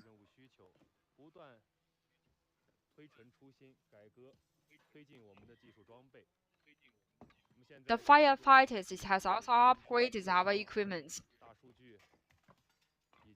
We are using the Internet of Things, big data, and all kinds of the new types of the equipment to be put into this rescuing work, helping us with this earthquake relief work. In the center, there is a drone monitoring from up of the sky.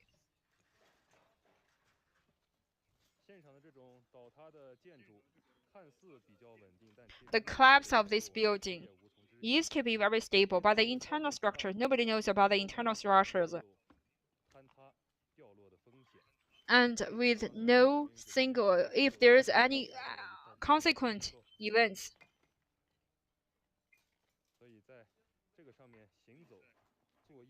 so that is to say, in these structures, working on these structures is also a very difficult process.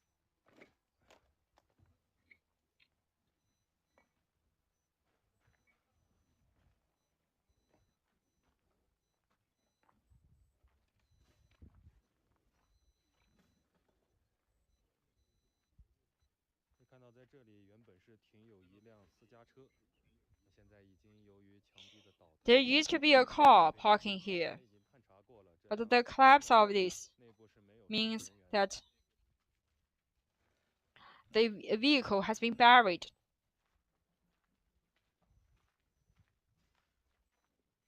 现场还有我们的搜救犬。 The rescuing dog is also here.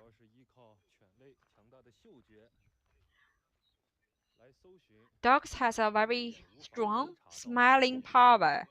They could search where the naked eyes could not find, using their smells to help us making some of the assistant decisions. On the second floor, there's a bunch of the rescue workers. And on the first floor, there's also another branch of the rescue workers. This is a joint effort.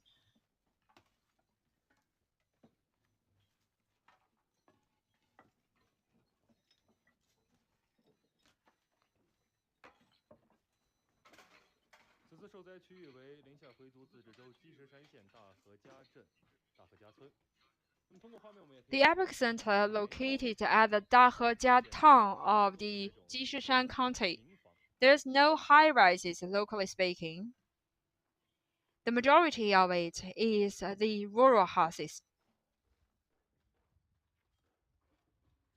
从一些坍塌的外墙也可以看出我们不少这种民房的结构都是这种土坯房。 From the collapse also figured out the major structures of these walls. We could also see the internal structures. It is made of the soils. And from this dropping down of the facades, we could also see that the majority of the structure is made of the soils. This is the rescuing dog.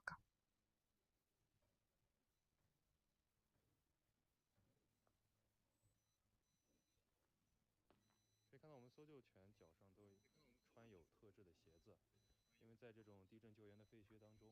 These rescue dogs have wear a special type of the shoes because there are so many different residues and also the collapse of the soils, and they are not being able to search the area with their bare foot. That's the reason why we protected them with these shoes, in order to avoid them from the damages of the sites. 来转到这处民房。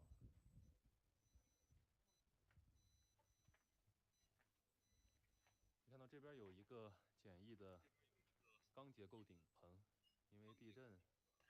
There is a steel structure, but a steel structured building, but the external wall collapsed. This is a mixed structure between the red bricks and also the concrete. It collapsed.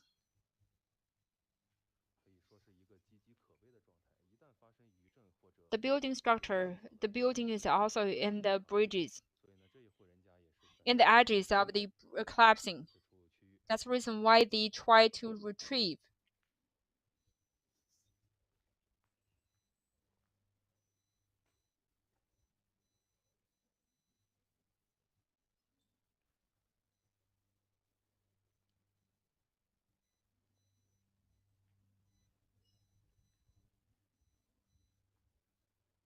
这里是甘肃省消防救援总队宁夏州消防救援支队宣传中心刘进波，为您带来积石山地。This is Liu Jinbo with the firefighting centers of the Gansu province. We are going to bring you the footage from the the site. 看到地上有我们消防救援人员所携带的一些装备器材。这一具呢是液压破拆工具组。 This is the hydraulic destruction equipment. We have demonstrated you the hydraulic pumps promoted by the pump stations and also the engines on these sites. 通过这些破拆工具来辅助我们的救援人员进行破拆工作。那么随着救援的深入，相信我们一定可以。So with the escalations with the progress of this rescuing work, we are going to figure more and more people on the site.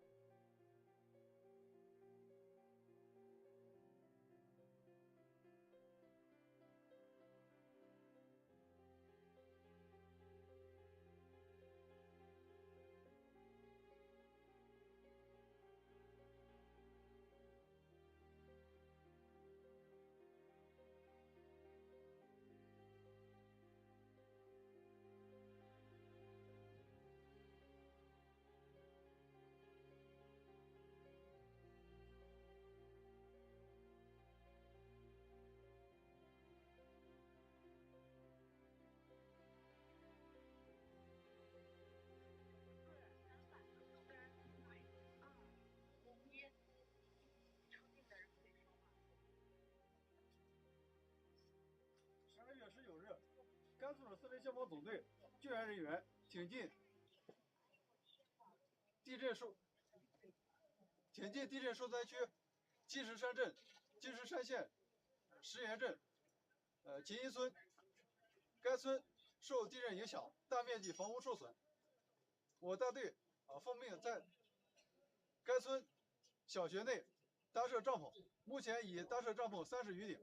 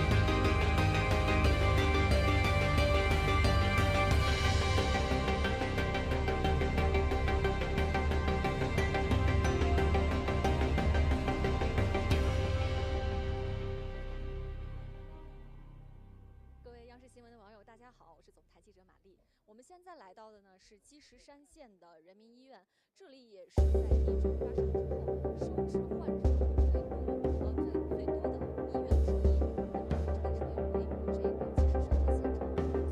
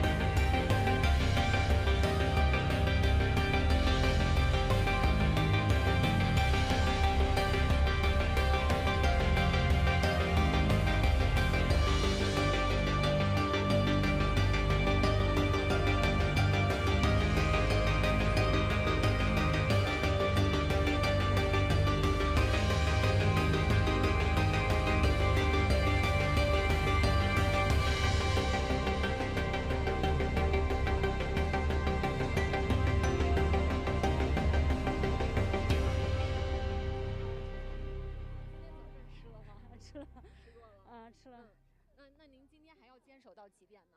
这个说不上。没说不上。好的。在这个医院也是，就是地震发生之后，整个医院的一个高级型的全员的集结。那我们也是请我们那个院长来和我们。We have also invited the head of the hospital to give us some introduction about the situation now. Good afternoon, sir. Could you please say hello to everyone? I'm the permanent vice president of the County People's Hospital. I have a question for you, sir.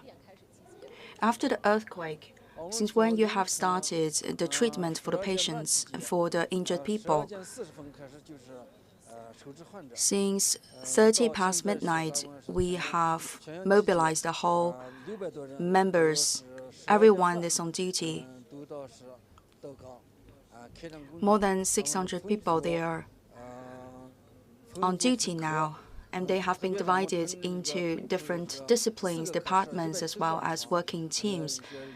For example, we have 170 hospital beds receiving the patients now.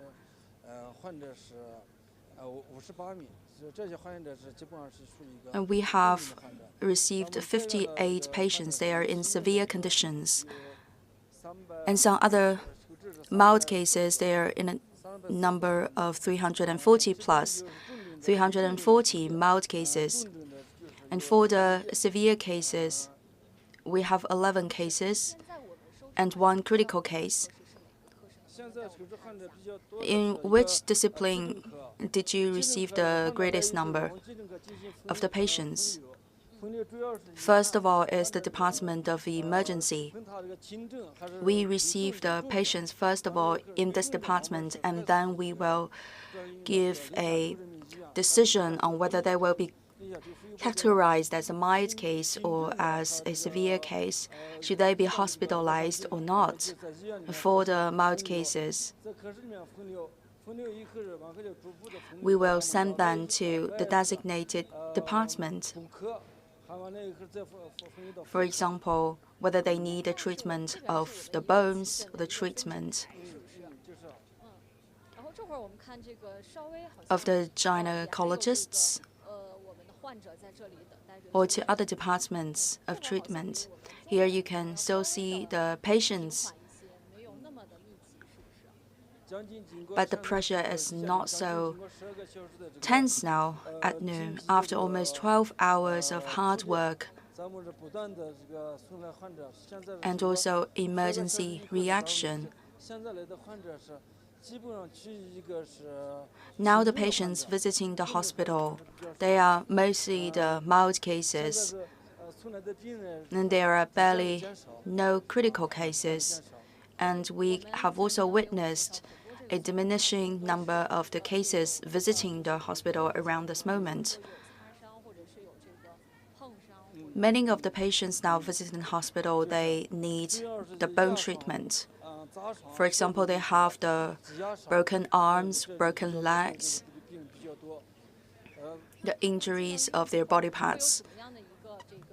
When they are inside the hospital, what kind of procedures or what kind of treatment will we give them? Because suddenly you arrived at a peak for the receiving of the patients. First of all, we would divide them into different groups after the evaluation. For the medics, they will give non-stop care to the patients. For example, first of all, they will determine which group the patients will go according to their severity.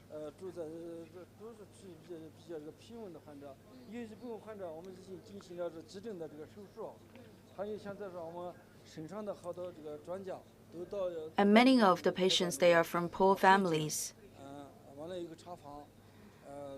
But still, we have insisted on the best quality care on them. We have invited a concentrated consultation. We invited groups of medics to give united diagnosis and treatment. For example, we have gathered together more than 100 doctors to give the concentrated treatment and diagnosis. How many cases have we treated? Around 70 to 80 cases.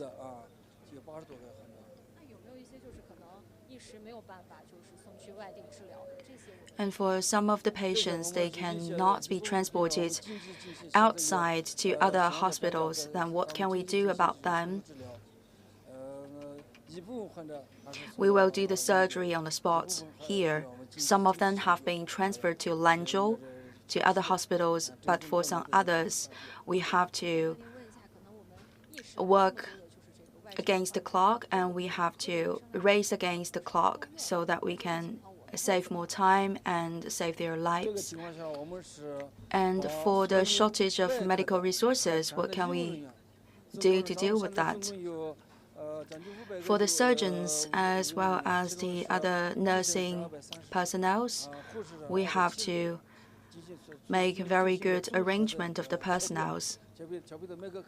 We have comprehensive arrangement of the personnel so that they can be wisely distributed into different departments. And for the invited doctors, according to their own discipline, they will also be set into different departments to help. For many of the patients, some of them are waiting in a corridor, and we can start right off the treatment on some of the mild cases in the corridor. For the hospital bed availability, currently, because we are witnessing a descending trend of the total number of the patients coming to the hospital, we have the confidence that we can accommodate these cases. And also, we can have the inner coordination between the departments. For example, in some of the departments, we have fewer patients, then they can also share the hospital beds. Do you have a quick entrance service to the hospital? Yes, we have that inside the whole hospital. We will not care about the other details, except for the all-out rescue and treatment for the patients. That is the #1 priority. You also have a fast track for ambulance. The ambulance can carry the patients, the injured people, directly from the quick hit area to the hospital. In the quick hit area, you also find the doctors working on the spot to give a first-hand treatment to the injured. And for the other people, they can be carried by the ambulance to the hospital.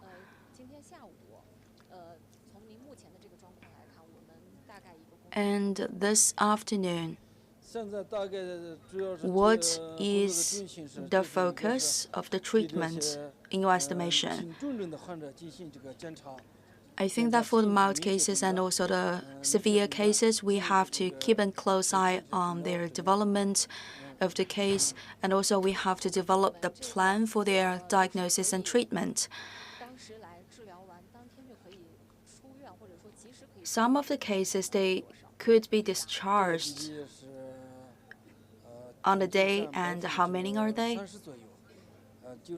They account for 30% of the total patients' population. Some of the mild cases, they can be treated immediately in the hospital and then discharged. They can go back home for the recovery.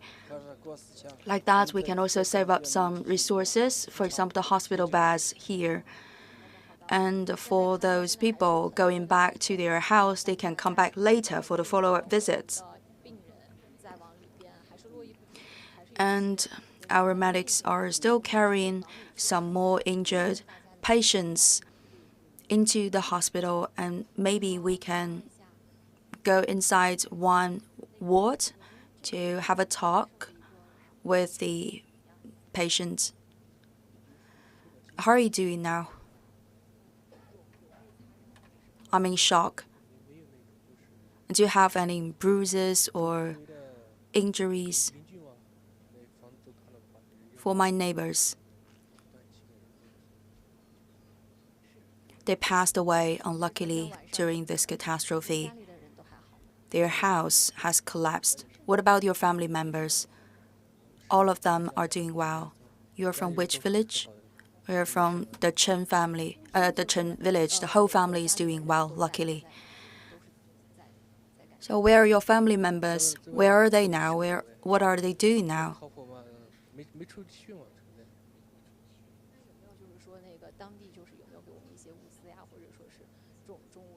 They are still around here. Have you received any supplies from the government? Yes, we received the meals and also other daily necessities.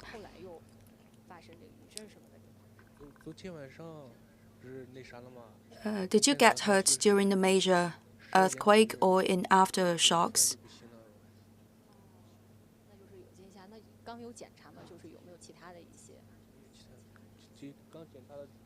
Right after midnight, I've also received a medical examination.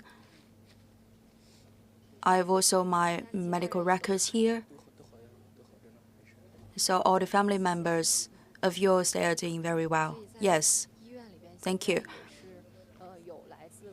Now in the hospital, we can find injured people from nearby villages.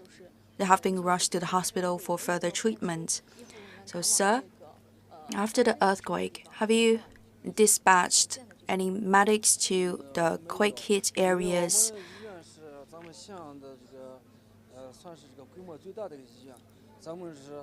Because we are the largest hospital at the county level, so we have to concentrate our workforce at the hospital level, so we didn't dispatch any doctor. We have to concentrate all the staff workforce to treat the people here inside the hospital. And there are also some volunteer doctors coming. Till 5 a.m. this morning, the first group of volunteer doctors arrived. And very quickly, they have been given tasks and missions Here is a place for preliminary treatment. We can find some drugs, some utilities. Here, the nurses would do a preliminary categorization of the patients, so the patients can be divided into different groups, like the severe cases, critical cases, or mild cases. And you've also kept down the information about the patients. I can see the telephone number and the age. What is that for? We would like to know their history of medical treatment, their feelings, and also with the records we can know when they arrived and what is the basic condition about them. Since when you've been working for the hospital? Since 2017.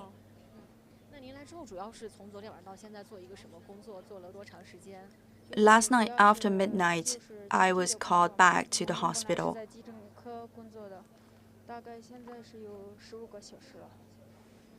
I used to work in the emergency department, but I also joined the ICU work last night. Thank you very much. All the medics, they have been called back to the hospital later last night. They are still very busy with the work, like the treatment, the diagnosis, and also the transfer of the patients. We will give you more information later.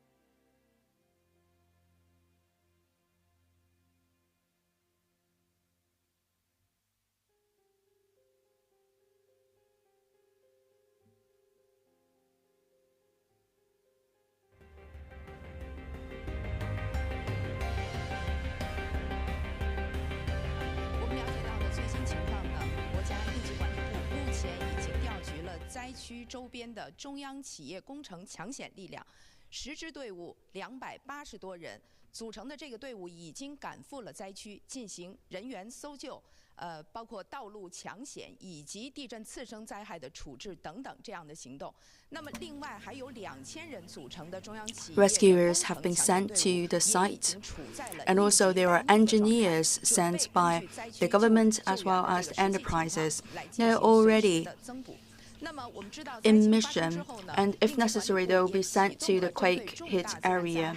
The Ministry of Emergency Management has also created a lot of mechanisms. Now we have invited expert Liang Zhaohui from the ministry, Mr. Fan Zhaohui, to share with us the mechanisms. Mr. Fan, I noticed that you received the latest numbers. Could you please share with us more details? For the magnitude 6.2 earthquake in Gansu province, we have studied the in-situ situation, and we have decided to send the rescuers and also teams of experts and engineers. For the central enterprises, they have mobilized the mechanism of rescue, and we have mobilized more than 280 rescuers for the search and the rescue of the people, as well as the reparation of the roads, as well as the prevention and control of the follow-up catastrophes. We have also mobilized the coordination mechanism with the military forces. In the same time, we have also kicked off the coordination mechanism with the Air Force. For example, one helicopter has already arrived on the spot, and one drone of Yulong is on its way to the quake hit area. And another jet of helicopter and another jet of drone. They are ready for the possible mission. We also have on-spot action mechanism. In Jishi Middle School, we have created a headquarters of coordination, and we have 60 groups composed of 700 people. They have been guided into the quake hit area for the rescue and also the relief. This time we have very well organized efforts for the rescue and also relief. For the non-governmental teams of rescue and relief, we have to give them very good protection as well as guidance. Thank you very much. We know that now is winter time, and recently across the country we've been hit by the extreme cold, so you can imagine how hard that would be for our rescuers. From the screen behind me, you can see that on the lower part of the screen, you can see the site of rescue in Gansu. You can see the houses they have been greatly damaged, and our rescuers, they are at the epicenter of the quake hit area. To the right-hand side of the screen, you are looking at the Haidong area of Qinghai province, another scene of rescue and relief. And they are preparing the soil for the relocation of the local residents. And when we look up to the upper part of the screen, you can see that jumping red point, that is the core area and also the epicenter area of the quake hit area. And then there are two circles in extension. This is a classification of the area according to the severity of the earthquake. And when we do some homework on the internet, we notice that many people, they have been confused by the Jishishan and the Jishishan. For the Jishishan mountain area, it's to the east of the epicenter, but for the core area, the epicenter, it's located in the Linxia prefecture of Gansu province. So for this area hit by the earthquake, apart from the Jishishan County, nearby Haidong County of the Qinghai province is also affected severely. The Haidong County is located to the east side of the Qinghai province. This time they have also received a lot of shocks.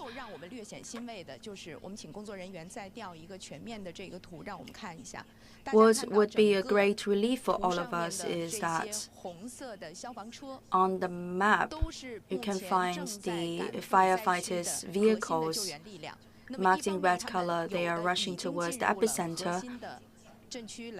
Some of them are already arriving in the core area for the rescue mission. Some more staff of the firefighters, they are on their way.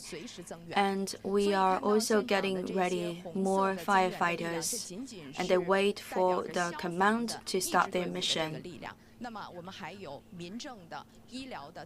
And apart from the firefighters, we have also mobilized the personnel from the authority of civil affairs, from the medical administration, as well as the NGOs. All the efforts of relief and rescue have been very well organized. And this is reassuring because we know that these people, they are working very hard on the spot to protect the people's life and also the safety of their properties.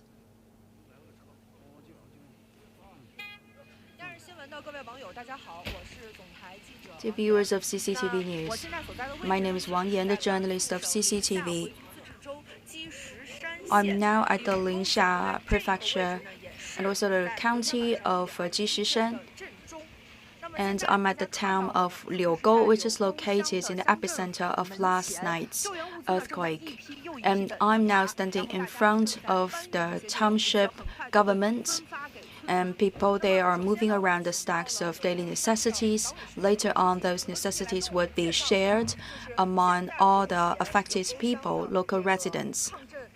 We have invited one of the person in charge here. So could you please give us more introduction?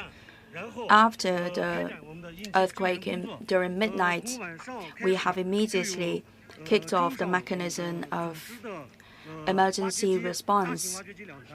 For example, we have mobilized the machineries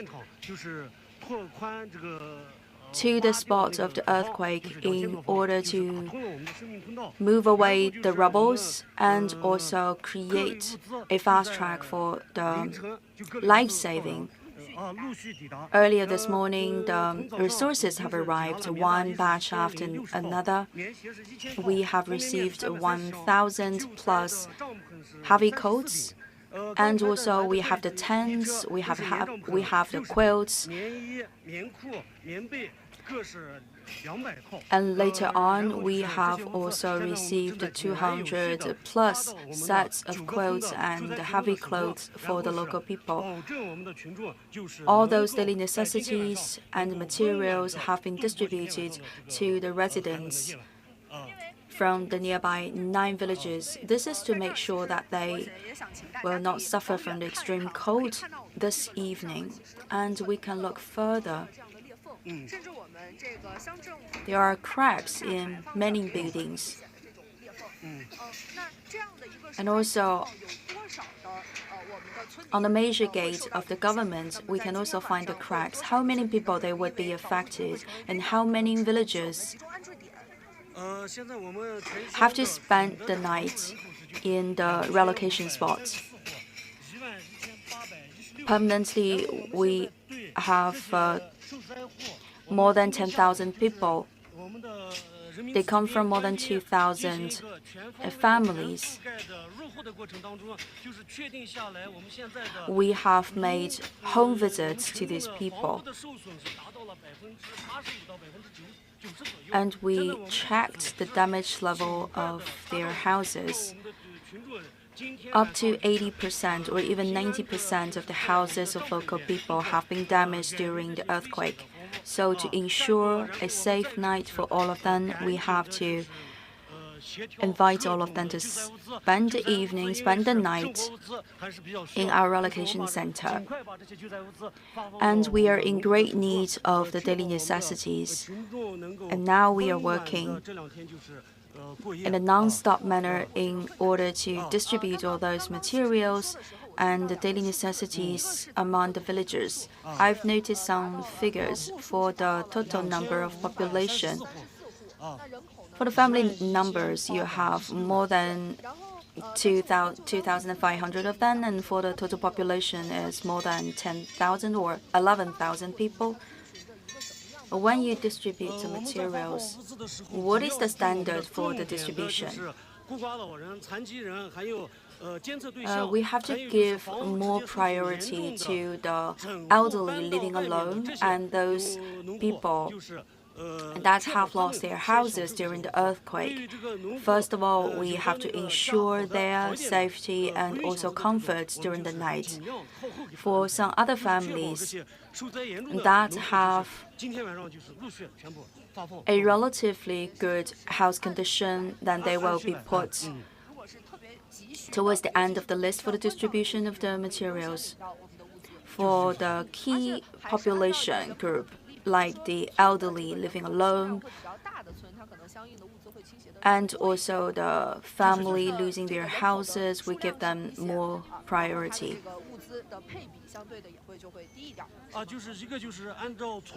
And for the proportion of the distribution, for those most populated villages, they can have more materials, right? And also we have to consider the degree of severity. One more question for you. Last night,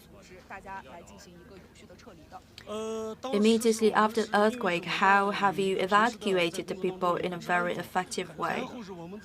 Because we have the staff on duty. We also have a team for the emergency response. And the team is composed by the young people and also the government officials at village level as well as township level. In the WeChat group, we launched the first call. Then the rescuers, they are activated immediately. They start to evacuate their neighbors. And also at community level, they have also made quick transfer and quick evacuation. And for people with disabilities and elderly living alone, we have also helped them to get out of the quake-hit area. Until now, we had 10 mild cases and 2 severe cases. That is already a small number in comparison with the other villages. And there are no deaths last night during the earthquake in our village. And now we are waiting for more big machineries. We would like to make sure that the life-saving fast track is in guarantee, and also electricity supply should also be guaranteed. After the earthquake of last night, 3 places at the local level have suffered from the blackout. But now we are in the repairing procedure for the electricity. So for the party secretary at local level, I know that he's very busy. Now I'd like to show you the Yuanjia village, the village of Yuan people. We have one of the local leaders to show us around in the Yuan village. We'd like to know what is going on with the evacuation as well as the rescue and relief. Now on the spot, you can have a better understanding about the severity of the quake. We also have the warning tape. For the tiles, some of them are broken and some have fallen down. And for the main gate of the government, there are also many cracks. To the other side of the street is the Yuanjia family village. Last night during the earthquake, what was everyone like? Right after the earthquake, we received a phone call from our leader, and very quickly we urged everyone to get out of the house. We asked all the people to come to the outdoor area, to a relatively safe place. We have to make sure that everyone is evacuated. The Yuanjia village is a very populated village. You have 9 communities inside. The Liugou township is surrounded by the mountains. So most of the villagers, they lived at the bottom of the valley. Last night, When the earthquake hit, what was your feeling?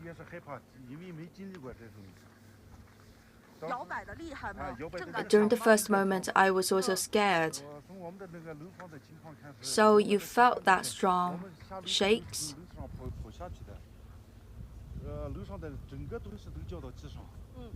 We started to run.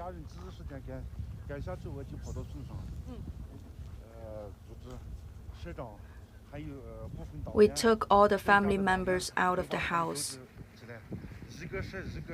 And we have gathered all the party members in order to help the whole village to evacuate to a safe place. And later on, we have put up the tent. Some of the people, they are buried when their houses fell apart.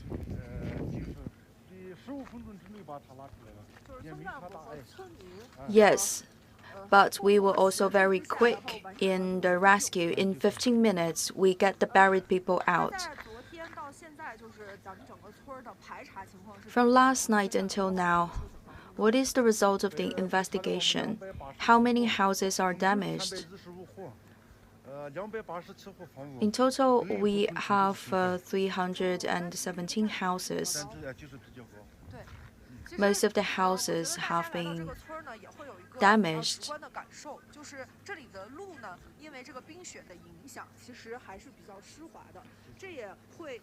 As you can see, we have slippery roads due to the ice and snow.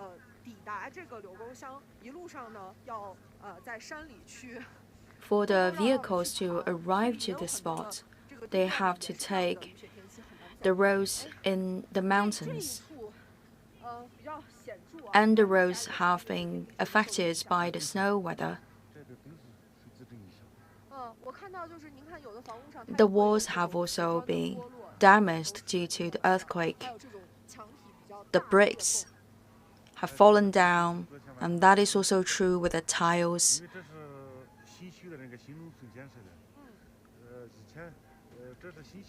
Those are new houses.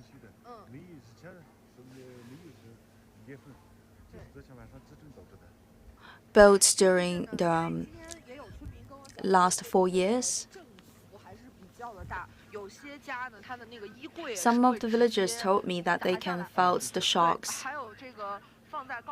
For example, some of their furniture would directly fall down, and the bottles on the shelves have also fallen down on the ground.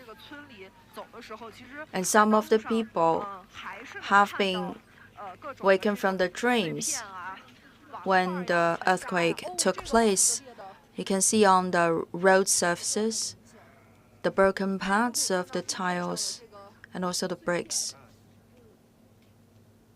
You can also find some damaged parts of the houses on the road. So people, are they going back to the houses, or they are still living in the rescue center, in a relocation center? They are remaining on the streets and outside because we are afraid of the aftershocks. So people, they are not allowed to go back to their original houses. Some of them, they are hiding in their own vehicles. Some others would just move to their relatives' houses in another place. This morning on our way here, we noticed that many people, they are driving away from the spot, from this region.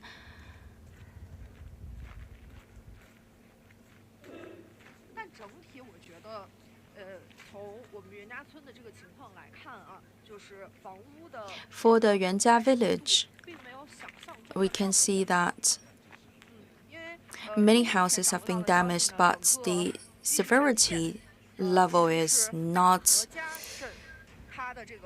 as great as imagined. Liugou County, Liugou Jishishan County is located at the epicenter. Luckily, there are no death cases. That is the luckiest thing.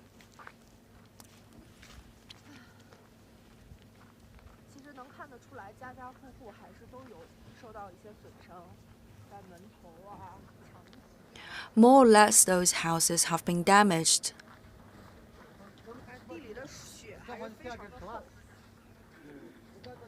We also have thick snow around this area.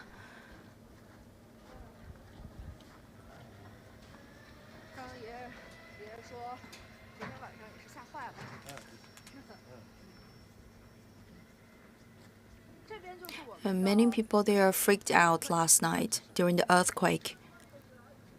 This is the management committee of the village. And now they have already put up the 4th tent.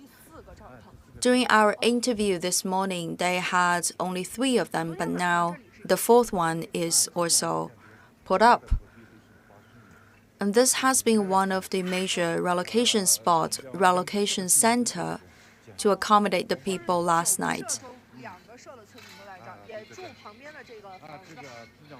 In total, we have 9 communities, and we have moved 2 communities of people to this area. In the center of the square, you can see the ashes. Because last night, in order to warm up, we have collected some pieces of timber to create a fire.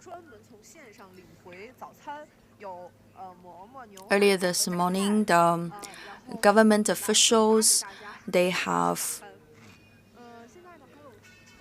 taken the meal to the people, so at least they can have something to eat. This is the rescue and relief tent. Of course, the conditions inside can not be as comfortable as what we can have in our houses, but still you can feel much warmer inside than outside. Outside the temperature is -12, but once we are in the tent, we feel it's very warm.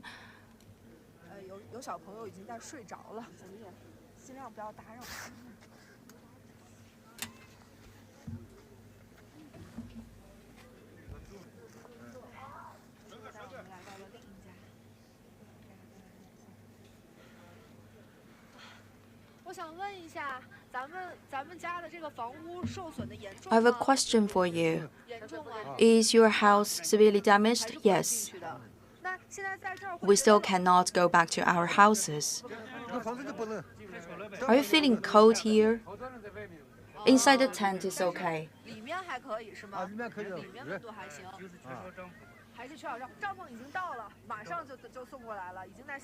We don't have sufficient tents. Some more tents are coming up.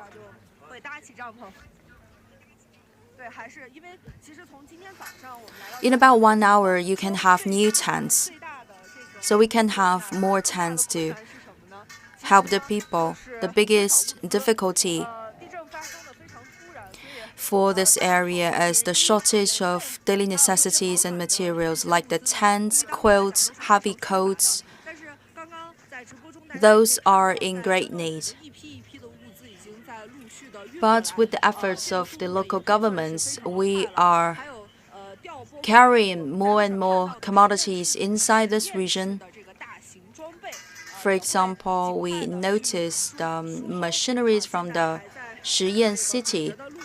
They are working on the road to re-establish the road conditions for the transportation.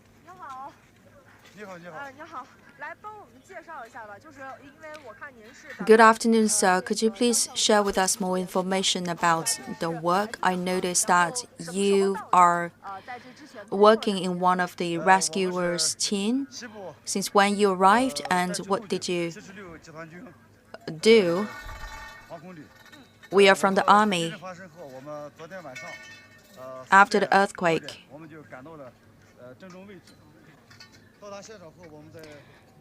We arrived very quickly at the epicenter. There are people from the local governments at the county level and also township level. We are in collaboration. For example, here we helped more than we have helped the local people in the Liugo township.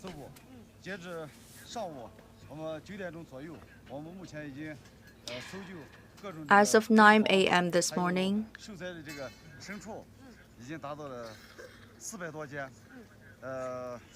we have already searched 400 houses. We have also relieved a lot of livestock because many families have kept the livestock.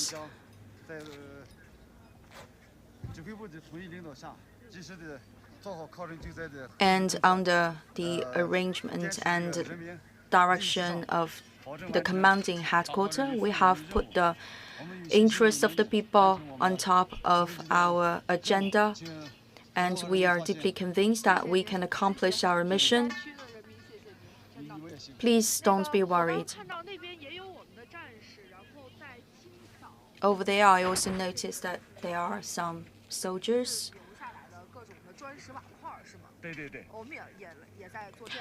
The soldiers, they are dealing with the cleaning of the rubbles. So what kinds of work have you carried out? This morning we have completed the investigation and search. And now we would like to re-establish the order of a normal life for the local people, the cleaning of the road, and also the tent making this evening and tonight. It will also be very challenging for the people. So before the fall of the night, we have to be very quick in setting up new tents. So that is all for my part in the Liugo township.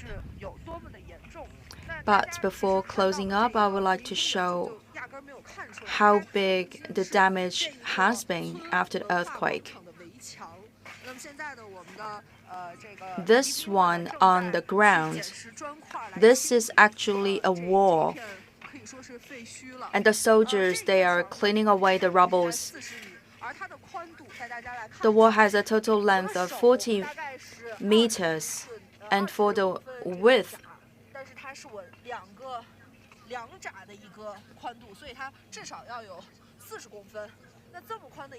it's at least 40 centimeters thick. During the earthquake, the whole wall has fallen down. That is an example to show you how severe that earthquake has been. Luckily, during the daytime, the temperature is going up. We have become quicker and stronger in the rescue and relief efforts, and we also have the confidence that for the following days to come, we can help our people to get through this difficult moment and restore the normal life as quickly as possible. Thank you very much. Please stay safe. We have started our live streaming program. It's almost 3 p.m. Beijing time. The rescue work is going on, and we are racing against the clock. And we really have to be efficient in the rescuing work and also the relief work, because very soon the evening would fall, and it can be freezing cold during the night time. And we have our journalist sent to the local township. She has visited the villagers now sitting inside the tents. Currently, not everyone is in the tents. We are still setting up new tents, and we're also distributing more daily necessities to the people. We have to make sure that more people, we have to make sure that all the people can be put under the roof and put inside the tent. We don't want to have more people spending another night with a bonfire.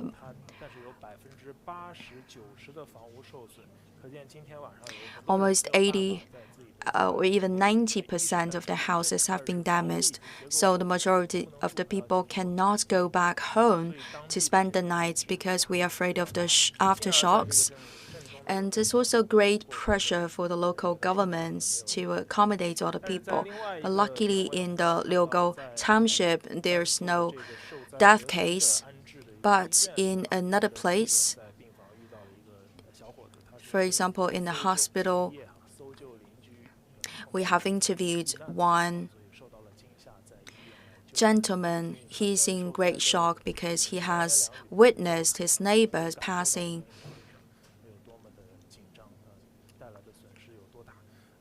away, and more rescuers, they are rushing towards the epicenter, and there will also be a helping hand during the relief. This time we have noticed one sentence, that is the well-organized efforts from the NGO rescuers. Some people have also left a message. For example, I have the machineries. Would that be helpful for your rescue work? And now we noticed an announcement made by the Department of Emergency Management of the Gansu province. They are waiting for more volunteers as well as the materials. If you have the capacities, you can contact the local government. But if you are not sure about the conditions, please make sure that you will not directly go check the place. And another piece of information about the weather. In the Haidong city of Qinghai province, for the next 3 days to come, there's no snowfall. Highest temperature was around -8 to -3 degrees Celsius, and the lowest temperature would be -19 degrees Celsius. So we have sunny days, but the temperature could still be very low. So that low temperature would be a big threat to our rescue and relief efforts. And now you are also watching some earlier footage. You can see very good sunshine, but later on, very soon, we can expect to see the sunset. How can we make sure that all the people, they can have warm meals and also a warm place to stay to spend the night? That is the important task for our rescuers and also the local officials. For some of the villages, the rescuers have moved inside the area on foot. And I'd like to give the floor again to my colleague.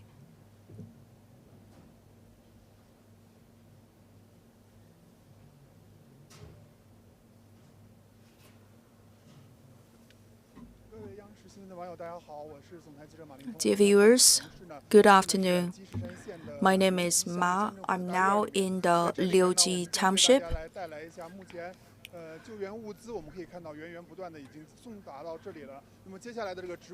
From the camera, you can see we have more daily necessities arriving on the spot, and I'd like to share with you more details about the distribution of the materials, and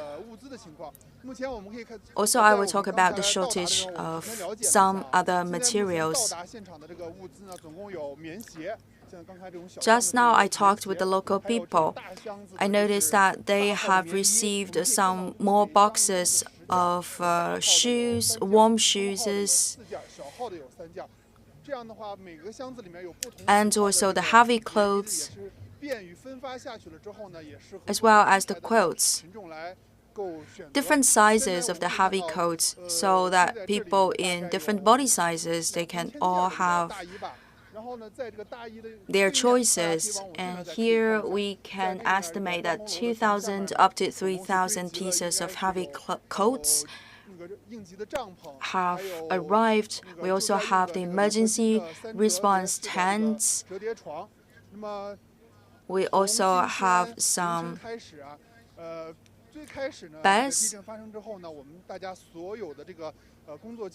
Right after the earthquake, our focus has been put on the rescue, the search and rescue. And with the progress of the rescue efforts, starting by this afternoon, we have been more focused on the distribution of the daily necessities. Like how can we bring more clothes and shoes as well as the other materials into this area, and how can we distribute those materials to the people?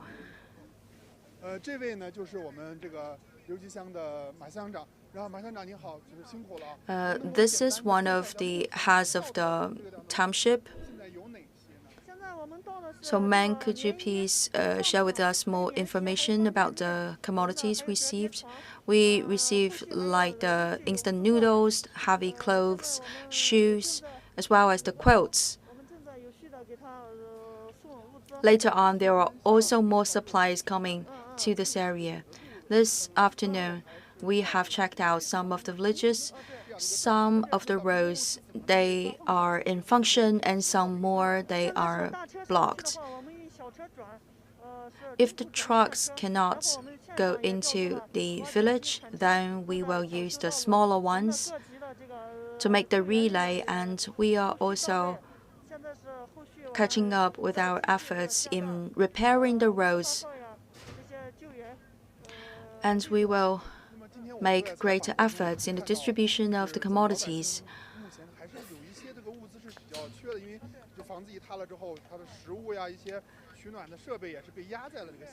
Many houses have collapsed, bearing the daily necessities of the local people. So what are the commodities in the greatest amount? Because it's very cold during the winter season, we are in great need of the chargers and also the heaters. We need power banks, for example, to charge people's mobile phones, and also we need the heaters.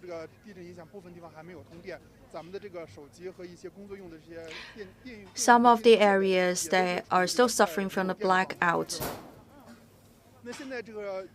The electricity supply has not yet been restored. The power banks, they are on the way. Then what can you do for the moment? We have mobilized a lot of personnel, and also the leaders, they are also coming to this area. And very soon we can expect the arrival of the power banks as well as the other materials. For the casualty numbers, what is the latest development, and also can you ensure the distribution of materials to the fragile population? Yes, we have organized different teams of rescuers. We also invite people to help each other.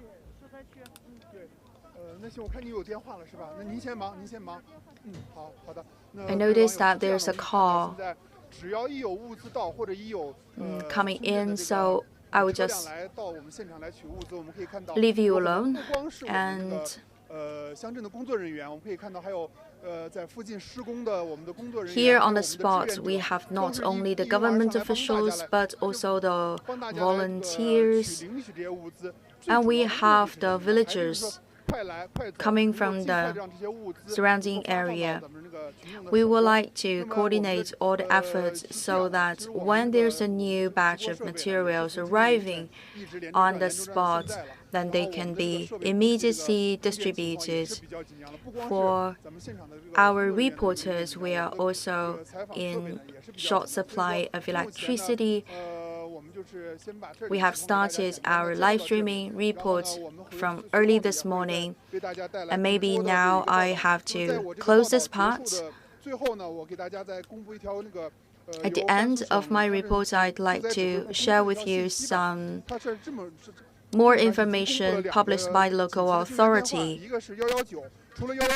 There are two emergency numbers. One is 119, or you can call 95707, or you can use the mini program on the WeChat platform. If you need anything in emergency, or if you need some special help, you can leave a message on the WeChat platform. So that is all for my part. When there's the disaster and there is the blackout, what can we do? We can make our own light. We need paper, some oil, a container, and a lighter. And first of all, you have to separate the paper. Take the thin layer and cut it into 5 parts. Take one line of that and to make a rope. And then you also have to cut some tin foil.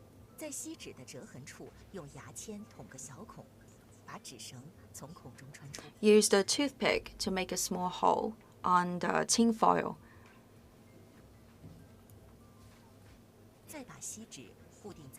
And then get the paper rope through that.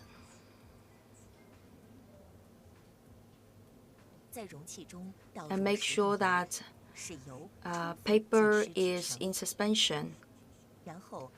And then put the oil inside. Use the lighter to light the paper up. That is a self-made light.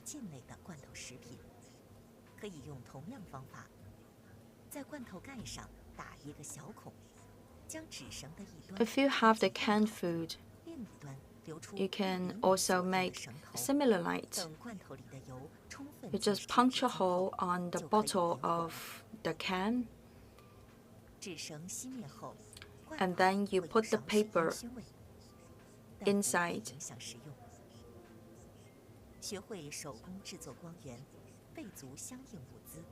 After the utilization, you can still eat the food inside the can. This is just one of the ways to cope with emergent blackout.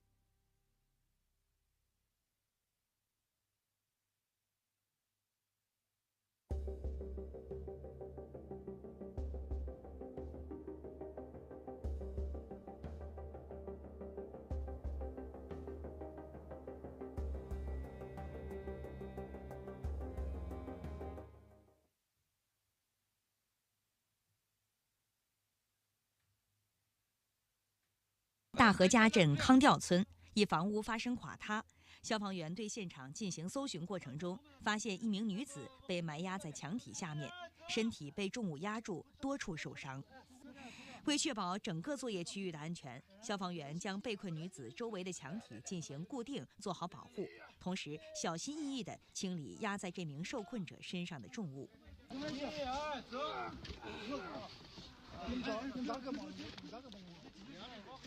消防员轻轻地挪动被困女子的身体，很快将她救出，送医治疗。消防救援队伍在这里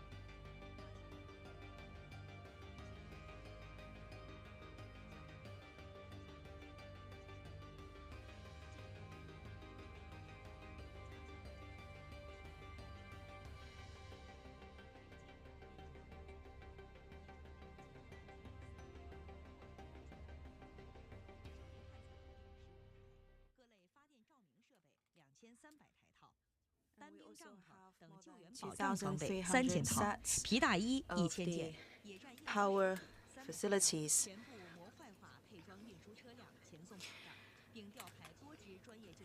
In the meantime, we also have mobilized the rescuers.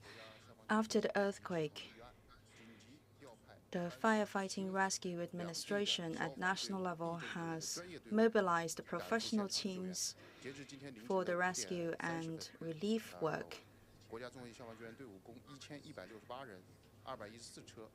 We have dispatched more than 214 vehicles on the spot, and rescuers have carried out their mission.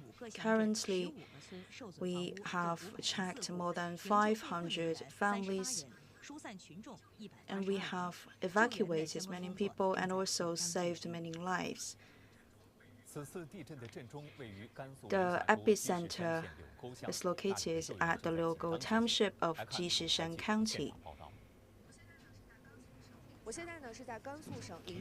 I'm now sharing with you this report from the Liugou township. Here we have a total number of 2,500 houses and a total population of more than 11,000. Many people that have been awakened during their dream. And this morning, as of 5 a.m., we have restored the electricity supply. When I was here for the interview, I noticed a lot of rubbles and also the broken tiles and bricks. And this is the wall surrounding the cultural center. A total length of 45 meters and also a thickness of 40 centimeters has fallen down. Earlier this morning, on a square, we have created 3 tents as the temporary relocation center.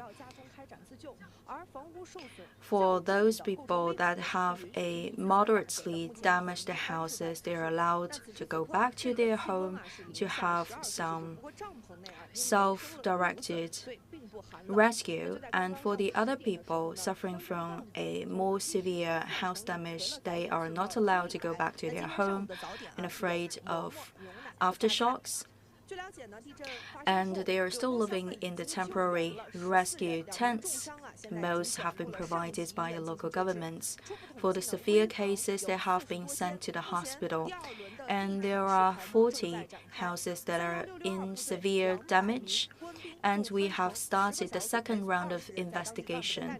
The soldiers have been divided into different groups to carry out this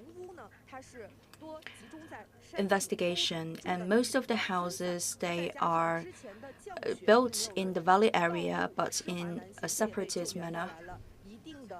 This is a huge challenge for our rescuers and also investigators. During the day, the temperature would go up and it will be a good help to our rescuers. In the Dahe village, many houses have been severely damaged, so that people cannot stay at their home. But very quickly, we have rushed commodities into this quake-hit area, and we are building up new tents. We are now in the Dahe village. For the nearby villages too, they have been greatly damaged and hit during the earthquake. As you can see, all those blue tents, they have been built up earlier this morning. The rescuers, as well as the soldiers, have been working on the square for many hours. They have created more than 60 of the tents. More tents are on the way.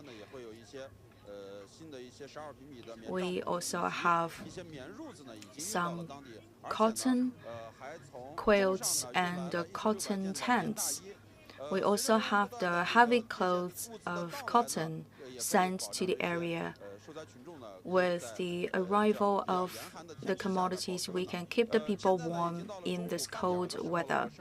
Now it's lunchtime, and people are queuing to receive their meal. And this is the first lunch after the earthquake. Local volunteers, they have offered the beef noodles to the people. So at least people can warm the body up thanks to the noodles and also the noodle soup.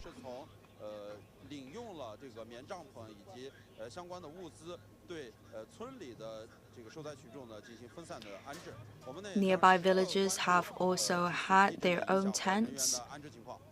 We will continue to give you more updates about the relocation of the people. At the Jishishan County,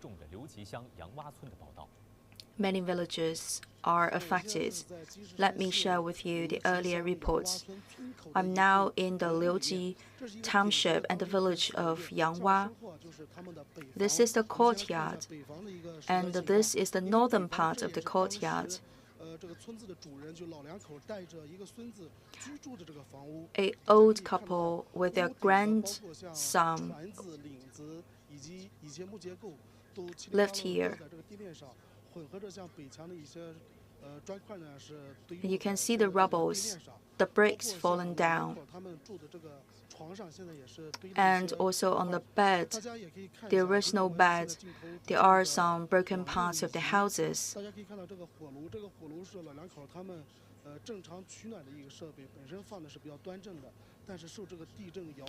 The heater has also been moved and shifted due to the shocks from the earthquake. This is the house of the child. We have similar damage. For example, broken roof, broken wall. After the earthquake, the old couple as well as the grandson have been evacuated. Apart from the northern houses in the courtyard, I also would like to show to you the western house. We have collapsing roof and also some cracks on the walls.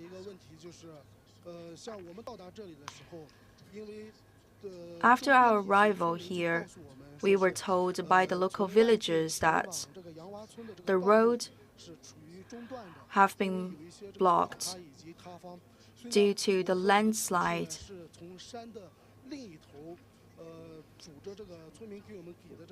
So together with my colleagues, we have decided to visit the village on foot. From the houses, you can tell how severe the damage the earthquake has brought to the village. And to the other side, you can see the weather is not that optimistic. We have snow and ice.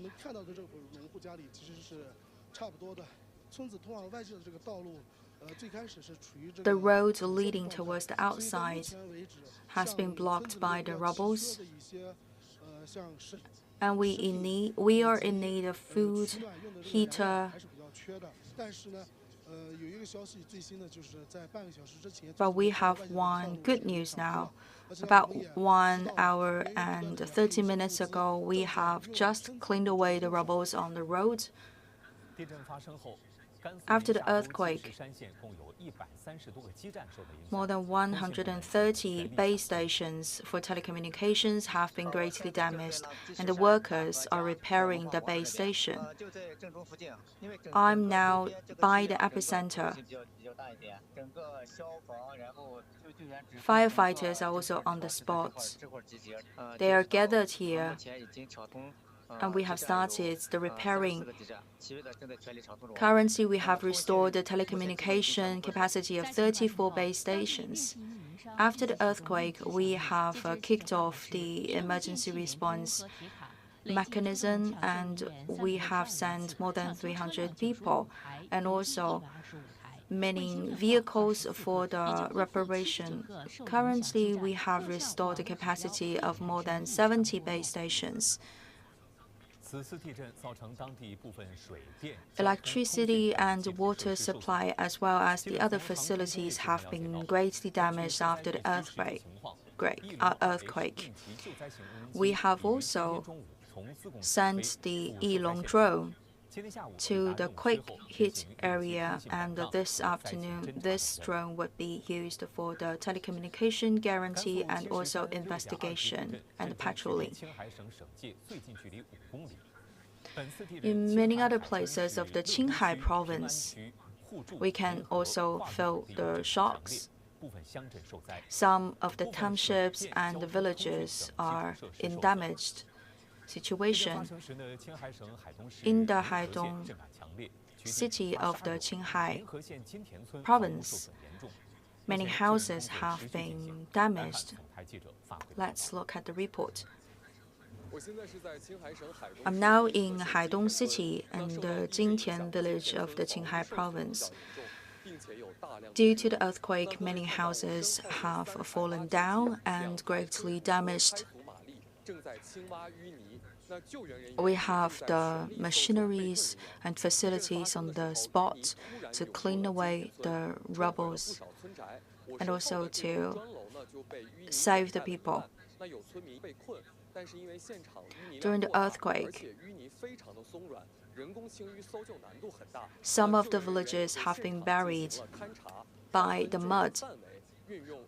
So we have used the facilities like the big machines and also the drones to check out the survivors' places.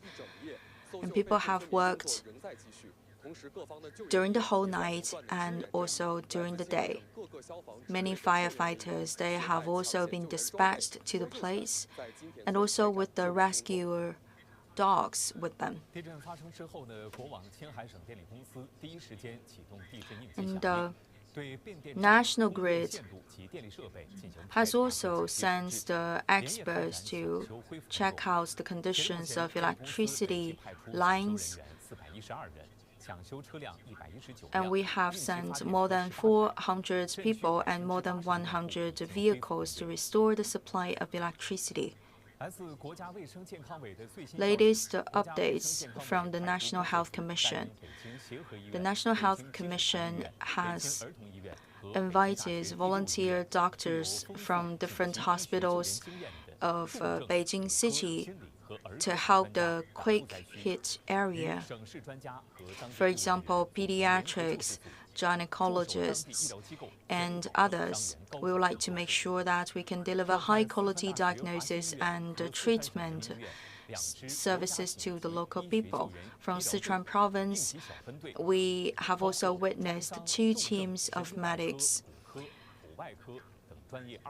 For example, experts for the bones treatment, for the trauma treatment, etc.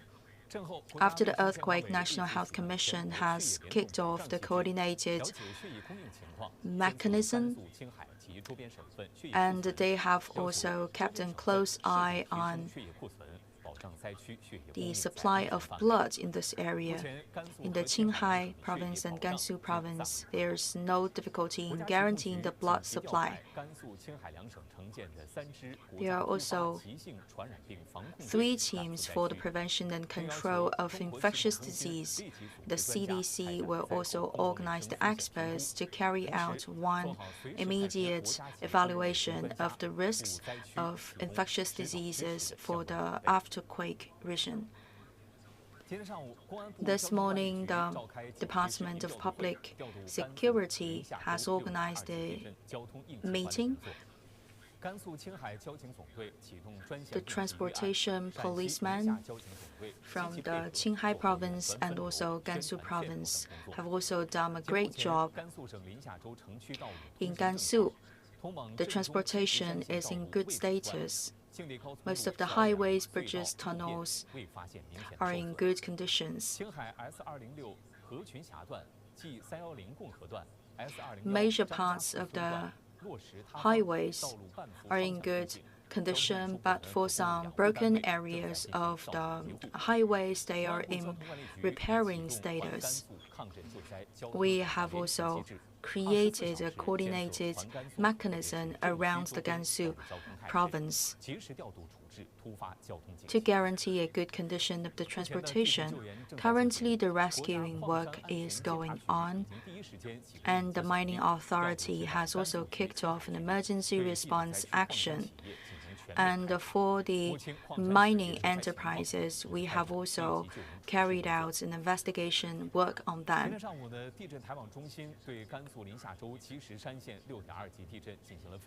Experts have also carried out analysis on the magnitude 6.2 earthquake in Jishishan County. After the earthquake in Jishishan County, the Earthquake Network Center of China has organized 2 rounds of meetings and discussions. First conclusion is that the 2 plates have collided, and one plate has entered into the lower part of another plate, and this has created a huge level of the pressure. The magnitude has reached 6.2, and the epicenter depth is only 10 kilometers. That is why the severe damage has been brought to the local area.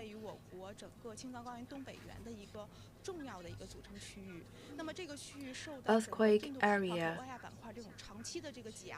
is under long-term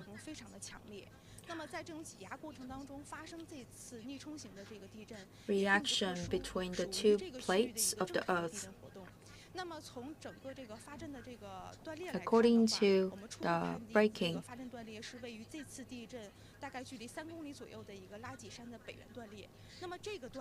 the breaking took place about 3 kilometers away from the epicenter. We have also studied the historical records, and we believe that the possibility of a greater magnitude follow-up earthquake is very low, but still we can expect to see some upcoming aftershocks. And some of the aftershocks can also be felt by human beings. We have also kicked off the level 2 reaction. According to the weather prediction for the next 3 days to come, we will have a very good sunshine, or we can have cloudy days. Temperatures would gradually mount up.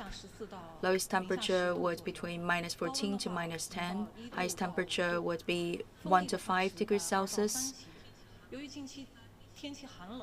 And also the wind strength would be between 2 and 3 levels. Some of the roads would be covered by ice and snow. For the rescuers, when they drive, they have to be very careful.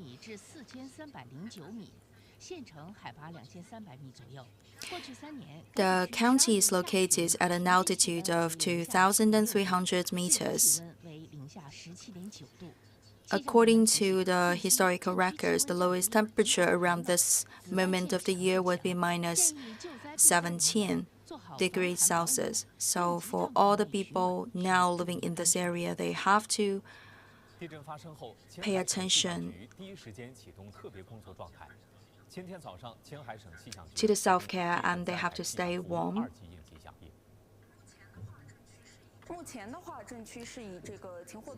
Currently, in the quick hit area, the temperature is between minus 8 to minus 4 degrees Celsius. In the next 3 days to come, the lowest temperature would be between minus 19 to minus 8. Highest temperature would be between minus 8 to minus 4 degrees Celsius, and some days would be rather windy. And sometimes after lunch, you can also see strong winds. So you have to stay warm, keep the body warm.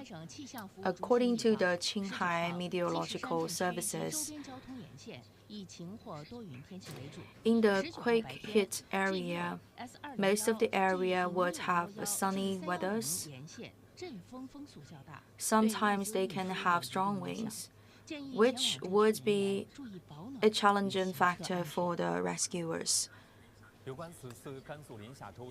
For the magnitude 6.2 earthquake in the Gansu province, please stay tuned for more reports. When there's the great earthquake, what should we do immediately? Is it to turn off the gas or to run out? None of them would be the top priority. The first thing is to protect our head. If you are indoor, you have to hide yourself under a solid table or a solid cover. If you don't have those facilities, then you have to use the pillow to protect the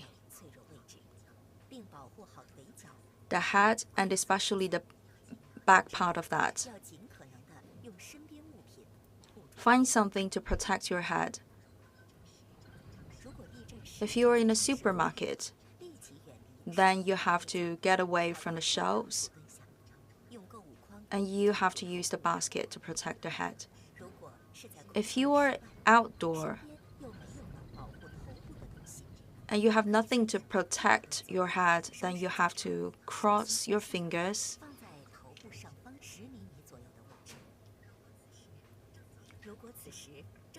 and cross the hands about 10 centimeters above your head. And also you have to steer clear from those objects that are easily falling down. Also, you have to steer clear from the buildings with the glasses. When you're running away, you also have to make sure that your head is well protected. The helmet would be a perfect choice, but if you have no helmet, you can also use the textbook or a bag to protect your head. So, in other words, you have to protect your head in order to avoid any severe damages to your body. When there's the severe disaster, you cannot go back home and you have to stay outside. During the cold days, the cold would be a big threat to your body health, so you have to learn some tricks to keep the body warm. It's best to have the sleeping bag. At best, you have to avoid lying directly on the ground. You can also find some insulation materials to separate your body from the floor. even newspapers would be some useful materials. Because with the newspapers, they can create a layer of airflow.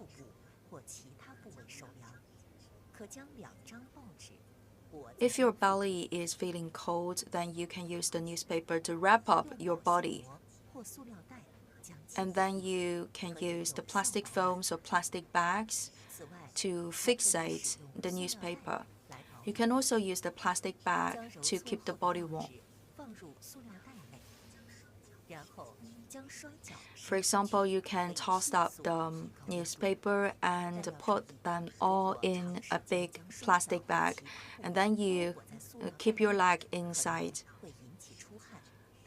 But if you stay in that position for a long time, then with your sweat,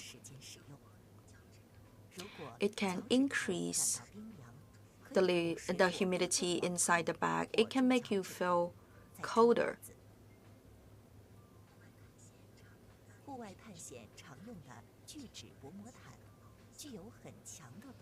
And for the campers, they have the materials to keep the body warm.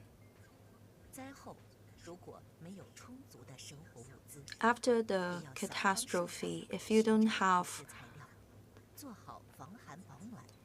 the materials from the house, still you can make some handy emergent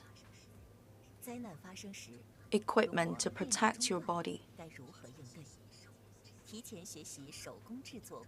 And when there's the blackout, what can we do? You can create your own lamp. You need the tin foil, some paper handkerchief, toothpick, container, and also lighter. First of all, you have to separate different layers of the paper handkerchief.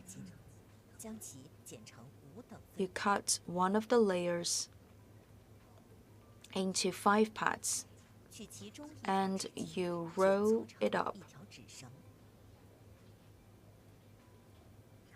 to form a paper rope. And you cut 3 centimeters of tin foil and fold it up. In the folding line, you can make a hole with the toothpick, and you get the paper rope through that hole, and you fixate the tin foil on the opening of the container.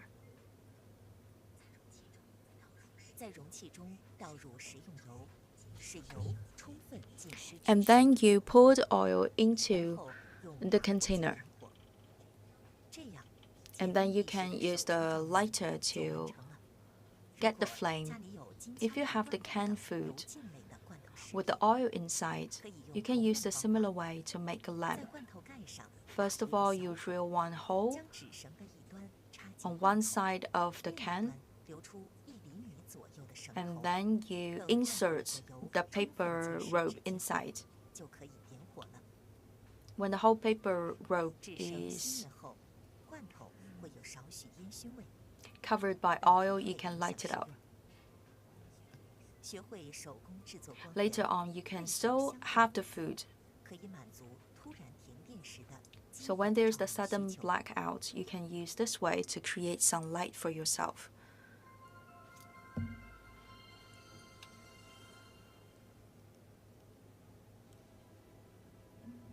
After a major earthquake, when you are dealing with the fallen furniture and broken materials, one of the biggest headache is the broken glass.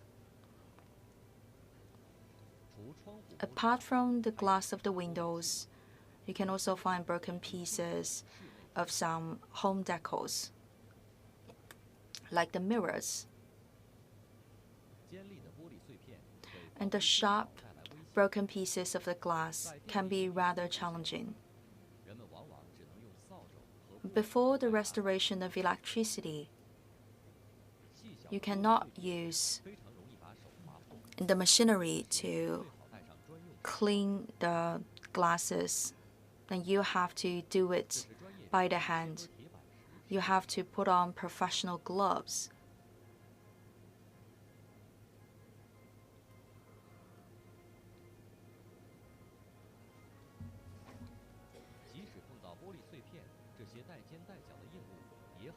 With the professional gloves on, your fingers will not be hurt by the pointed, broken pieces of glass.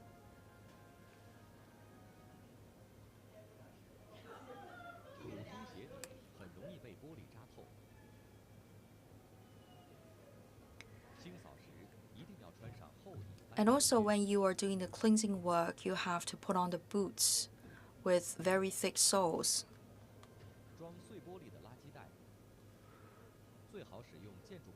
And also for the bags to contain the broken glasses, you have to use a thick one. The bags usually used in the construction terrain. First of all, you clean away the bigger pieces.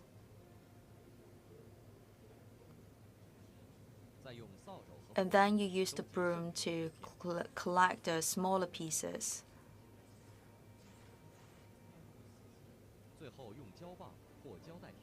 And finally, you can use the sticky paper to clean the fine pieces of the glass.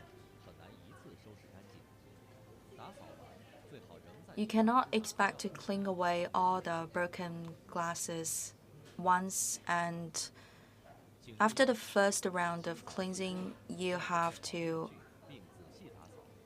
create some temporary carpet. One important tip is that you have to be very careful during the cleansing of the broken glasses.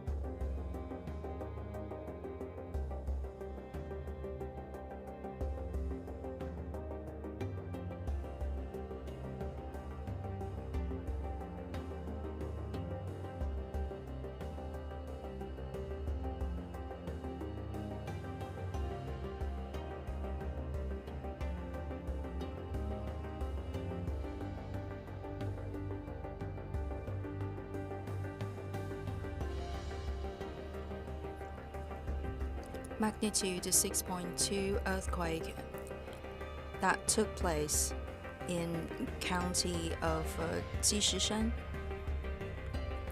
has made the National Authority of Earthquake Emergency Reaction to raise up the reaction level up to 2nd level.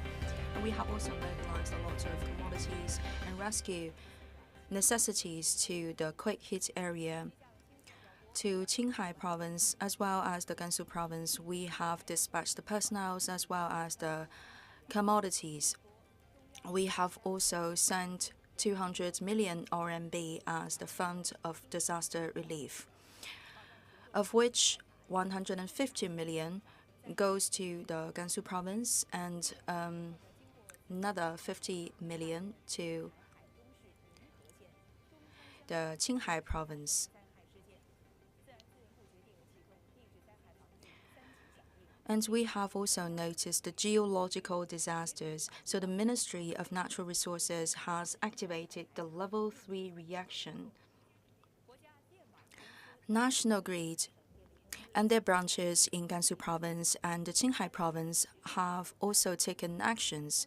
Currently in the county of Jishishan, more than 88% of the users of the national grid have regained their access to electricity supply, and also more than 80% of the users have regained their access to electricity in Qinghai province. We have also started the repairing work and evaluation work on the damaged houses. After the earthquake in Jishishan County of Gansu province, we have also quickly arranged 4 satellites to do the monitoring of the quake hit area. And currently, we have the high-resolution imaging taken from the quake hit area for Dahe village, Liuji village, as well as Liugou township. We have made the mapping, according to which we can also do further prediction about the landslides as well as the other natural disasters. The mapping would also be very useful for the afterquake rescue and relief. The earthquake has created troubles for the rescuers to go into this area, and now I'd like to talk to our colleague Tang Ying. Now in the relief center, what is the transportation condition like? Good afternoon. I'm still in the coordination center. Starting by 7 a.m. this morning, we have initiated the level 2 response to the emergency. For the broken roads that have been repaired. And please look at the screen.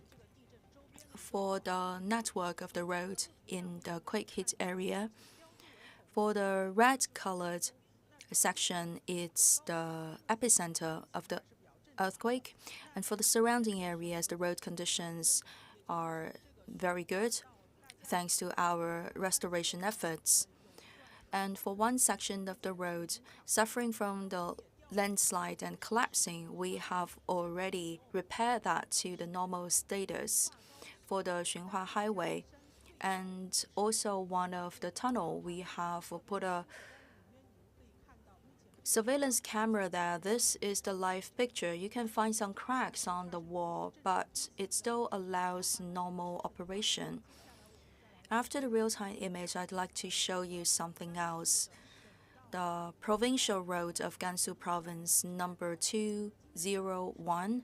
This morning, there's collapse of some sections of the road. We only allow 50% of the traffic, and these are the images that we received earlier this morning. Some fallen rocks have interrupted the normal transportation, and the local authorities have sent workers to repair the road condition. And currently, for the 4 separate areas of the road, it has been cleaned, and we have restored the normal circulation of the vehicles. And this is another image pictured by one of our workers on the front line in the county of Jishishan. Very early this morning, they arrived in the Dahe village. and they have cleaned the whole avenue of the Taizi Mountain. From this footage, you can see some middle parts of the road have suffered from the collapsing and landslide. So the workers, they have made huge efforts to clean away all the rubbles, and the circulation has been restored. Next image to show to you is from the highway. This is the highway from the Gansu province, number 1816. We have 4 images from the toll gate, the main road, and also the tunnel entrance, tunnel exit. Vehicles are circulating as normal, and general conditions are good.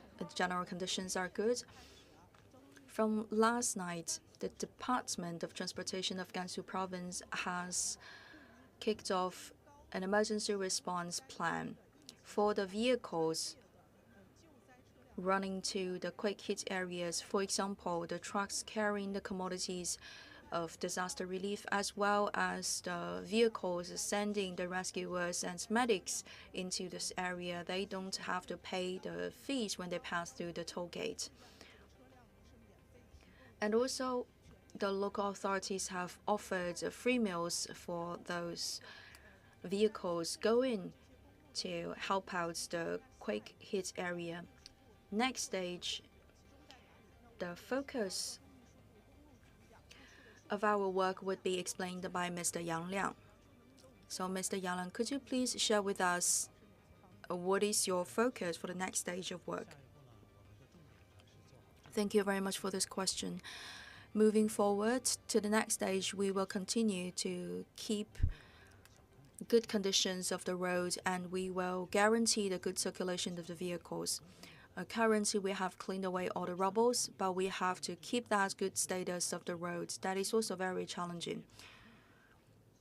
The magnitude is 6.2. It's not the maximum magnitude, but still the affected area is very big. And then the quake hit area is in a high altitude area, more than 2,000 meters high, and we have to work on a large area. And recently, the weather is not very friendly. It's snowing, and it's very cold. So when we keep an eye on the good conditions of the road, we also have to stay vigilant against the snow and ice.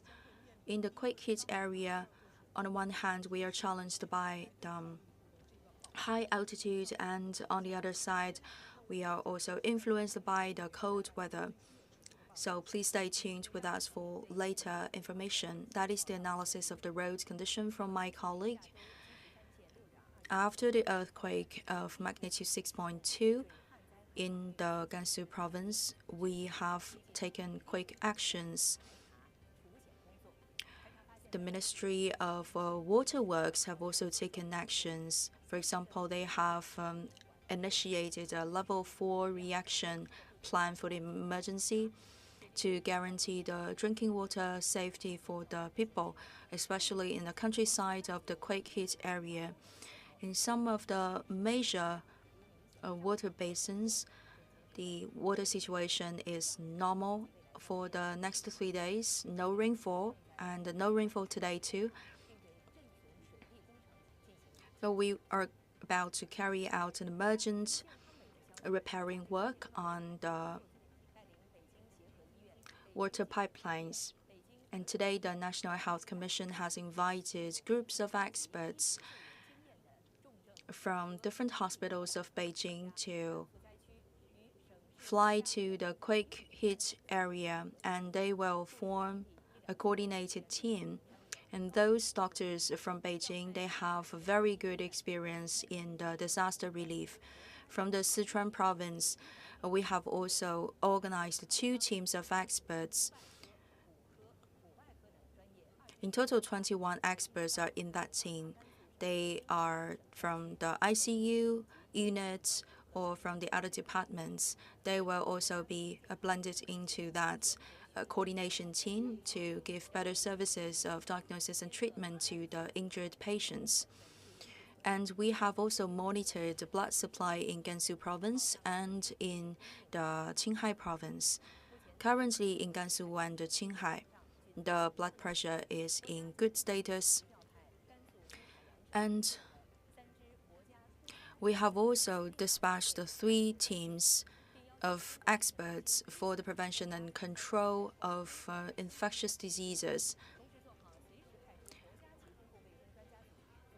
At any moment, we can send extra medics to help the quake-hit area. After the magnitude 2.6 earthquake in Gansu province, the National Administration of Firefighting Work has also carried out their own action. After the earthquake, firefighter team from the Gansu province has immediately sent groups of firefighters. In total, 580 people from 6 teams, as well as 12 rescue dogs to the quake-hit area. They have also carried them professional materials and equipment. Many houses have collapsed. The firefighters have investigated one house after another.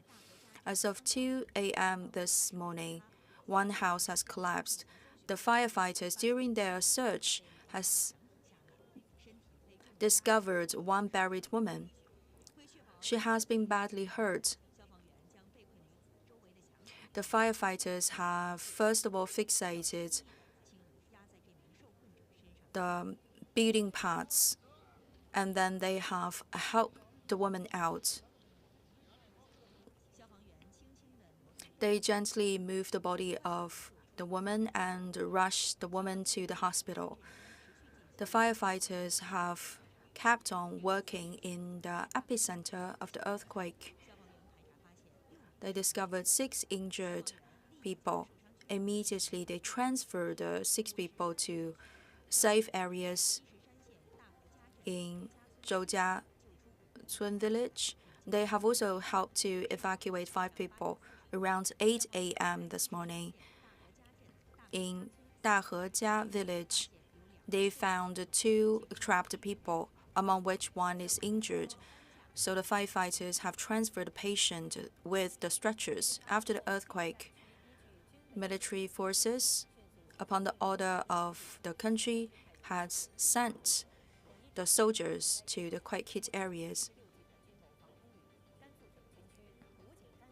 Currently, the local military forces have joined the rescue work and also the reparation work. According to the journalists, the Western Air Force has dispatched more than 300 soldiers. They arrived at greatly hit areas.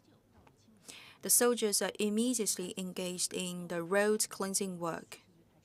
More than 40 vehicles have been mobilized to help 4 villages locally. They help to transfer the patients, clean away the rubbles on the road. And the local militias, they have also been mobilized. Emergency Response Center of the Western Military Force has also joined the work. The first squad has already arrived on the front line, and there are also more soldiers getting ready for the possible command. After the earthquake in the Jishishan County, some of the infrastructures have been damaged, according to the real demand. One drone for the disaster relief has been dispatched to the quake-hit area. This afternoon, the drone has arrived on the spot.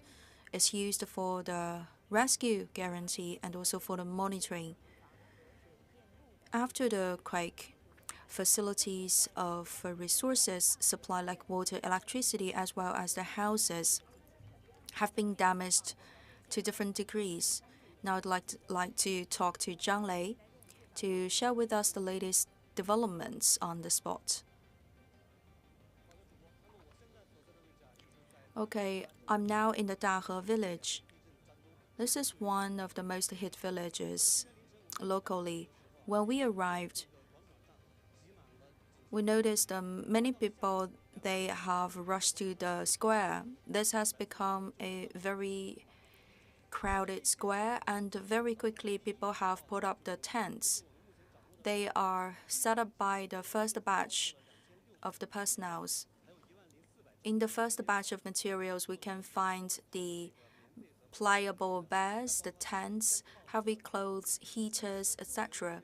Currently, the rescuers, they are distributing the materials into different tents. So let's go inside the tent and have a look. For example, now the rescuers, they are putting the quilts on the beds, and they are also putting up the heater and the chimney. In each tent, we can have 4 beds, so one family of 4 people can be relocated inside, and the charcoals are also ready. When the heaters are installed, then the people can be invited inside. In this spot, we can accommodate 1,000 people. In other villages, we can also find the other separated camps of relocation. Some people can go visit their relatives or family members living in other areas. Starting by 11 a.m. today, some volunteers have created a temporary restaurant offering the beef noodles, free beef noodles to the local people. Some people, they are still queuing to get their part of the lunch. This charity restaurant will continue to work until 11 a.m. this evening. During the earthquake, some of the roads are broken, damaged. For example, near Gansu and Qinghai, there's one big bridge called the Bridge of Dahe. It has been deeply damaged by the earthquake. And very quickly, the experts have arrived to repair the bridge, and now it's in normal function. We are also cleansing away the rubbles on the road to allow normal circulation of the vehicles. As of noon, 88% of the Jishishan County people have regained their access to the electricity supply, and the national grid has also worked with the other places to guarantee the electricity supply. It's still very cold, so how can we keep the people warm is a big challenge, and this would also be one of the top priorities for the next stage of work. And also the headquarters has published one notice this afternoon saying that we are in orderly work for the disaster relief. However, we are still facing some limits of the transportation. For the civil vehicles from outside area, they are recommended to avoid this region and do not come into this region. Thank you very much for this report sharing with us. One of my other colleagues, Song Jing, could you please give us the latest updates? Okay, Tian Liang. I'm now in the Emergency Response Center at national level. We have this huge screen. The epicenter is about 8 meters away from the Jishishan County, and is 29 kilometers away from the Linxia County, and is 29 kilometers from Xunhua, and 64 kilometers from Hualong, and 69 kilometers from Minghe. And those are the most hit counties in this earthquake. You can also find the concentration of the people. Thanks to this mapping, we can support the wise decision-making of our workers at the center. And you can also see that there is a plane flying towards this area. This plane has taken off from Sichuan province. It's the drone called Yilong. After its arrival in this area, the drone would start the patrolling. Towards the left-hand side of the screen, you can see the live pictures sent back by the Yilong drone, still at an altitude of 7,000 meters, and is flying towards the quake hit area. And another image is the earlier footage sent back by the Yilong drone. It's very clear image. After its arrival, the drone would start the navigation and the patrolling, as well as the monitoring work in the quake hit area to give us live picture and also real-time footage that will support the decision-making of our emergency response center. According to what we get to know, we are repairing the telecommunication system, and also with the Yilong drone, it's equipped with some equipments. If the telecommunication base station cannot be restored in time, then the drone called Yilong would give some extra telecommunication support to this area. Thank you very much for this information sharing. In the Ningxia Prefecture and the Jishishan County, they are very close to the epicenter. From the Qinghai province, the Haidong city, as well as the other close cities to the Gansu province, they have also been greatly affected. For example, the infrastructure of water supply, electricity supply are influenced and affected by the earthquake. Some of the trains have been delayed. The authorities of railroad have started their patrolling in order to check out the signal system, the road system. They would like to see if there are any risks or problems after the earthquake. They would like to rule out all the risks to make sure the safety is guaranteed. After the earthquake of Jishishan County, Zhongchuan village has been greatly affected. Many people, they are out of contact. Some of them are buried. Very soon, we would hear from our journalist, Zhang Tengfei. Tengfei, could you please share with us the latest information?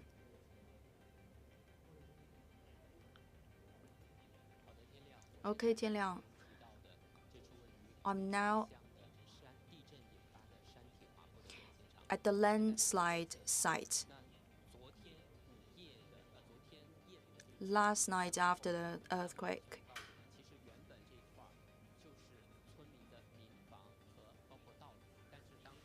the local roads and houses have been buried by the landslide. I'm standing at a place where there used to be a lot of houses and vehicles. For example, over there, there's the orange vehicle rushed down by the landslide mud. Over there, that is a two-story house. But the ground floor has almost been covered by the mud. Many people are busy digging. A family of 4 used to live here, and they cannot be reached now, and our workers, rescuers, they are digging hard in order to find the people. This is a greatly affected area. Farther away, you can also find some militias, soldiers, and also troop members. I'd like to show you some earlier footages. People are doing the digging.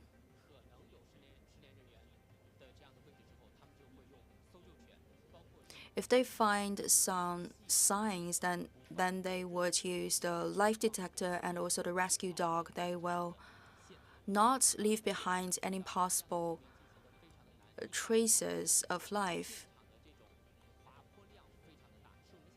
This is a large area of landslide dozens of houses are buried. And it is estimated that dozens of people could be possibly buried here. One big challenge is the mud, and another challenging factor is the upcoming sunset. And the temperature will surely go down during the night. Here we are standing at a high altitude area and also a cold area. So the rescuers, they have to take the shift. They cannot work for many hours in a row. They have, from time to time, take a short break. In the meantime, we have also mobilized big machineries. For example, we have 5 of them working now. They have been dispatched from the nearby site of road repairing. From last night until now, the 5 machineries have never stopped working. On the spots, there are no signs of life. Then the excavators can work very quickly in order to create a road. I'm now in Jingtian village. By the side is the Caotan village. Some people, they have run out of the houses last night. According to the State Council, we have to work against the clock. We have to race against the clock to protect the life and basic livelihood of the people. Many people, they are waiting impatiently for their family members. So our volunteers have prepared the meals and bottled water for them. They have just taken some hot noodles. So that is all for my part. Thank you very much for your report, Teng Fei. Good afternoon, everyone. Now you are watching the special report of CCTV News starting earlier this morning on the earthquake in the Gansu province. Last night, Jishishan County has been greatly hit by the earthquake. Many people in the country, they have accorded high-level attention to this quake-hit area. So I'd like to share with you the basic information. Last night by 11:59 p.m., the earthquake hit. There are several traits about the current earthquake. The depth of the epicenter is quite shallow.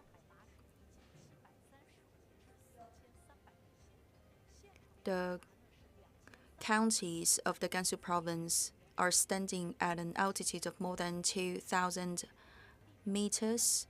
And because the depth is not that deep, it's very shallow of the epicenter, so the impact is quite severe. And then it's an earthquake happening very late in the evening. Many people, they have been asleep. And they are in light clothes, for example, in pajamas. So when the earthquake took place, they don't have heavy clothes to protect themselves.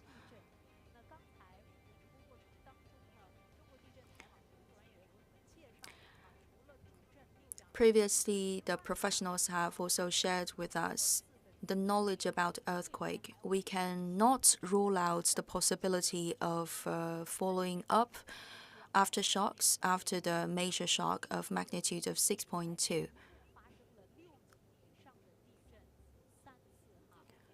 In this area since 1900, we have noticed the 6 rounds of major earthquakes. From the image, you can see the rescuers. They are working very hard. What has made our rescue mission so difficult? First of all, is the high altitude. All the places are located above 1,700 meters.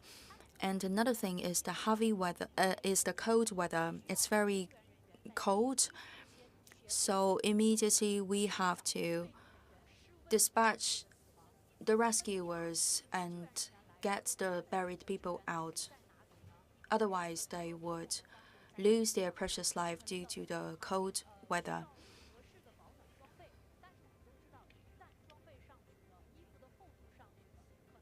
And for the rescuers, they are also challenged by the cold weather. On the one hand, we would like to make sure that they stay warm, but on the other hand, you can imagine that if they are dressed in heavy clothes, then they cannot move quickly.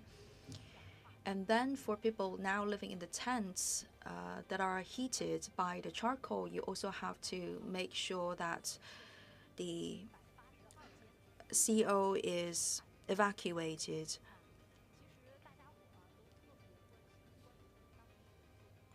People are also worried about electricity supply, commodities distribution. Previously in our reports, we can see that in such a cold weather, we have still gathered some good news. First of all, about the weather. For the next week to come,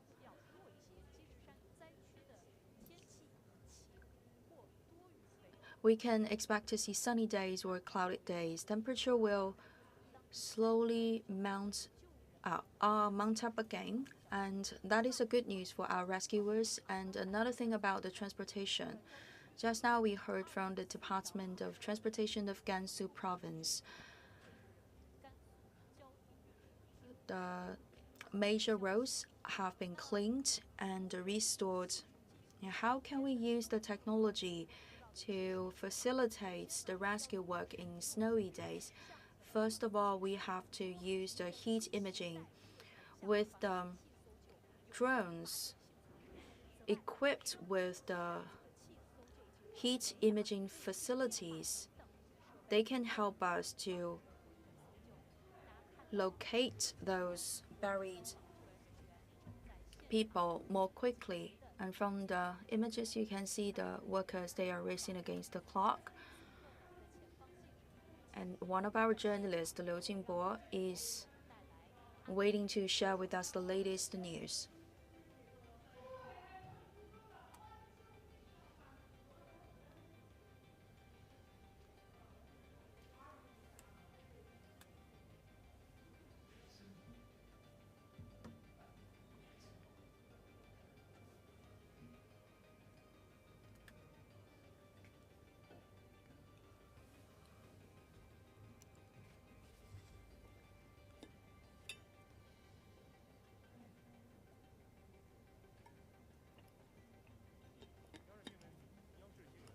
Dear viewers of CCTV News, good afternoon.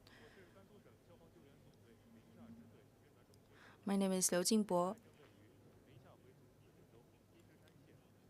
I'm now at the Dahejia village.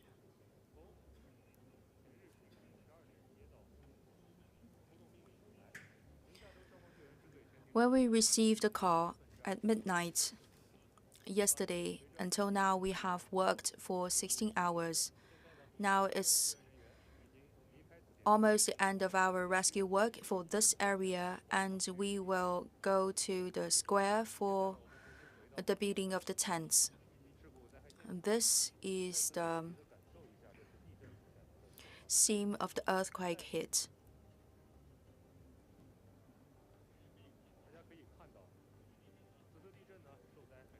This area, as you can see from the image, is greatly hit. The whole building has collapsed. One vehicle, private vehicle, has been buried down. And we have already checked, no people in the car. Today we have dispatched the 3 teams for the search here in this area. And we didn't find trapped people. And there used to be a 2-story house here, built by the villagers. After the earthquake, this whole building has collapsed completely. And for this part, staying relatively intact, this used to be the balcony for the second-story building.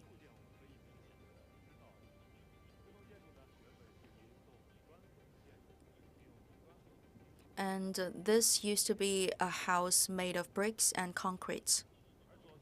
To its left-hand side, from the wall, you can see it's made of mud.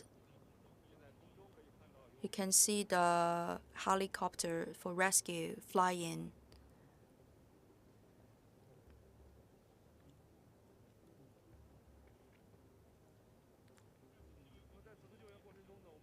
During the rescue, we have mobilized all the resources that we can. For example, the soldiers of different departments, helicopters, drones, and also rescue dogs to facilitate the rescue work after the earthquake.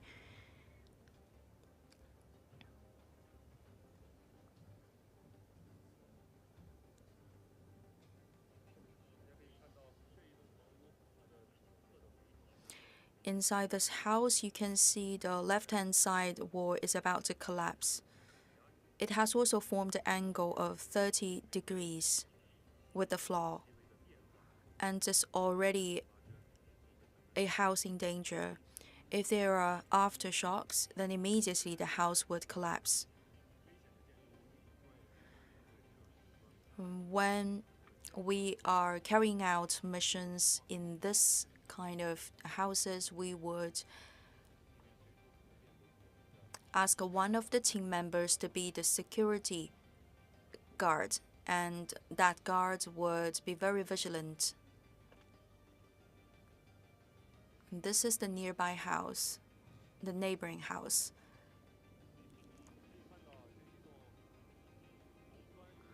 It's a house made of red bricks and concrete. Obvious cracks can be found on the surface of the walls. This is the Jishishan County and Dahejia village. We will continue to follow the latest developments of the rescue work and share information with all of you.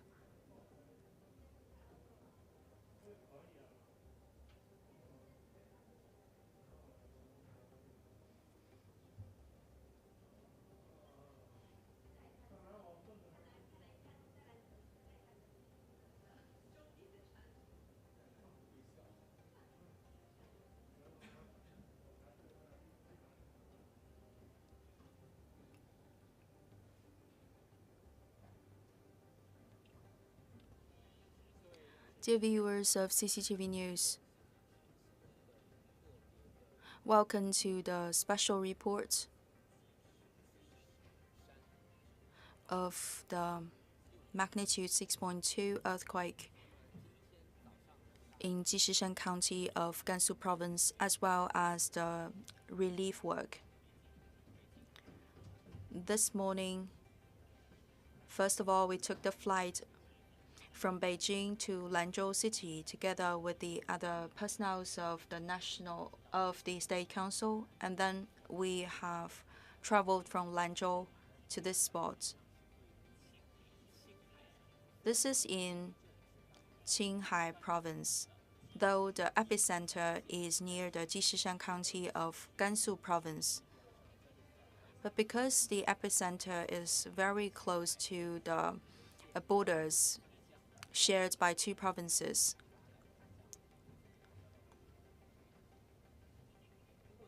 so both of the provinces are affected.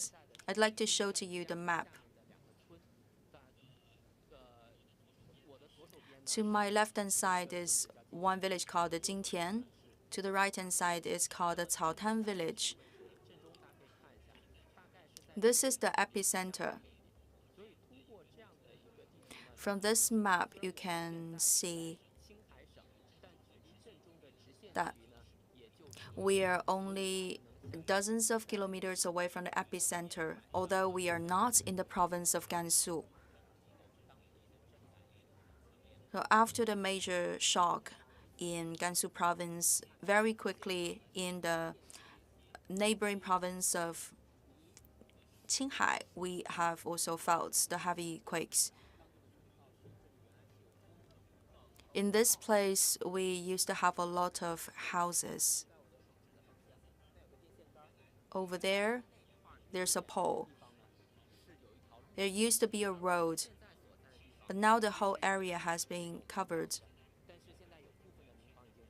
Many of the villagers' residences have been covered by the mud and the water after the landslide. It is estimated that dozens of civil houses have been damaged and buried by the mud.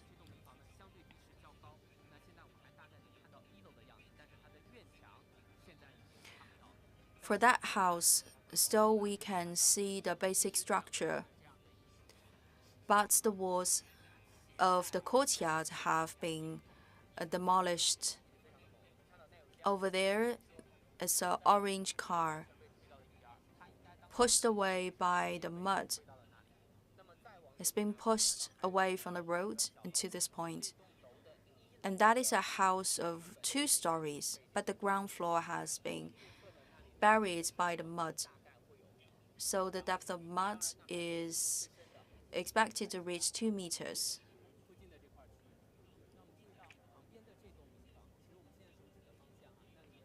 Towards that direction, there used to be houses. And now you can see that the windows have all been covered and buried by the mud. What are exposed now are the roofs of the original houses. So a huge quantity of the mud in this area, covering and burying the houses.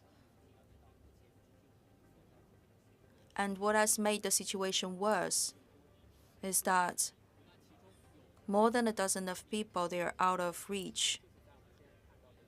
4 of them are estimated to be buried on that spot where the rescuers are gathered together. They are doing the digging work.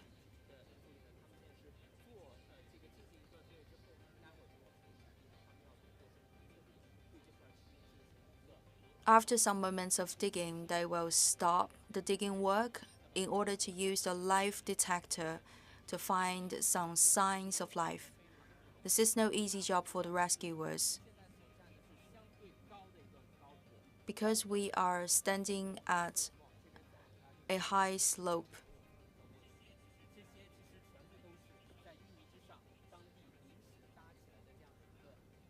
This is a temporary floating road. The mud would make the rescue work more challenging. We have to use the shoves to get the mud away, but very quickly the mud would flow back.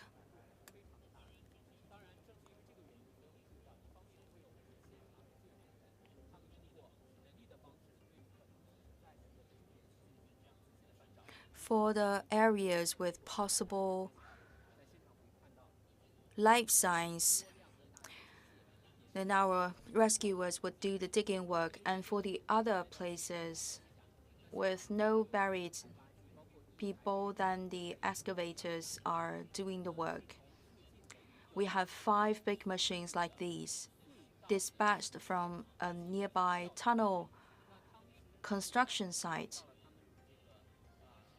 I've also met the personnel from that construction site. They told me that immediately after the hit of the earthquake, they received a call.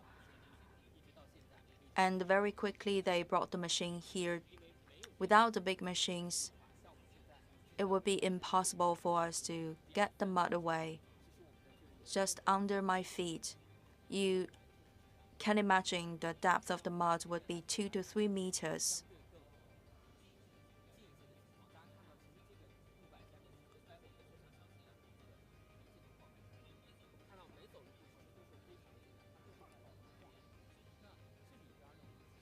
And when you are walking on the temporary road, you're also shaking. It's not very steady road.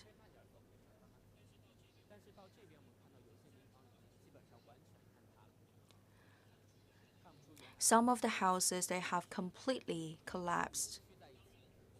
You can only find some steel pieces twisted together. There are also some wires.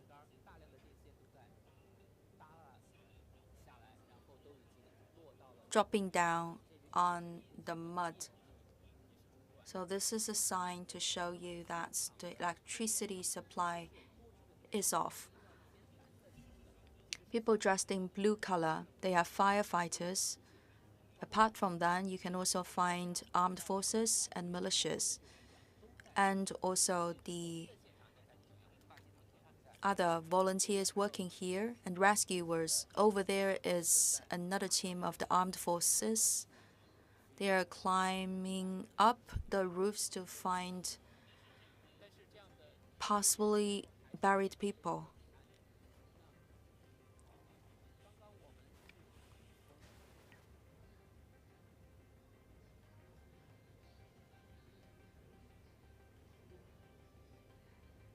And we also have limited tools, which would aggravate the situation. And what's more, the weather conditions are not very good.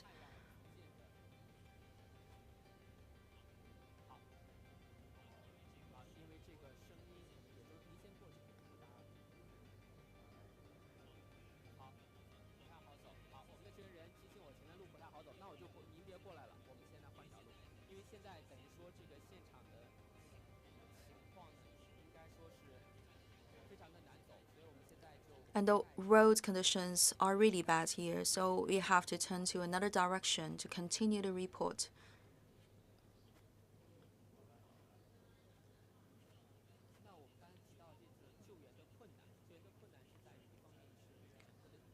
What has made this mission extremely difficult? First of all is the mud, and second is the low temperature. At noon, it's still okay, but now it's almost sunset. So the temperature is also dropping. We have hundreds of rescuers here. They are divided into different groups, and the groups, they are taking shifts. Because you know that we are standing at a plateau area, a very high altitude. So even for me doing some reports here, I'm having some breathing difficulty. So you can imagine the people doing the digging over there. Please mind your steps.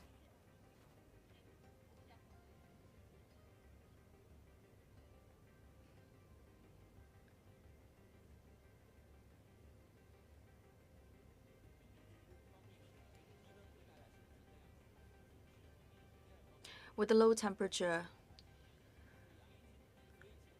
you can easily lose the body heat, the body warmth, and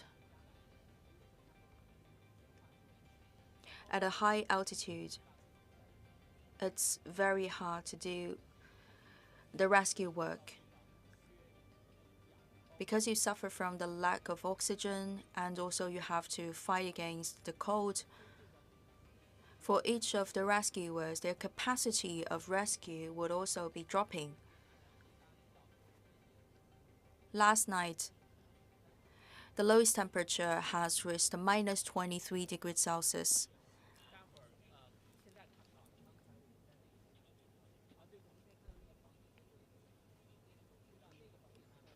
Over there, you can see some more rescuers working on the roof of a house. They have the digging machine and also the detectors for life signs.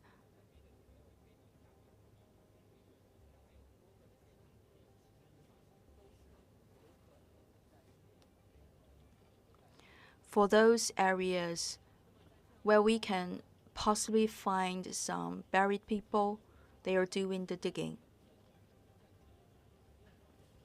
With the low temperature,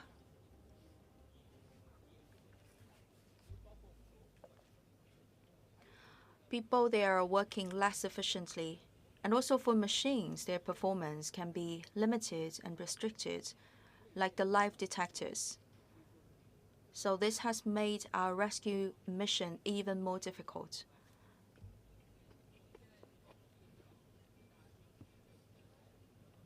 Where we are walking now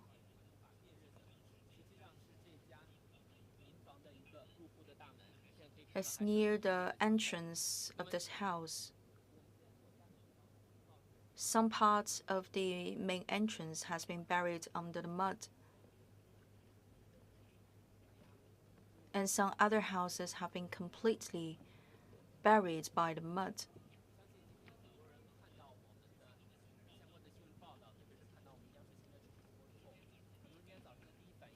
Many people, when reading their news earlier this morning about the earthquake, were wondering about why a 6.2 magnitude earthquake has created such high number of casualties. Previously, we have suffered from a 6.8 magnitude earthquake. With a smaller number of casualties than this current earthquake, I've also launched the question to the expert of earthquake. They have made an analysis. First of all, the magnitude is not as high as the previous one, but the depth of epicenter is only 10 kilometers. The previous one is 16 kilometers. So the shallower the epicenter, the bigger the negative impact.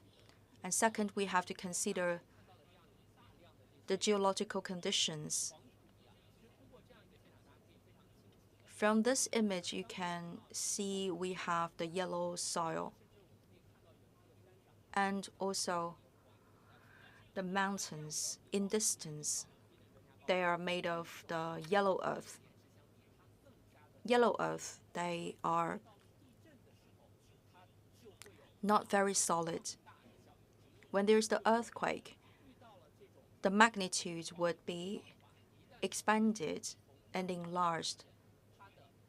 For example, for the same magnitude of magnitude, for a place with the yellow earth would be hit in a greater way.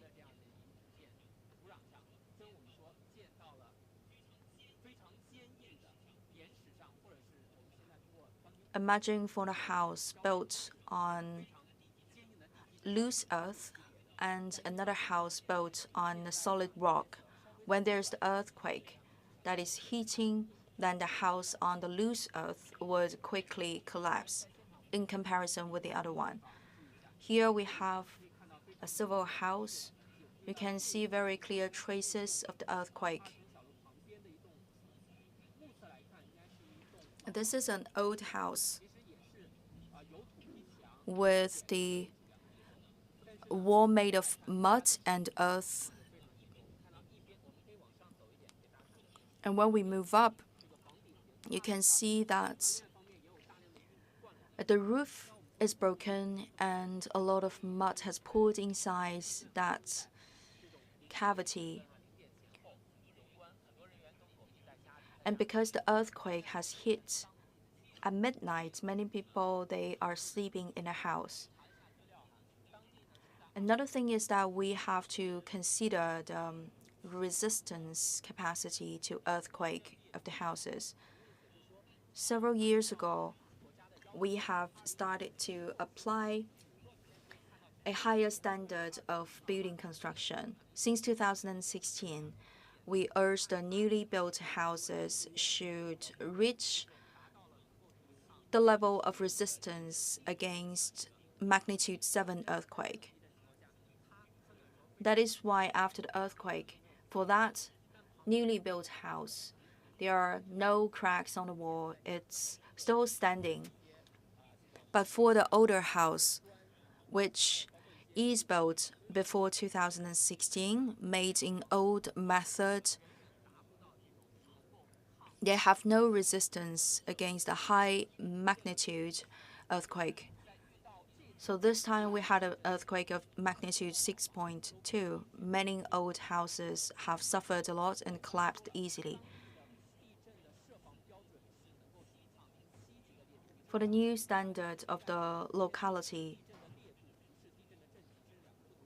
the houses should have the capacity of resisting an intensity of level 7.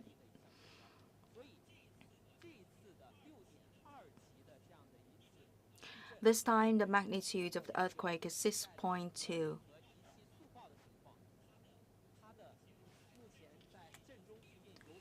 Near the epicenter, there are 2 townships. One is called Dahe, Dahejia. Another is called Shiyuan. Those are the 2 townships that have suffered from a level 9 intensity of the earthquake.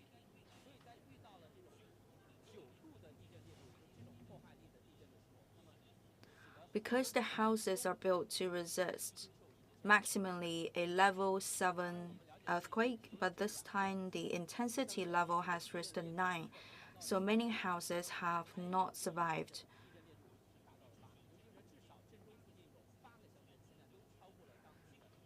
And near the epicenter, 8 townships have witnessed a huge number of collapsing houses.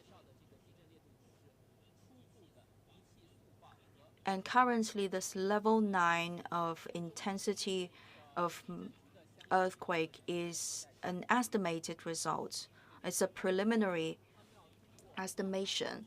Still, we have to wait for the final conclusion of our professionals by using their professional equipments to calculate, and also they have to carry out the observations on the spot. Some of the areas would be worse hit than the others. Some people know that usually when we live nearer to the epicenter, we would be more impacted. But you should not say that the people living at the epicenter, they would be most influenced, because the intensity of the quakes, of the shocks, would be different.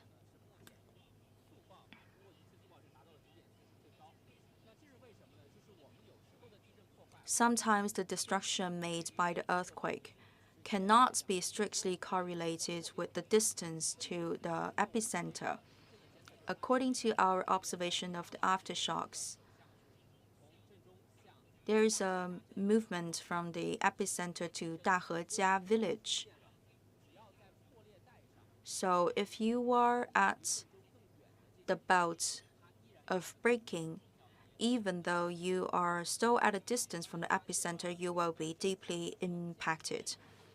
In Dahejia village, the intensity level is over 9. It's 9.4. For an intensity of level 9, what is it like? I've checked out. The major structure of the houses would be broken. And when you run into an earthquake of level 9 intensity, you cannot stand still. Road conditions would be impacted. Sometimes you can find the cracks on the road and cracks on the walls. This is the possible consequence brought by an intensity level 9 earthquake.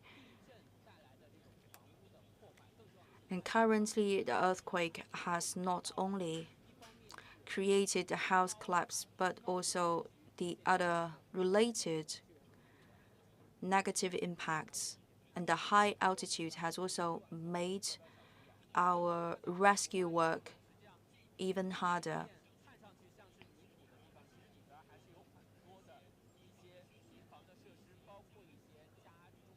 You can find daily commodities from the mud, because many houses have been buried were removed by the mud. So the daily necessities from those houses may be distributed everywhere, and we don't know what we are standing upon. So we have to be really careful. One more thing is that for this lowest plateau area, when there's the earthquake, very easily we can expect to see the landslide. So those falling up catastrophes. With those falling up catastrophes, we can have more danger coming up and more loss. In this area, originally due to the earthquake,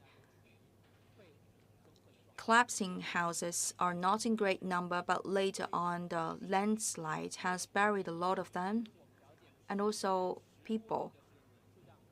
Currently, it is estimated that more than a dozen of people have been buried, and they are out of reach. People, they are working very hard here with the machineries. More machineries also coming to the spot.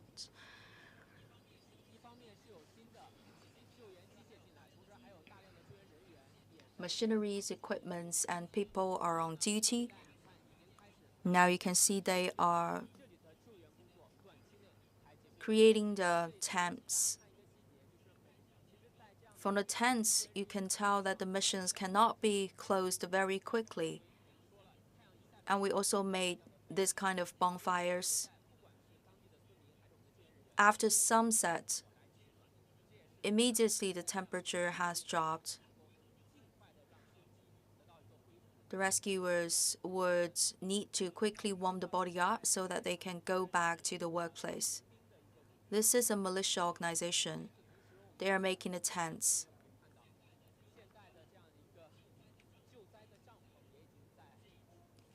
And the rescue tents have been raised up one after another.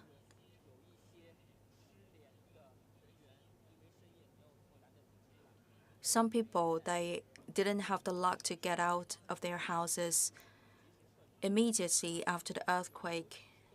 They are estimated to be buried in the mud. And for the other people that got out of the house last night, we also have to guarantee their basic living. The State Council has sent representatives to the place. They urged the local governments to send the rescuers out to save people's lives. More materials are coming to this place. And we also have raised up 2 more tents here. It's almost dinner time. And we have started the cooking. And when you see that, whether you are a media reporter or you are a rescuer, when you see the heater, when you see the cook, and when you have the cooking facilities, you will be assured. You know that at least you can have a warm meal. Are you a local? We are neighbors, and we lost our houses. We lost everything. What about the family members? All the families are there. They're doing well.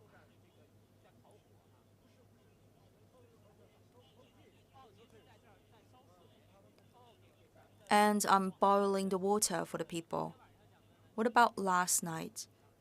What were you doing when the earthquake hit? I was sleeping, and you were awakened by the earthquake because it's shaking very strongly, and the whole house is shaking.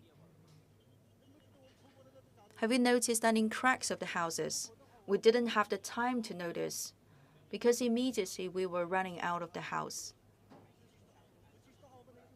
Otherwise, we are already dead.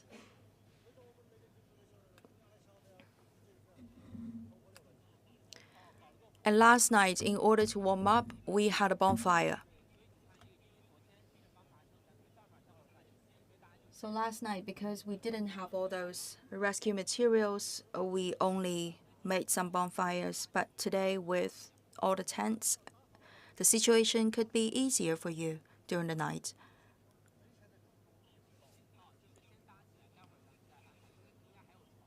Later on, we also have to arrange the beds among the people. Did you have something to eat? Yes. We had some hot meals today. Please stay safe, because it will take more days to close the mission. Please stay strong and stay safe.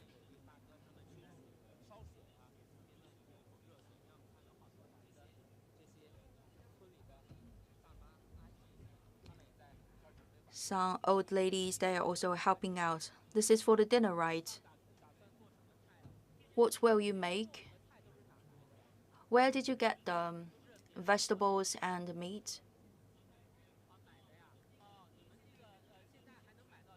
We did the shopping. You can still buy the things. What about the water supply and electricity?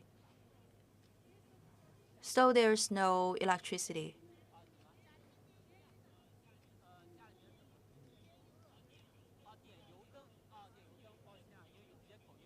We had the oil lamps.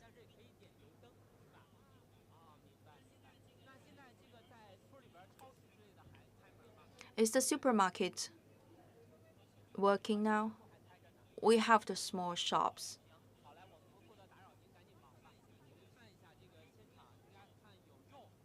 Notice there are vegetables, potatoes, and meat.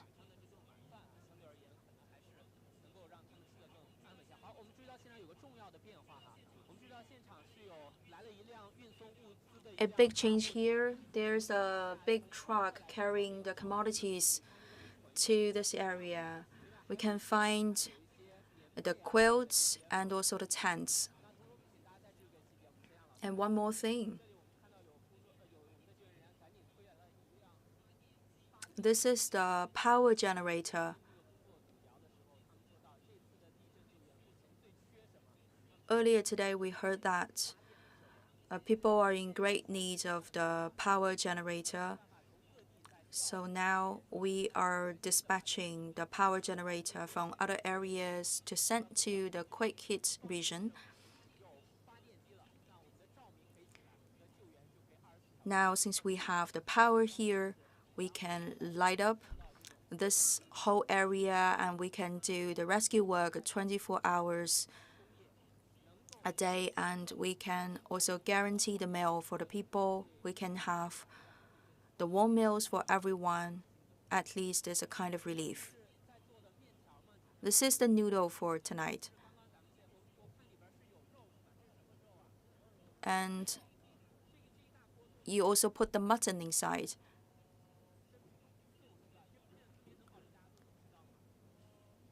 So it's for how many people? For 40 and 50. First of all, we would ask the rescuers to eat. And some other people, they can go back to their houses to cook. So the local villagers, they would like to support the rescue worker too, because the rescuers, they are working very hard to find the people out of reach. So the other villagers, they would do something for the rescuers too.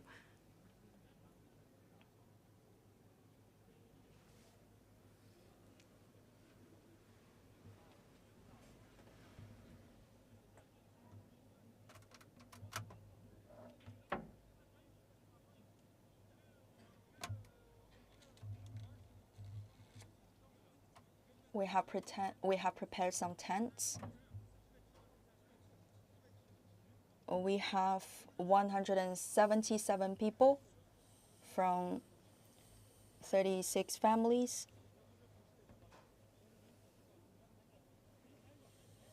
We asked the young people to help us out.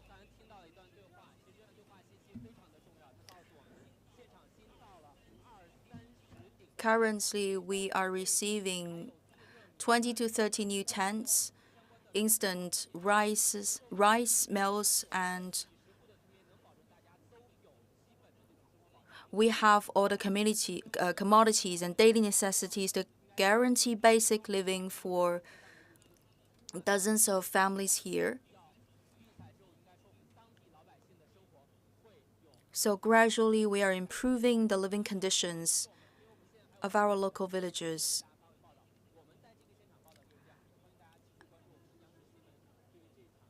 And that is all for my part. Back to you. Thank you very much, Teng Fei, for your report. Thank you for sharing with us the latest updates. And from your report, we noticed there are some good news. The villagers, they are caring about the rescuers. And this is very touching. And we also noticed that psychologists, 16 psychologists, they have been dispatched to the quick hit area. They would help the people to restore the confidence and start a new life. Now I'd like to hear from Ge Xiuyuan from Qinghai Province.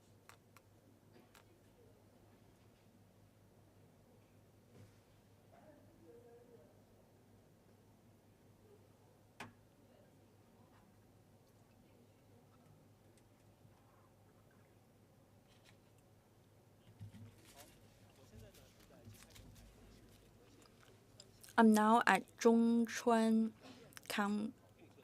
County. As you can see, it's covered by the gray mud. In distance, many machineries are doing the work of rescue and also search. Just now, 3 major excavators have joined the rescue work.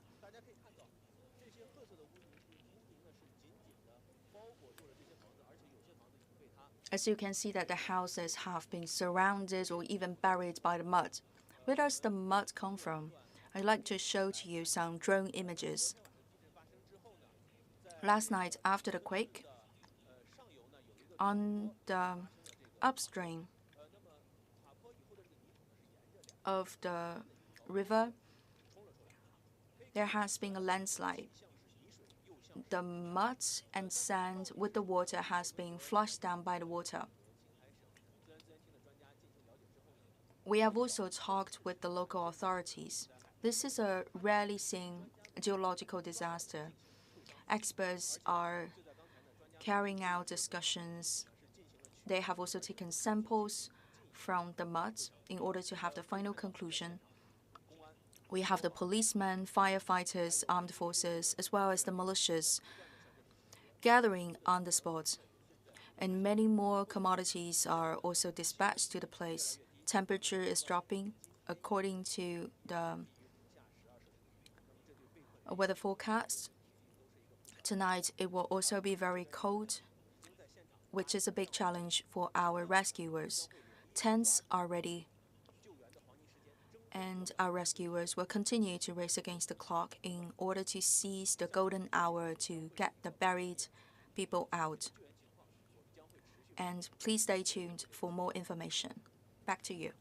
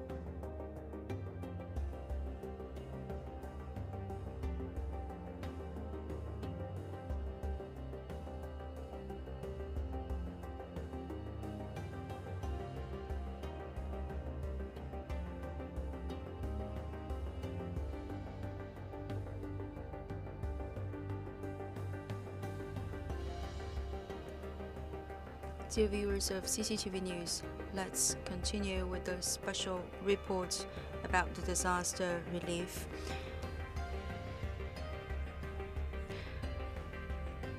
As of this afternoon, we have already dispatched a great number of daily necessities to the people living in the quake-hit area, including the tents, heavy clothes, shoes, quotes, etc.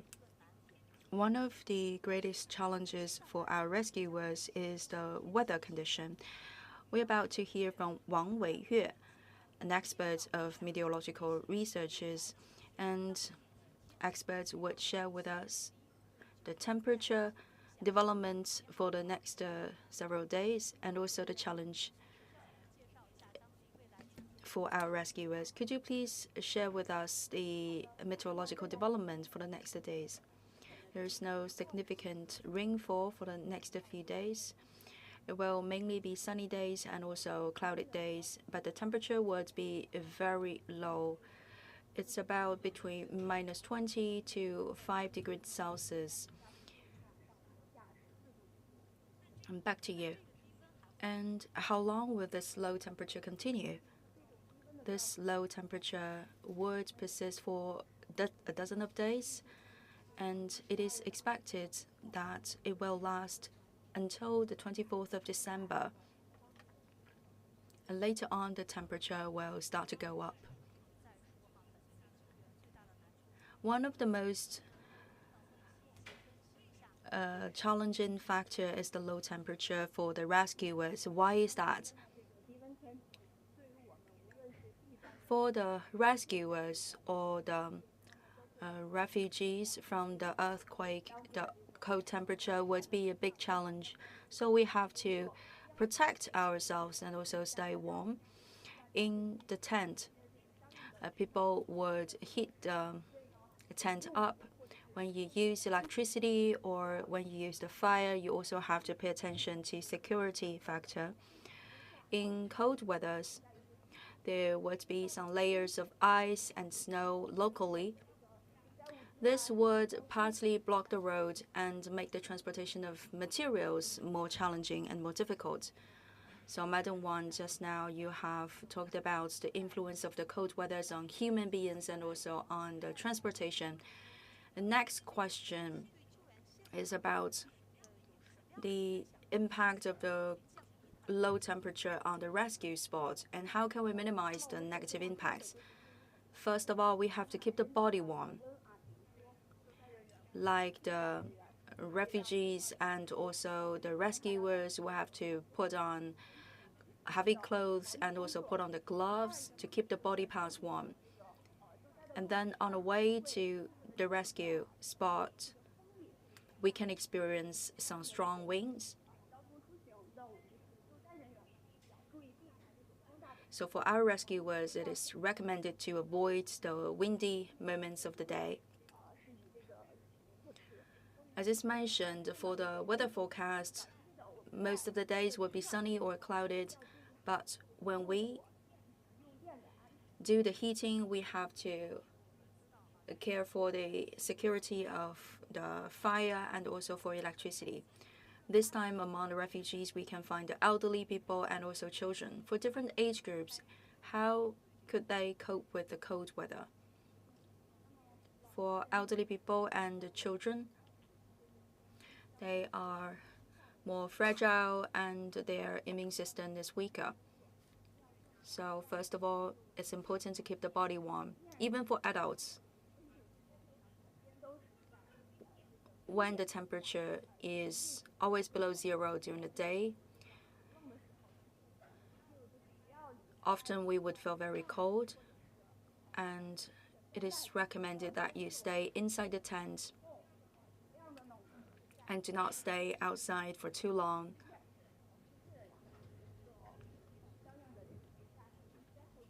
And you also have to stay together with the other people while waiting for the rescue. The lowest temperature would be almost -20 degrees Celsius. And how can we protect the skin?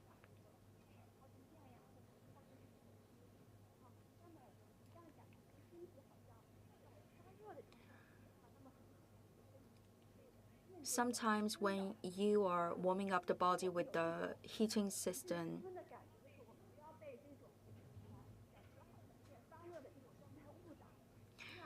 you have to protect yourselves. And when you are put in a very cold environment, sometimes you also have to make sure that your body parts are not exposed. For the rescuers, they're also facing a big challenge in this environment. Do you have any recommendations for them? During the daytime, when the temperature is still very high, we have to accelerate the rescue work. When the temperature falls down during the evening, rescuers have to put on heavy clothes. Even though they are doing the rescuing work, they also have to keep their body warm, take care of themselves. Thank you very much, Madam Wang.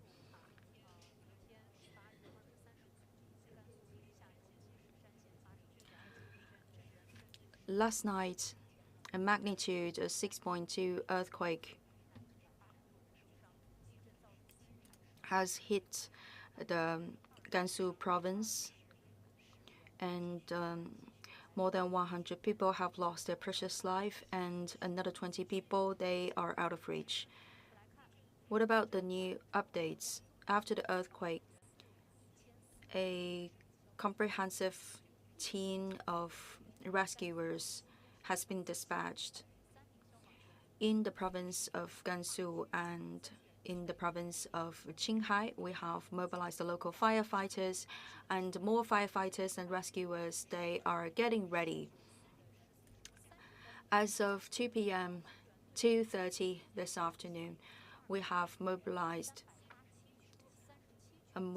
more than 380 vehicles, 2,000 rescuers, and more than 30 rescue dogs. They have all arrived at the spot, and currently the disaster relief work is going on.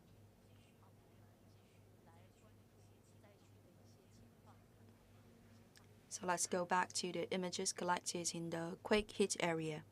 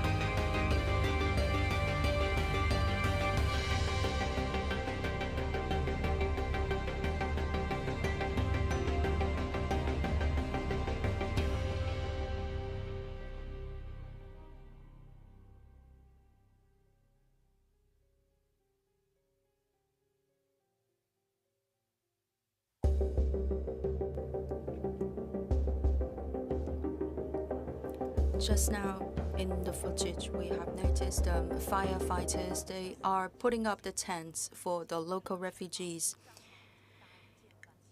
After busy work, we hope that we can give maximum comfort and warmth to the local people so that they can spend a night in a different way than last night. Now, I would like to have a conversation with Liu Jingbo. He would share with us the local situation. To you, Jingbo.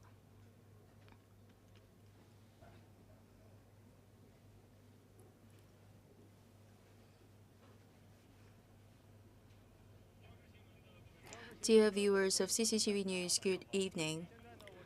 I'm now in Jishishan County, Ningxia Prefecture of Gansu Province.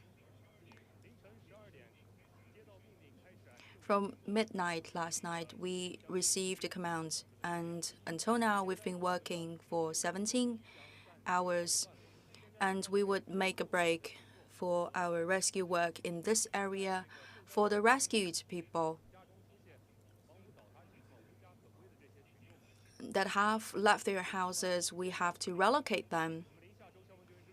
For our team of the firefighters, our mission is to contact the village leaders and work with them to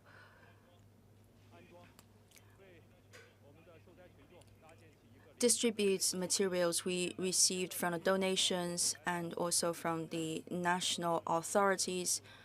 We have noticed that there are vehicles running on the roads carrying the materials to help the local people here. And the work is proceeding in an orderly manner. We are now in the Dahejia township. This is the main avenue of the township. Over there, it's a temporary center for the gathering. This time for our firefighter team, we have mobilized the firefighting forces from all the prefectures, except for one.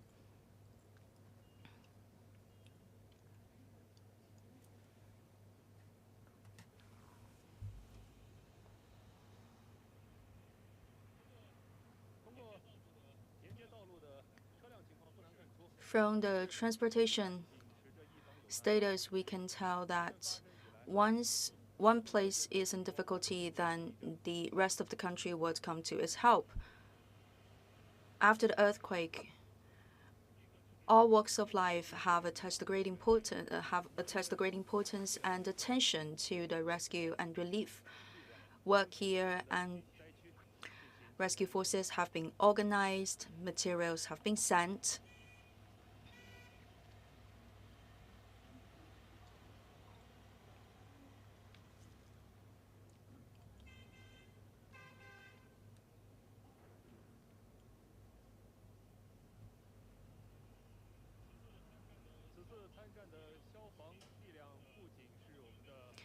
This time, not only the firefighters have joined the mission, but also we have invited the forest firefighters. For example, you can tell their arrival from that vehicle.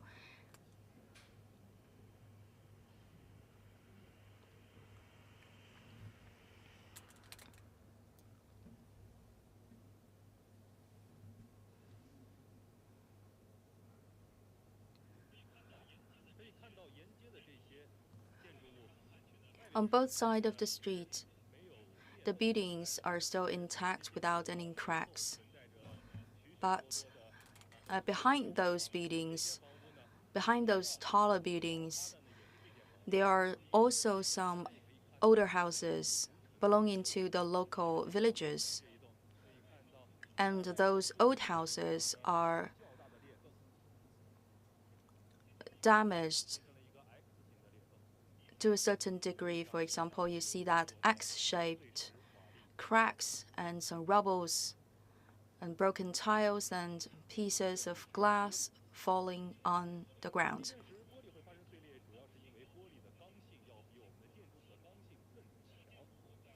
Usually the glasses can possibly break up during the earthquake.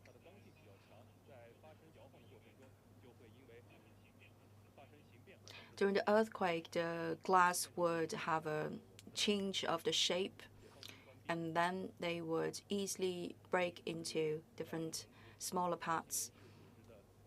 Over there, the vehicles carrying the materials donated by the kind people in the society. And there's also a slogan saying that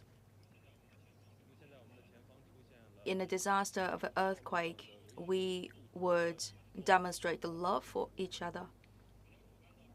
And there are also fallen buildings, but for most of the buildings standing on both sides of the roads, they are in good condition, but still we have some exceptions.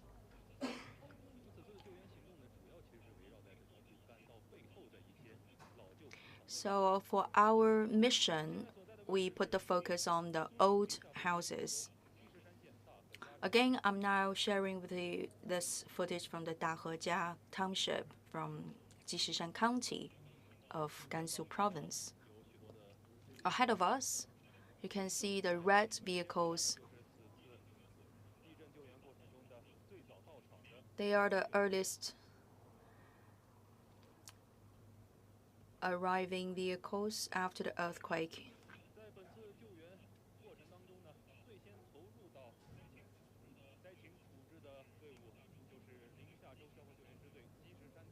And the first team of rescuers to come to the quake hit area is the Jishishan Squad, a firefighters team of Ningxia Prefecture. And the first images we have shared on the internet and in the media about earthquake are made by these rescuers.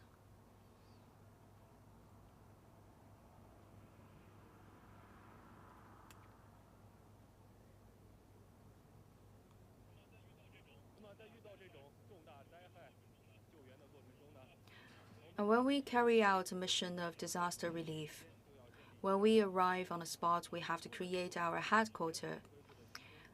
Over there, you can see the place of the headquarters.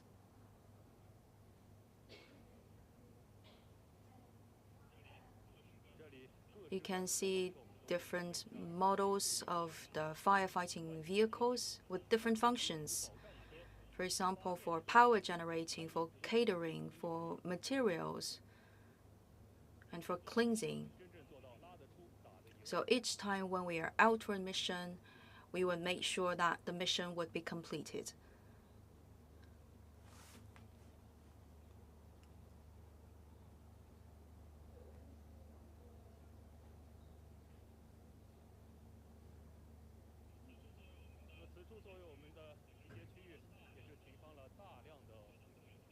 This is another gathering spot for the firefighters' vehicles.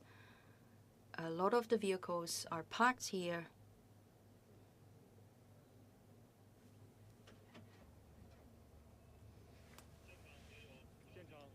You can also find policemen from the transportation department.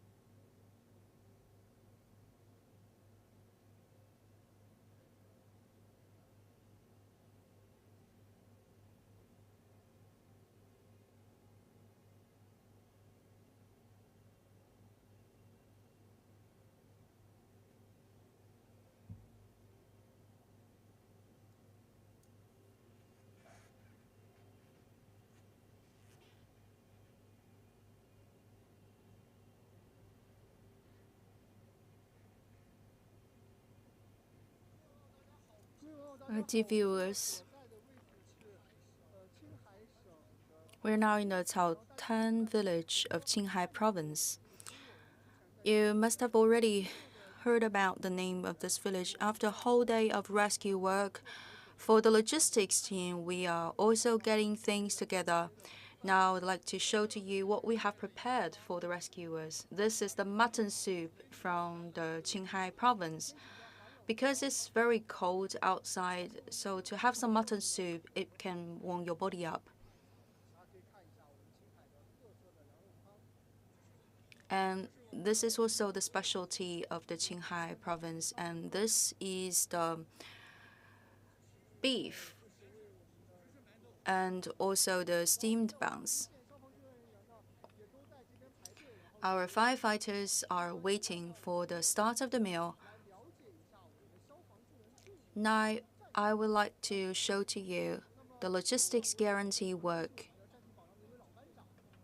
We have one senior member of the team to share with us the details about the guarantee work. This is the catering car, the catering vehicle. When we are outside for the rescue mission, this is the vehicle to guarantee the meal supply for the rescuers. What is the guarantee capacity? Each time it can give meals to 200 people with 6 dishes and 1 soup. This is the preparation workshop. You can find the ingredients inside. How much food do you have to prepare? We have canned food and also fresh meat and vegetables.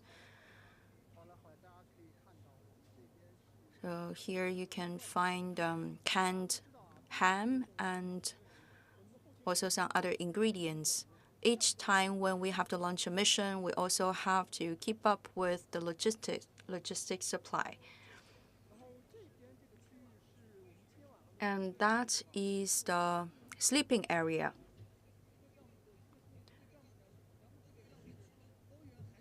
And this is the tent used for the high altitude areas.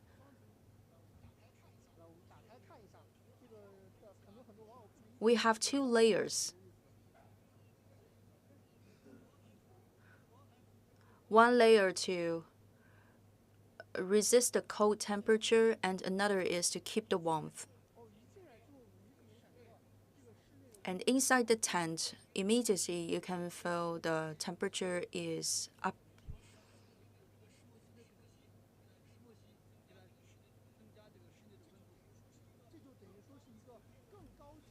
We also have some extra heaters.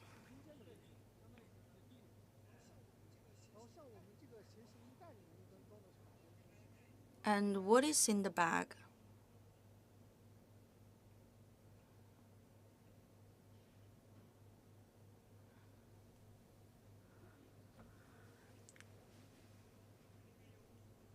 We have a pillow,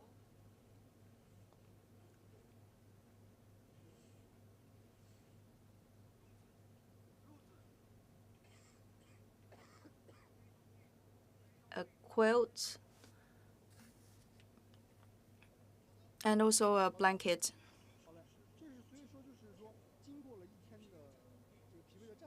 A mattress. Because you are working 24 hours a day and you are taking shifts, at least you have a warm environment to guarantee that you can recover a little bit after hard work, and it's also to ensure you're at the maximum capacity of rescue. This catering area is lit up. All the rescuers are eating here, and thank you very much, sir, for sharing with us the information and details about the logistics area. I'd like to show you more of the tents. How many people can you accommodate in one tent? 7 per tent.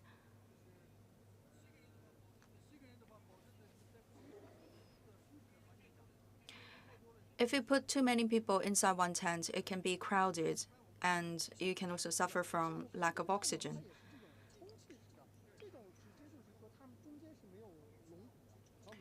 And this one,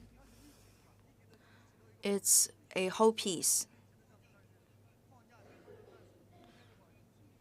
Immediately when it's gas filled, it can stand up.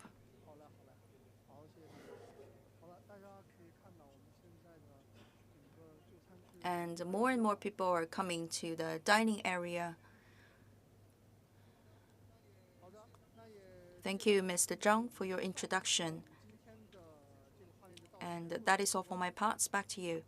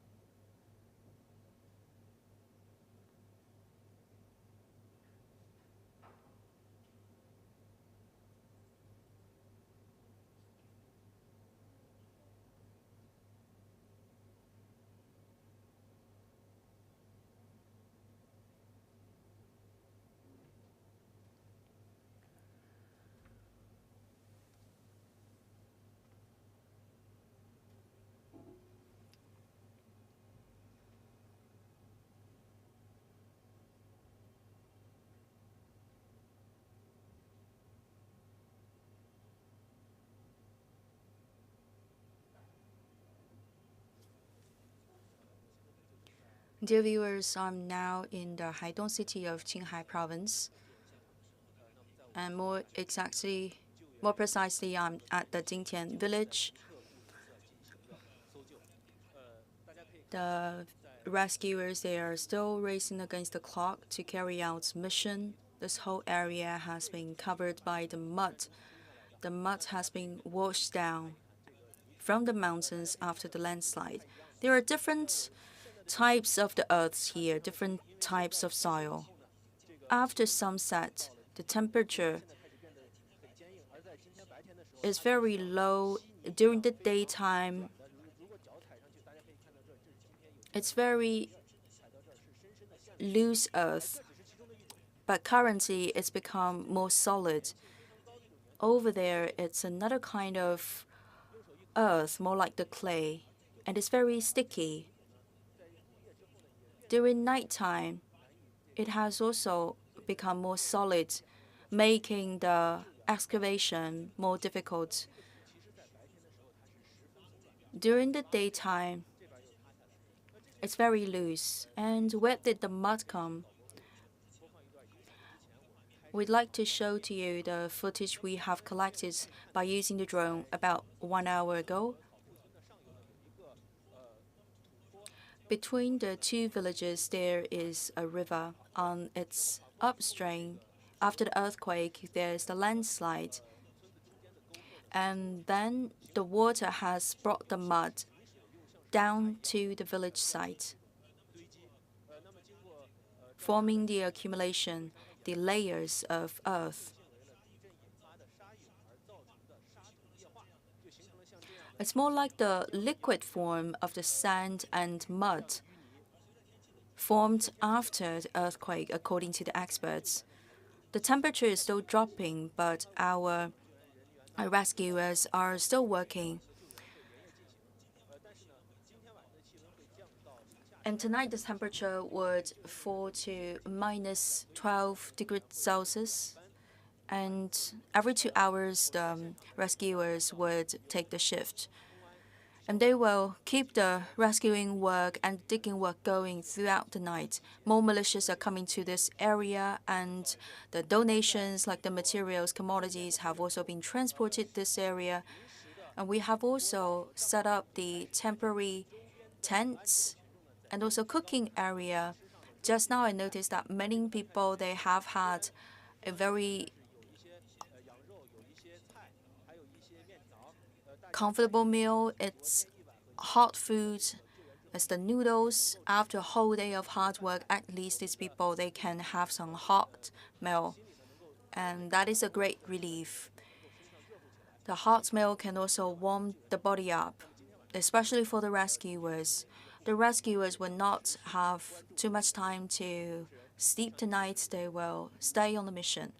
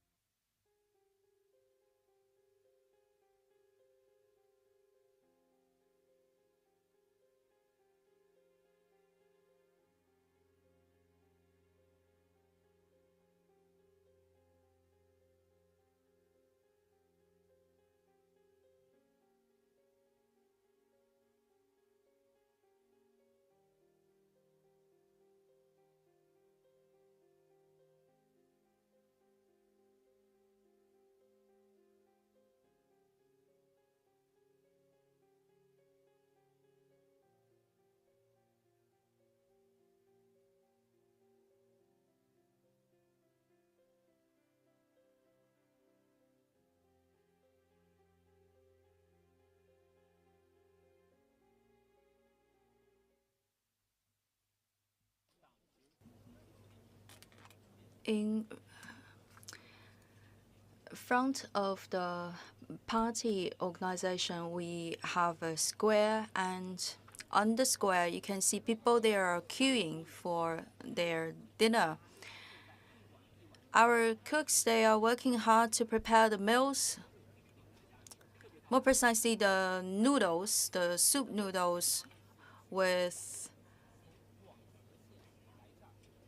the other ingredients to give people wonderful dinners. Actually, the cooks, they are not local people. They are from a nearby place, and they are the volunteers to come to this quick hit area to help the local people out. Tonight, it is estimated that the temperature would fall to -14 degrees Celsius.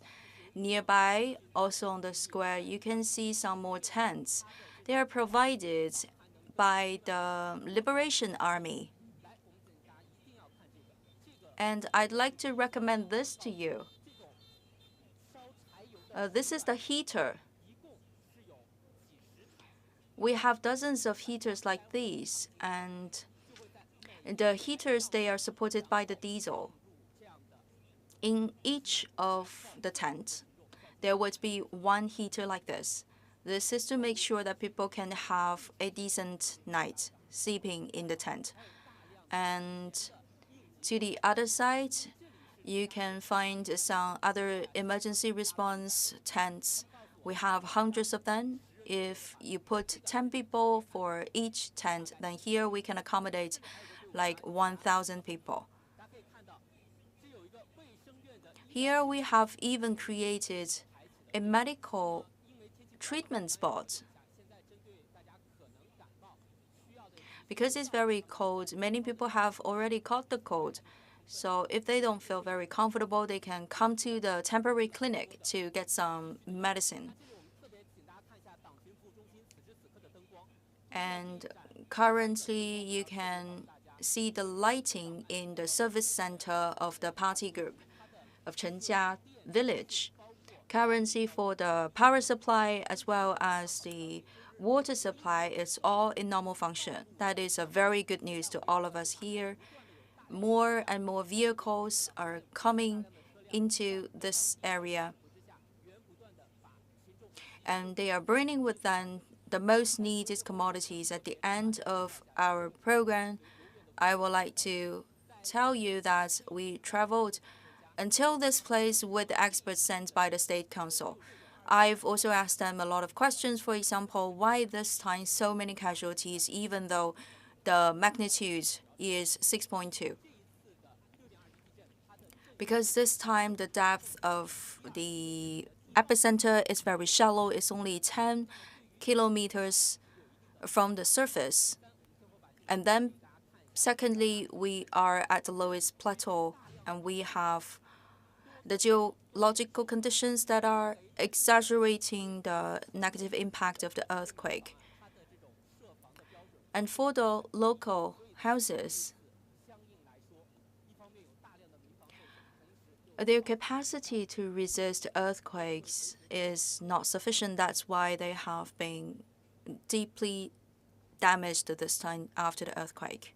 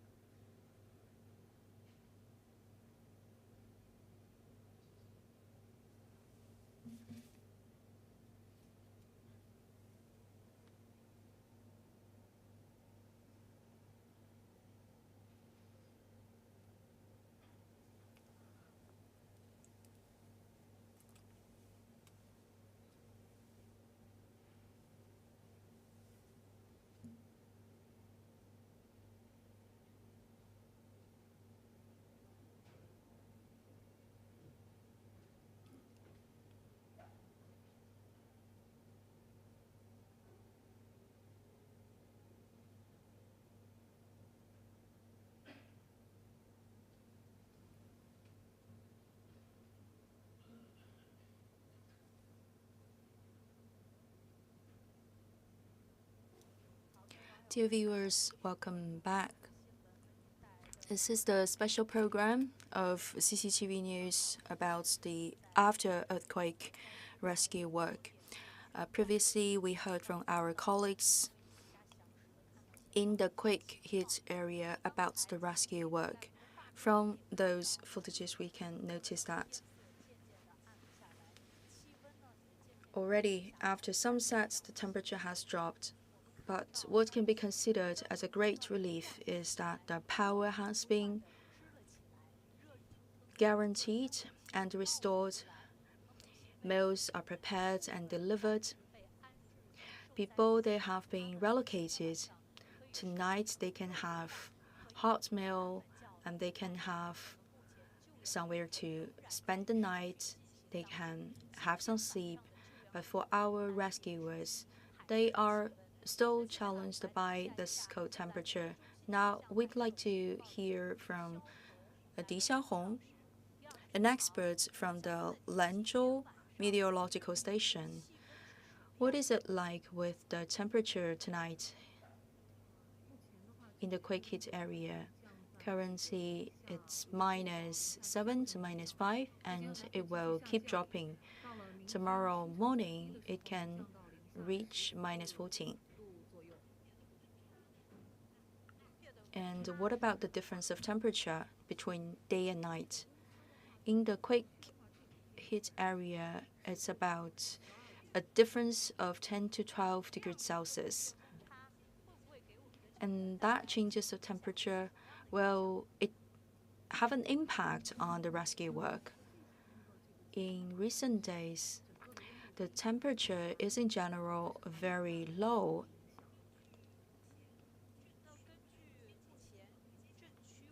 According to the forecast, what is your recommendation for the upcoming relocation work and rescue work?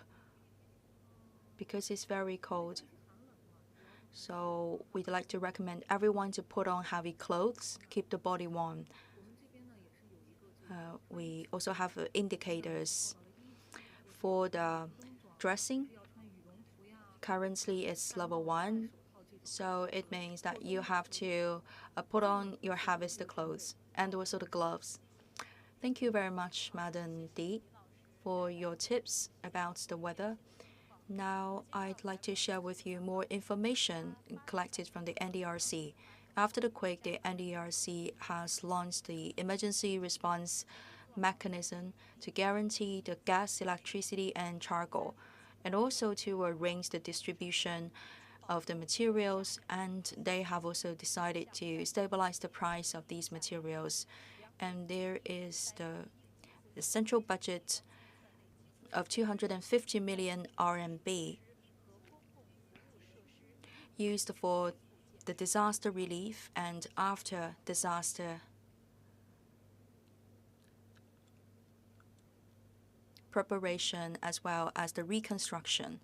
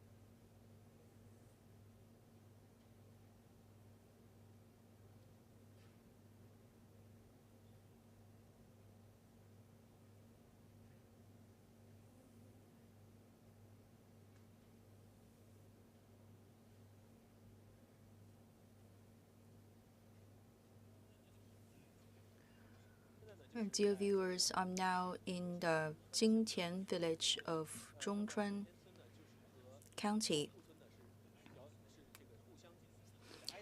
And this village is also next to the Caopu village. And this time in the Qinghai province, those two villages are the hardest hit. Our rescuers are racing against the clock to find out the buried people. In this area, you can see the gray color mud. And now during the night, with the lighting, the color would be yellowish. In this area, you can find the liquid-like mud, but it has been consolidated due to the drop of temperature because it's a kind of frozen. If you make some efforts, you can also grab some part of it.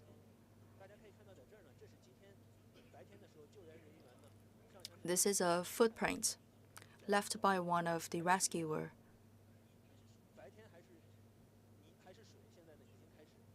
For the water inside, due to the drop of the temperature, it has turned into ice. And for some other types of the mud, it's quite sticky. It's very hard for you to break it.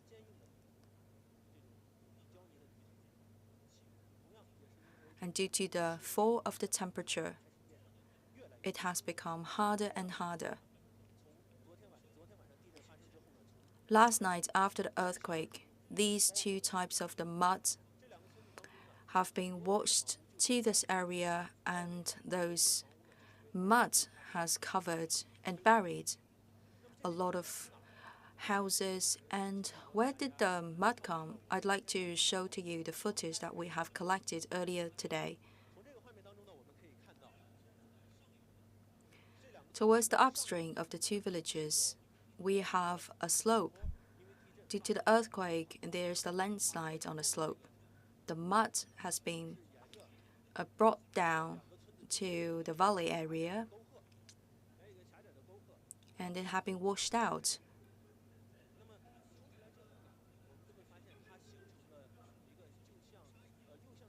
It's a kind of a combination of mudstorm, mudslide, and also the flow of the sand. In order to move from one spot to another, we have to step on the layers of the timber.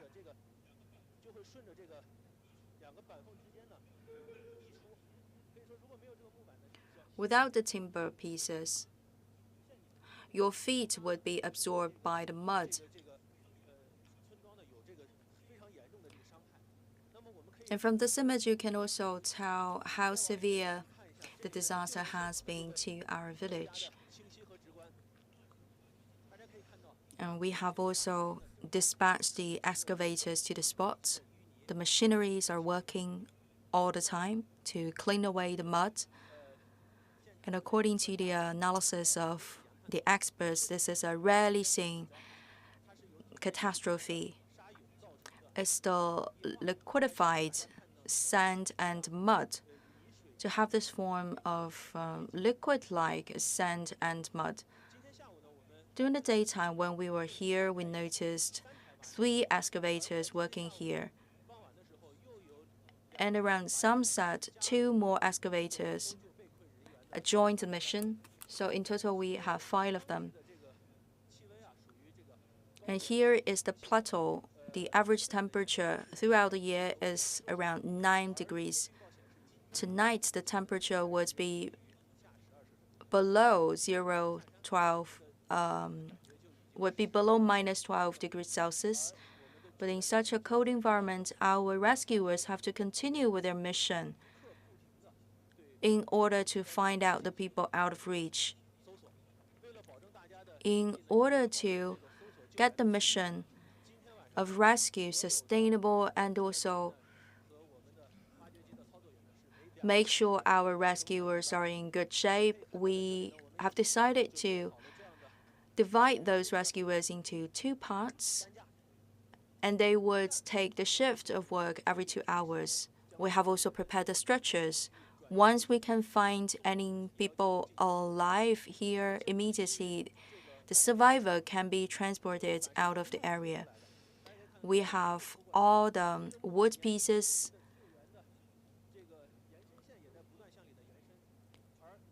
and this temporary road has been extended towards the digging site. We have to make sure that our rescuers, they are also working in a secured environment. So on one side, you have the rescuers digging, and on the other side, some of the security guards, they are keeping a close eye on the local situation to see whether there is some possible risk drawing near. Our rescuers have not wasted a single second in order to find the people out of reach. Currently, in Haidong City 13, people have lost their precious life, and the 20 people, they are currently out of reach. In Caopu village and Jingtai village,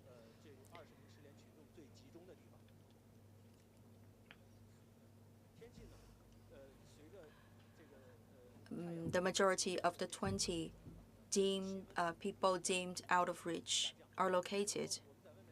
Currently, when I'm standing here, I can feel that freezing cold. And towards the other side of the spot, malicious soldiers, firefighters, as well as the policemen, they are getting together. And that is also the case with the donations and also our daily necessities. Tents have been put up in order to accommodate the refugees and also the rescuers. So it's a kind of a temporary shelter for our rescuers. The earthquake took place last night during midnight, and the rescuers have been dispatched to the spots immediately, and they have been working non-stop until now. After one night and a whole day of rescue, they reached the extreme of their capacity, but still they would not give up their efforts. They would like to race against the clock in order to save as many people as possible. And previously I've noticed that people have also set up some temporary kitchen here. They can cook something like the mutton soup and also noodles accompanied by vegetables. So at least in this cold evening, everyone can have some warm dishes. They can have the warm soup. And tonight they can also have some sleep. Our rescuers too, they can have the noodle soup to warm the body up, and then they would again go back to the mission. Tonight, the search mission would continue, and we sincerely hope that we can hear some more good news as soon as possible. Back to you.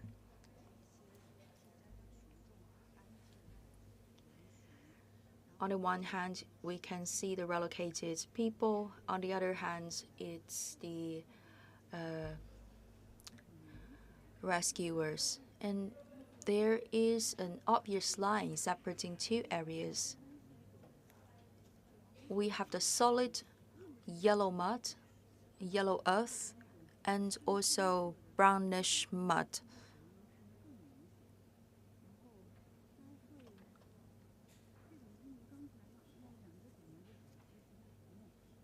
So I will just step on the earth.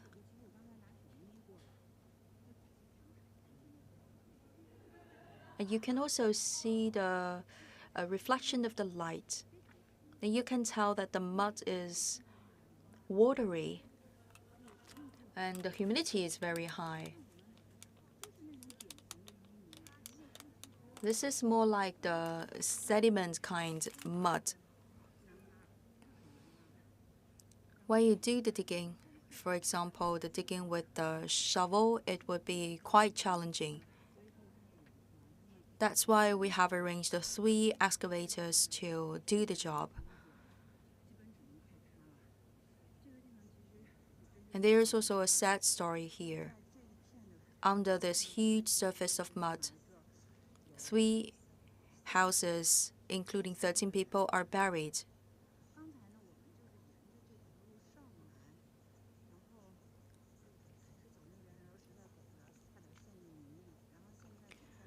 And we've also tried several times in order to climb up to reach this point.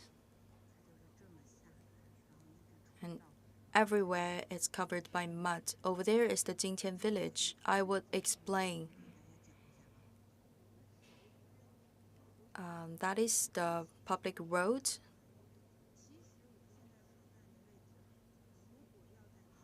Before the mud, this must be the center of the road.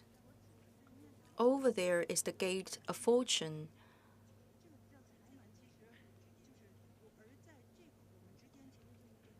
We're not actually standing on a road, but now covered by the mud. So this is the direction of the flow of the mud. And the mud has flown like this, from this direction to the other, to flow into the Jingtian village. Over there, it's a house, but currently only 1 meter of the house roof part is exposed.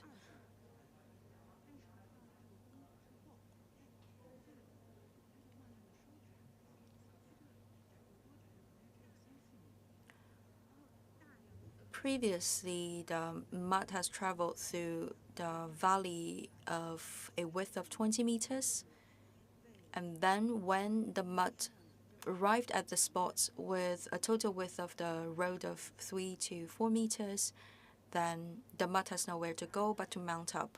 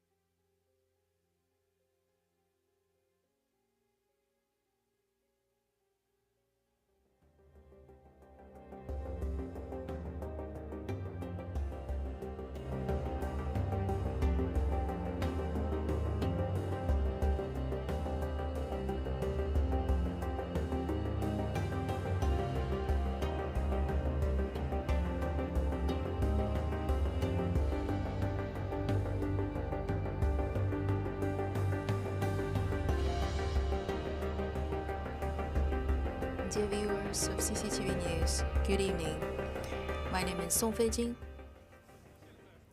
I'm now sharing this report with you from the Jishishan County and Dahejia Township. This is one of the greatest hit area after the earthquake.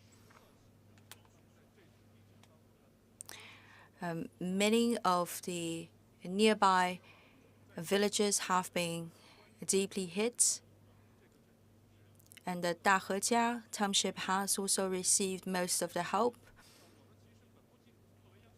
We journalists from CCTV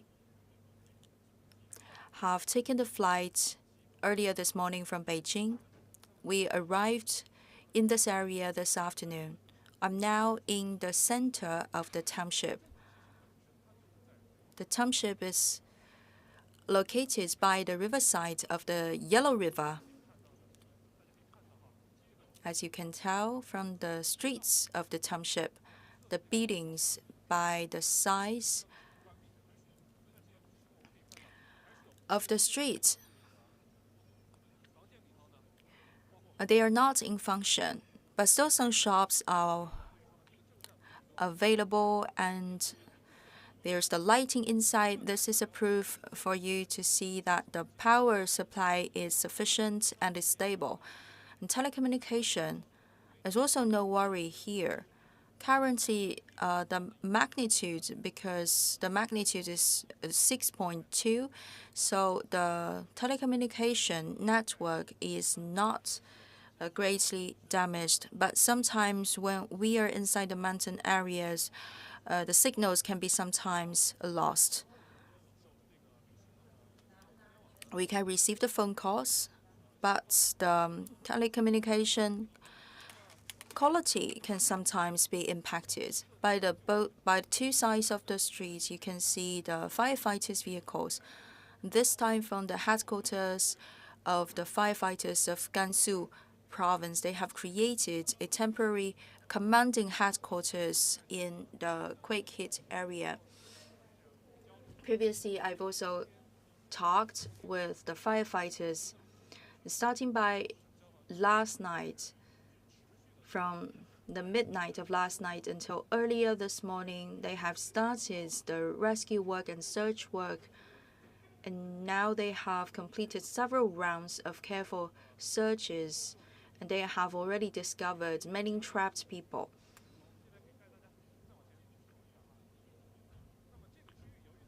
Because this is a vast area, so the firefighters have set up their tents here.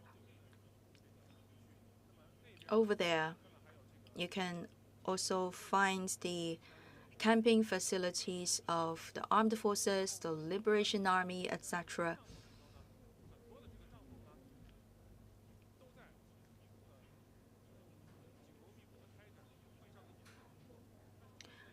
Some of the tents are in use and some others are empty.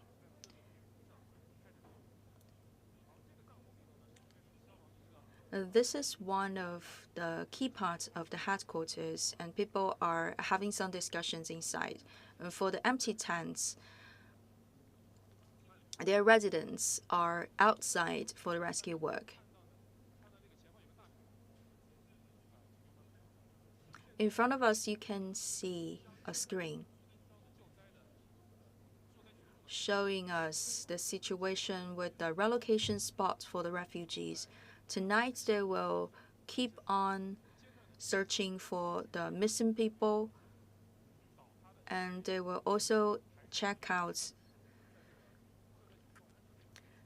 the places of house destruction. During such a cold night, we also have to guarantee that the people, they are very well relocated and they are very well accommodated. And here we have this map of the Gansu province. Where are we now? I'd like to point it out for you. We are here. And this white area belongs to Qinghai province. And our township is actually lying along the borderlines shared by Qinghai and Gansu provinces. And the Dahejia township is one of the hardest hit areas after the earthquake. To its south, we have Liuji, Shiyuan, and Liugou. In those places, people have also been impacted. So, Dahejia, that is one top priority, and also we have dispatched the personnel to other counties and townships. Firefighters have been sent to the core area of the epicenter, and we'd like to have a talk with the leader of the team,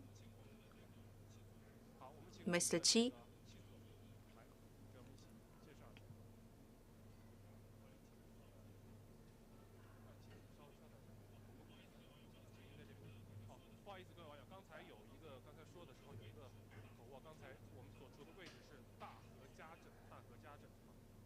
So we are now in the Dahejia village. Mr. Qi, could you please share with us,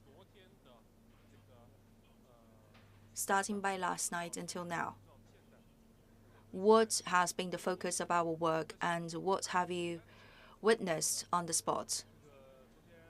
Last night, by 11:59 p.m., the earthquake hit, and we have mobilized more than 200 vehicles and more than 1,000 soldiers, firefighters, to this area. Our focus has been 4 townships. A majority of the workforce has been dispatched here in the Dahejia township, as well as 10 administrative villages surrounding the townships. After 19 hours of hard work in rescue, we noticed that the Dahejia township has been hardly hit, with severe damages to the houses and also impacts to the local people. We have saved 67 trapped people, and we have also transferred more than 700 people out of the area. For the blocked roads and the other hidden risks, we have rolled out all of them one after another. Before entering into the tent, we noticed that all the buildings by the roadside, they are not in severe damage. And what about the village? We know that this time we had a huge number of casualties, and why is that? First of all is that the earthquake took place very late in the night. People, they are not protected. They are almost in their sleep, and they would never expect to have an earthquake this late in the evening. Second,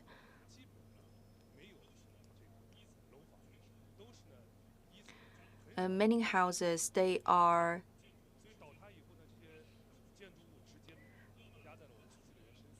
collapsing. The bricks and tiles, as well as the building parts, they are falling directly on the bodies of the people. So for us rescuers, first of all, the earthquake hits very late in the evening. It's very cold. For the rescuers, the cold temperature are facing a lot of difficulties. Because it's very cold, the people trapped in the relics under the rubbles, it's very hard for them to call out for help.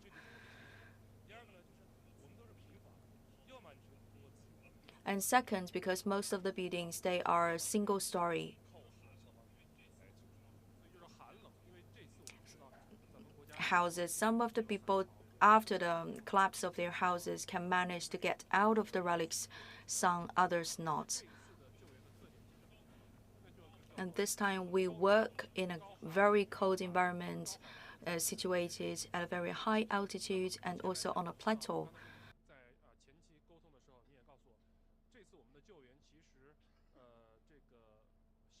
infrastructure, including power and communications.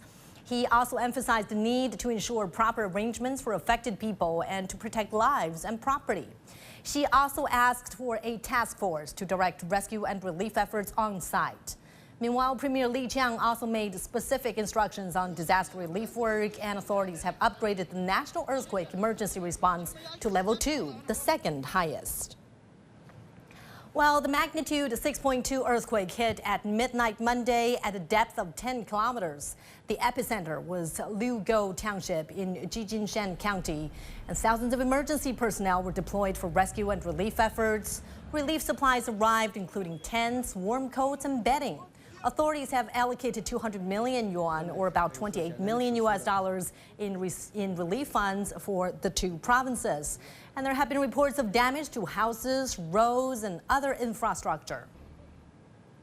Following the development for us is our reporter Guo Tianqi. She joins us live now from the town of Dahejia in Jishishan County with the latest on the rescue operations. Tianqi.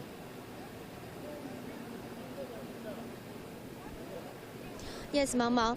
Oh, well, right now there are more than 1,400 firefighters, more than 1,000 police officers, and more than 1,000 armed police are already dispatched to the epicenter. And there are also more than 30 unofficial groups that they are providing their services here. And as far as I know, in the early morning, the vast majority of the trapped personnel are found and evacuated from the collapsed household, and then the rescue forces started the carpet searching right away. So, which means they will enter every collapsed household to find survivors. And right now, their main task is to putting up some tents at the resettlement area and also rescue some belongings and livestock for the locals. Mama.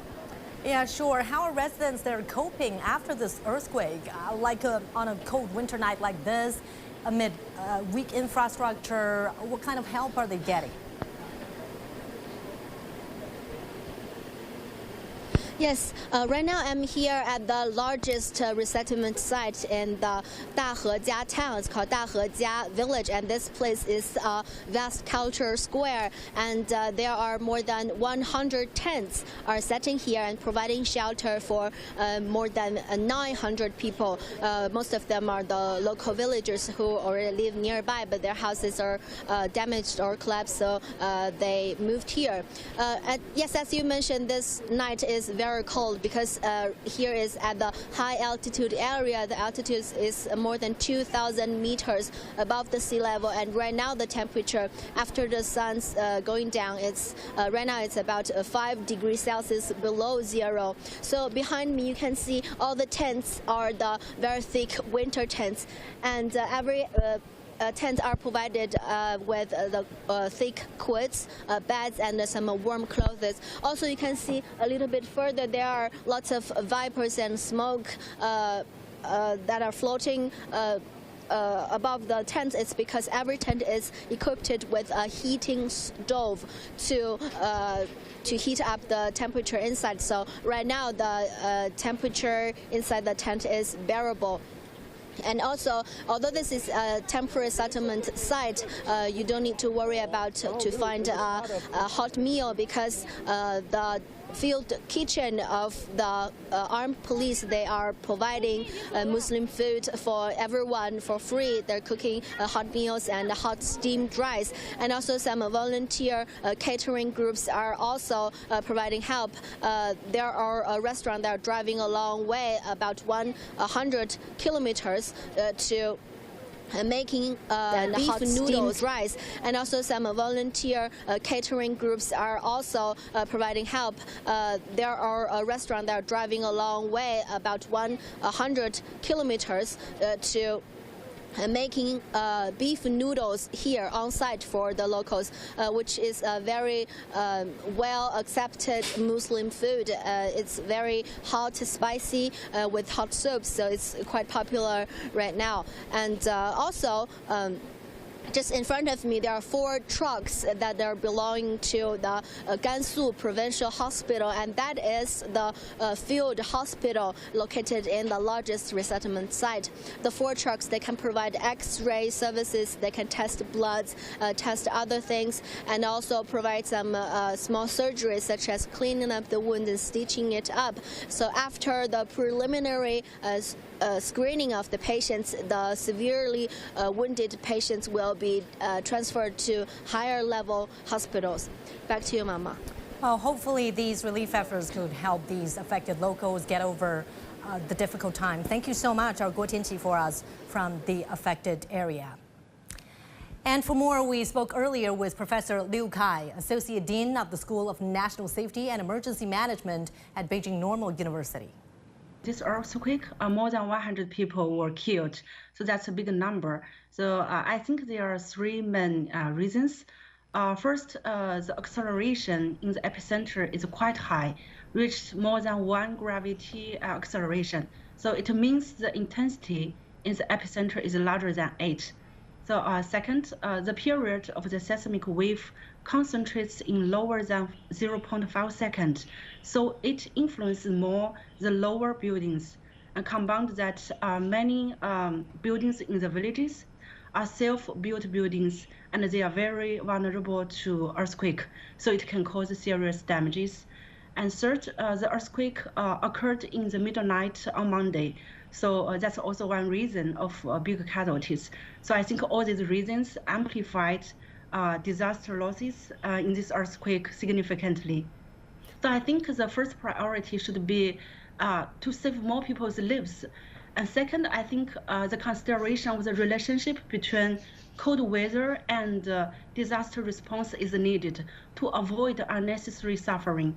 And third, we have to make a balance between the short-term allocation and relatively long-term allocation. As the Spring Festival is upcoming, so the authority has to make a good resettlement planning for victims lost their buildings to maintain social sustainability.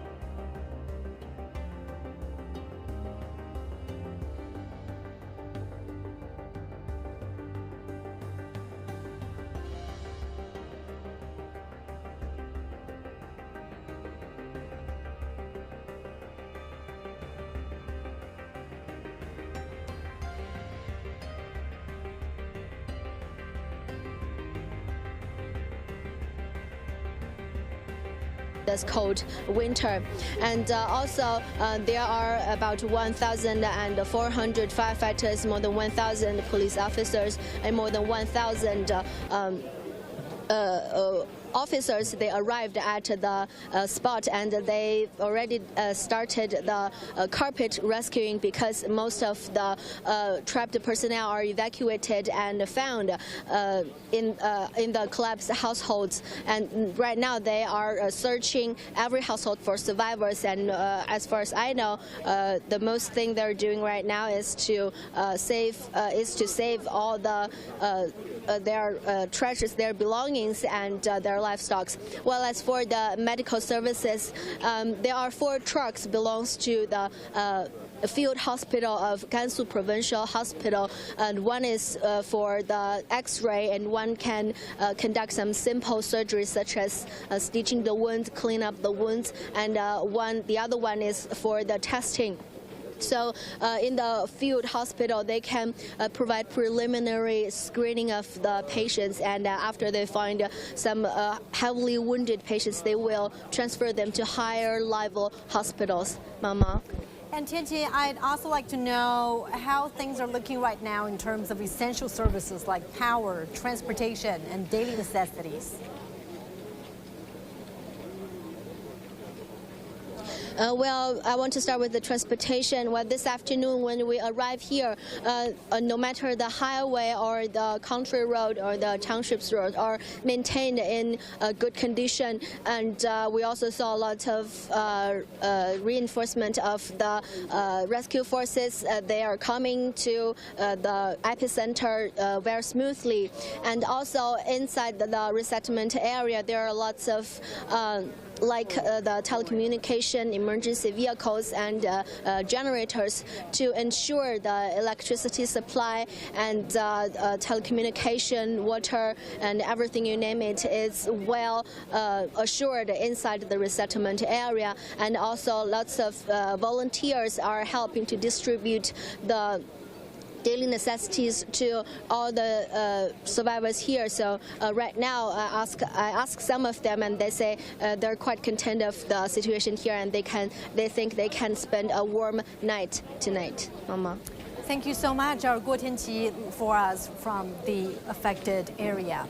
Now, multiple teams of firefighters and medical workers have been mobilized for search and rescue operations in wrecked buildings in the worst-hit Dahejia township of Jishishan County.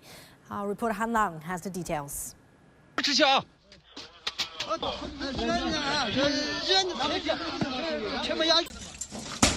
Rescuers work in freezing temperatures overnight to find survivors.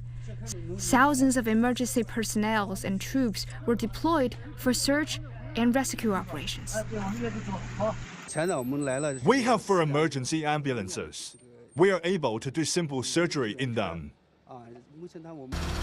Essential supplies were continuously transported to the epicenter. Temporary tent villages were set up to provide shelter. Rescuers made door-to-door visits to ensure villagers' safety and provide treatment. There is still a possibility of aftershocks of up to magnitude 5 occurring in the epicenter area in the coming days.